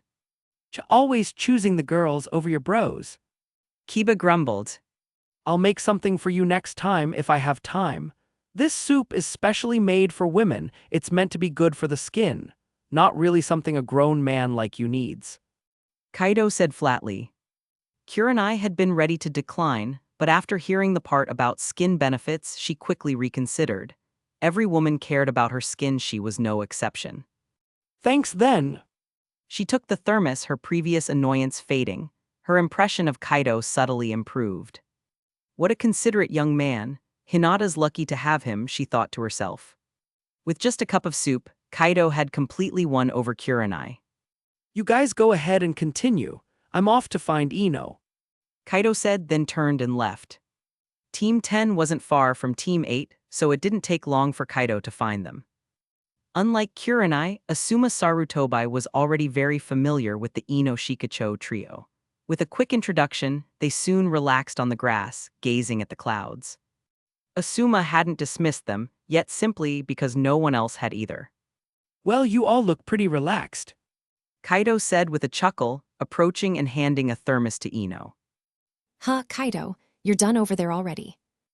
Ino was stunned at first, then beamed as she accepted the cup, her pale hands moving naturally. Without a word, Kaido pulled out a tissue and wiped a bit of soup from the corner of her lips, his considerate nature shining through once again. I knew it. Shikamaru groaned. If we ended up in the same team, the dog food would have never stopped. Chapter 47, Chapter 47, Barbecue, 6 months ago. Chapter 47, Barbecue. You'll get used to it. Besides, dog food isn't nearly as good as potato chips. Shikamaru said, munching lazily, barely chewing between words. Kaido pretended not to hear the complaints and gently wiped Ino's hands, smiling as he turned to the side. You must be Asuma-sensei. Please take good care of Ino from now on. If possible, take care of both of them. Kaito added casually, noticing Shikamaru's resentful glare. Asuma, he's already showing off the moment he arrives. You're Ino. Are you married to Ino? Nope, but it's only a matter of time. Once Ino's a little older, we'll be married. Kaido replied. Asuma, what kind of nonsense is this? I've completely lost my appetite. By the way, Kaido, Asuma-sensei said we're getting barbecue tonight. Come with us, you'll be alone otherwise. Plus, you eat like crazy at night anyway, so this'll help you save a bit. Ino whispered excitedly, tugging Kaito's sleeve. Asuma, why is there a dark cloud forming above my head? Well, if Ino insists. Kaido replied with a grin. Sure. Asuma muttered, already thinking about how much money he had left. Maybe it was time to hit his old man up for a loan. Kaido rolled his eyes playfully. Hey, I noticed Class 8's training spot isn't far from here. How about we invite them to join us for a little group dinner? Not a bad idea. Depends on whether Kurenai agrees, though. Asuma's earlier frustration disappeared as he looked at Kaido with newfound appreciation. This kid's all right. I'll go ask, but just so we're clear, you're paying for it. Kaido said slyly, flashing a fox-like smile. No problem. Asuma agreed instantly. Perfect, I'll be right back. Kaido said, disappearing in a blur. So fast. Asuma muttered, eyes widening. Is that body flicker technique? Why are you here again? Kiba groaned, clearly annoyed by Kaido's sudden appearance. Man, I was gonna invite you all out for barbecue, but maybe I'll just head out instead. Kaido sighed dramatically. I don't care about barbecue or anything. Kiba huffed, but his stomach betrayed him with a loud growl. Another tsundere, Kaido thought to himself. I'm serious, Class 10 wants to have a joint dinner with your team at the barbecue place tonight. And don't worry, Asuma-sensei's footing the bill. Kaido said with mock solemnity. But it depends on whether your teacher agrees. He turned to Yuhai Kurenai with a smile. Kurenai frowned slightly. She was in the same class as Asuma back in the day, and honestly, she never thought much of him. Now he was trying to pursue her again, but she'd been giving him the cold shoulder on purpose. Kaido, though. All right, we'll be there with Team 8 this evening. She finally said. That night, Konoha's most luxurious barbecue restaurant. Yuhai Kurenai arrived with Team 8 on schedule. Everyone dug in with enthusiasm. Kurenai remained cold and distant, barely responding to Asuma's awkward attempts to make conversation. Kaito didn't bother with any of that. He was too busy grilling and eating. After all, a free meal like this wasn't something to waste. The teachers looked a little stiff, but the students were relaxed and cheerful. Kaito even challenged Choji to an eating contest. 1 hour, 2 hours. Asuma's definitely going to bleed for this one. Chapter 48, Chapter 48, The Test, 6 months ago. Chapter 48, The Test. Kaito burped with satisfaction, then left the barbecue spot with Hinata and the others, looking completely content. As for what happened with Asuma, that wasn't his problem. He thought to himself. Being a glutton feels pretty good once in a while. He created a shadow clone to escort Hinata home, while he and Ino returned together. The next morning, Kaito didn't bother heading to the training ground behind the mountain early. Knowing the original events, he wasn't about to waste his time waiting. After a light breakfast, he made some tremella and lotus seed soup for the girls, dropped it off, and then strolled casually toward the back of the mountain. By the time he arrived, it was nearly noon. Naruto and the others looked visibly frustrated, their faces tense like they were about to explode. As soon as Kaito showed up, Naruto shouted. Kaito, why are you so late? He clutched his stomach, groaning. I'm starving. Late, not really. Kaito said with a relaxed smile. Kakashi-sensei isn't here yet either, is he? But we've been waiting forever. Naruto grumbled. Hey, you're all shinobi now. Beyond ninjutsu, you need to learn how to gather intel too. Kakashi-sensei has a bit of a reputation among the Jonin. If you'd asked around, you'd know he's famous for being chronically late. He told you to come early and skip breakfast, and you actually listened. Kaito looked at the three of them, a little pity in his eyes. Sasuke, Naruto, and Sakura, furious. Sasuke. This guy's always one step ahead of me. Sakura, Kaito is so cool. Yo, you're all here. Kakashi greeted them casually, eyes half-lidded as he waved. Sensei, it's already noon. We've been waiting all morning. Did you and Kaito plan this or something? You're both late. Naruto exploded, his voice reaching Uruka-level roar. Yeah, Kakashi-sensei, this is too much. Sakura added. Sorry. I was helping an old lady cross the road. Kakashi said, calm as ever. His eye twitched slightly as he glanced over at Kaito, that kid. Don't look at me like that, Kakashi-sensei. You've earned the title of King of Tardiness in Konoha, just ask any Jonin. I had a barbecue with Kurenai and Asuma last night, they spilled the beans. Kakashi raised an eyebrow. So that's how you knew. Kakashi pulled out 4 bells from his pouch. Anyone who manages to grab a bell from me passes. Those who pass get lunch. He added, gesturing toward 3 bento boxes nearby. I'll give you 10 minutes. Whether you work together, set traps, or come at me head-on, I'll find you in the woods. His expression turned serious. Come at me with the intent to kill. Chuck. Sasuke clicked his tongue and darted toward the woods. He knew better than to underestimate a Jonin. Sakura quickly followed. In the blink of an eye, only Kaito and Naruto remained standing in front of Kakashi. You two planning to take me head-on? Kakashi asked, genuinely surprised. It made sense for Naruto to do something reckless, but Kaito? According to the Hawkage report, this kid wasn't the impulsive type. That could only mean one thing: he thought he had the skill to take a bell directly. Kakashi's eyes narrowed as he thought it through. Interesting. All right, let's do this. Get ready, Kakashi-sensei, I'm coming for you. Naruto shouted. He quickly formed hand seals. Shadow Clone Jutsu. Poof, poof, poofs. In a thick cloud of smoke, dozens of Naruto clones appeared. Charge! He yelled, and the horde of clones surged forward. If there was a picture next to the word reckless, it would be Naruto's face. Kaito facepalmed. What the hell is this idiot doing? Sasuke's eye twitched. Idiot! Sakura's brow twitched as dark lines formed on her forehead. All 3 of them thought the same thing: no brains. The strength of a Jonin was far beyond Naruto, who had just graduated from the academy. The difference was like night and day. It didn't take long for Naruto to end up tied to a tree. Next! Kakashi said, turning toward Kaido, a bit more serious this time. A few days earlier, the third Hokage had mentioned that this year's top student was particularly skilled. Kakashi hadn't paid it much mind. Come on, Kakashi-sensei, don't throw softballs at me. Chapter 49, Chapter 49, Kakashi-sensei, 6 months ago. Chapter 49, Kakashi-sensei. As expected of you, you're the top student. Just being able to accurately deflect my kunai is impressive. Kakashi praised, but in the next instant his figure vanished. Without a sound, Kakashi reappeared behind Kaido, his hand reaching for Kaido's neck. I already told you don't rely on cheap tricks. I'm not like the others. Kaido smirked. Just as Kakashi's hand was about to close around him, he vanished with a sudden burst of speed. He disappeared. That's an incredibly fast body flicker. Kakashi narrowed his eyes, a hint of shock flickering within them.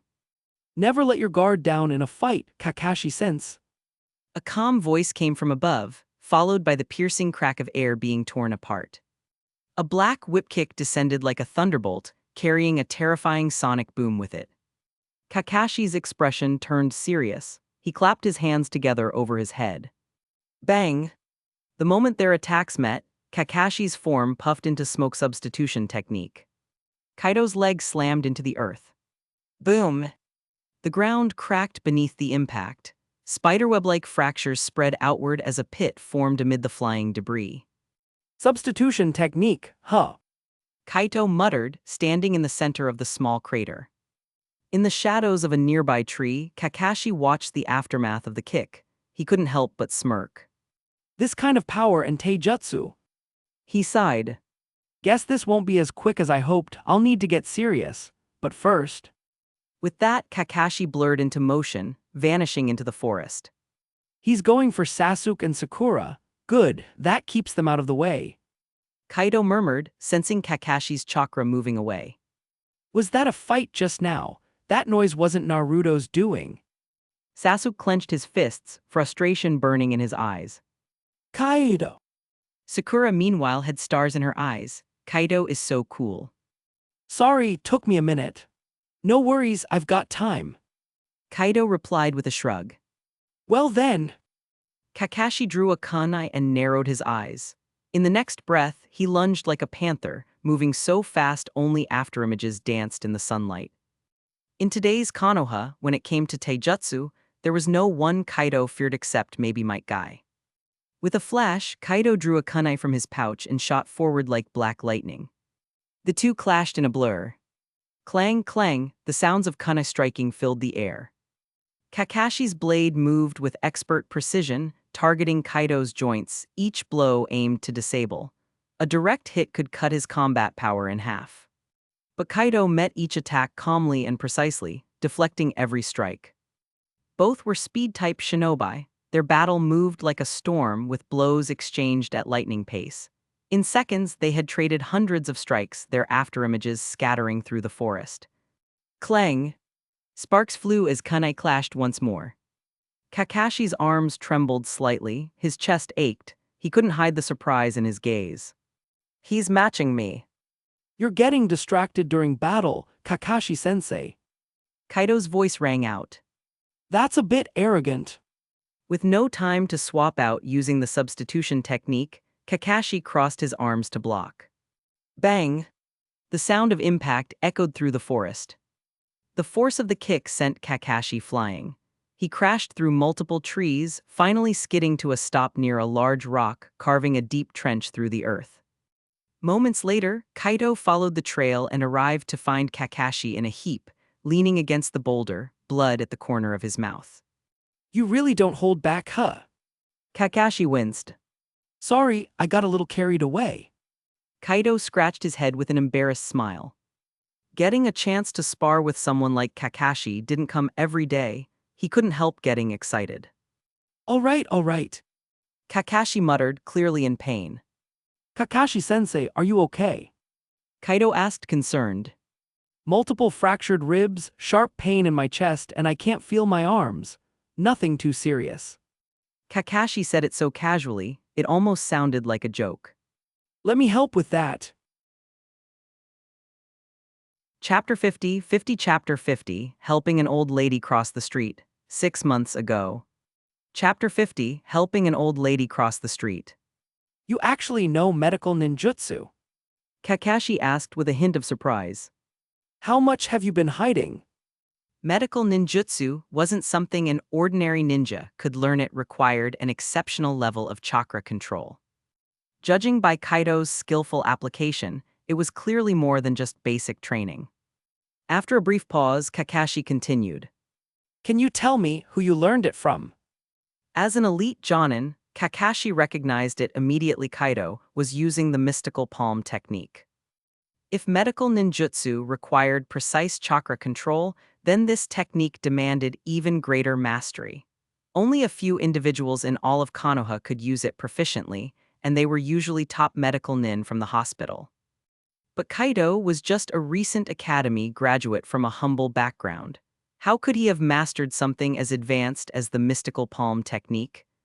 You know her. She's the so-called legendary sucker of the ninja world, Senju Tsunade. Kaido replied casually without even looking up as he continued to heal Kakashi.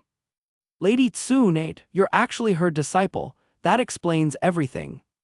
Kakashi's eyes widened, but then a look of understanding crossed his face. So that's why the third Hokage had assigned Kaido to his team. All done, try moving. I feel fine. Kakashi nodded, stood up, stretched his body, and noticed the pain in his chest had completely vanished. His arms felt normal again. Once the treatment was complete, the two quickly made their way back. Whoa, Kaido, that was amazing. Naruto's eyes sparkled when he saw them return. He looked like an excited fanboy. Kaido responded modestly. It's nothing much, I'm just better at close combat. Sasuke scowled in silence. After seeing Kaido's strength, he knew it was likely he'd always be second best. Sakura, on the other hand, was clearly in full fangirl mode. All right, you all passed today's survival drill. Kakashi announced. Be at the mission hall. Tomorrow morning we'll begin actual missions then. With that, he vanished in a flash, completely ignoring Naruto, Sasuke, and Sakura, who were still tied up.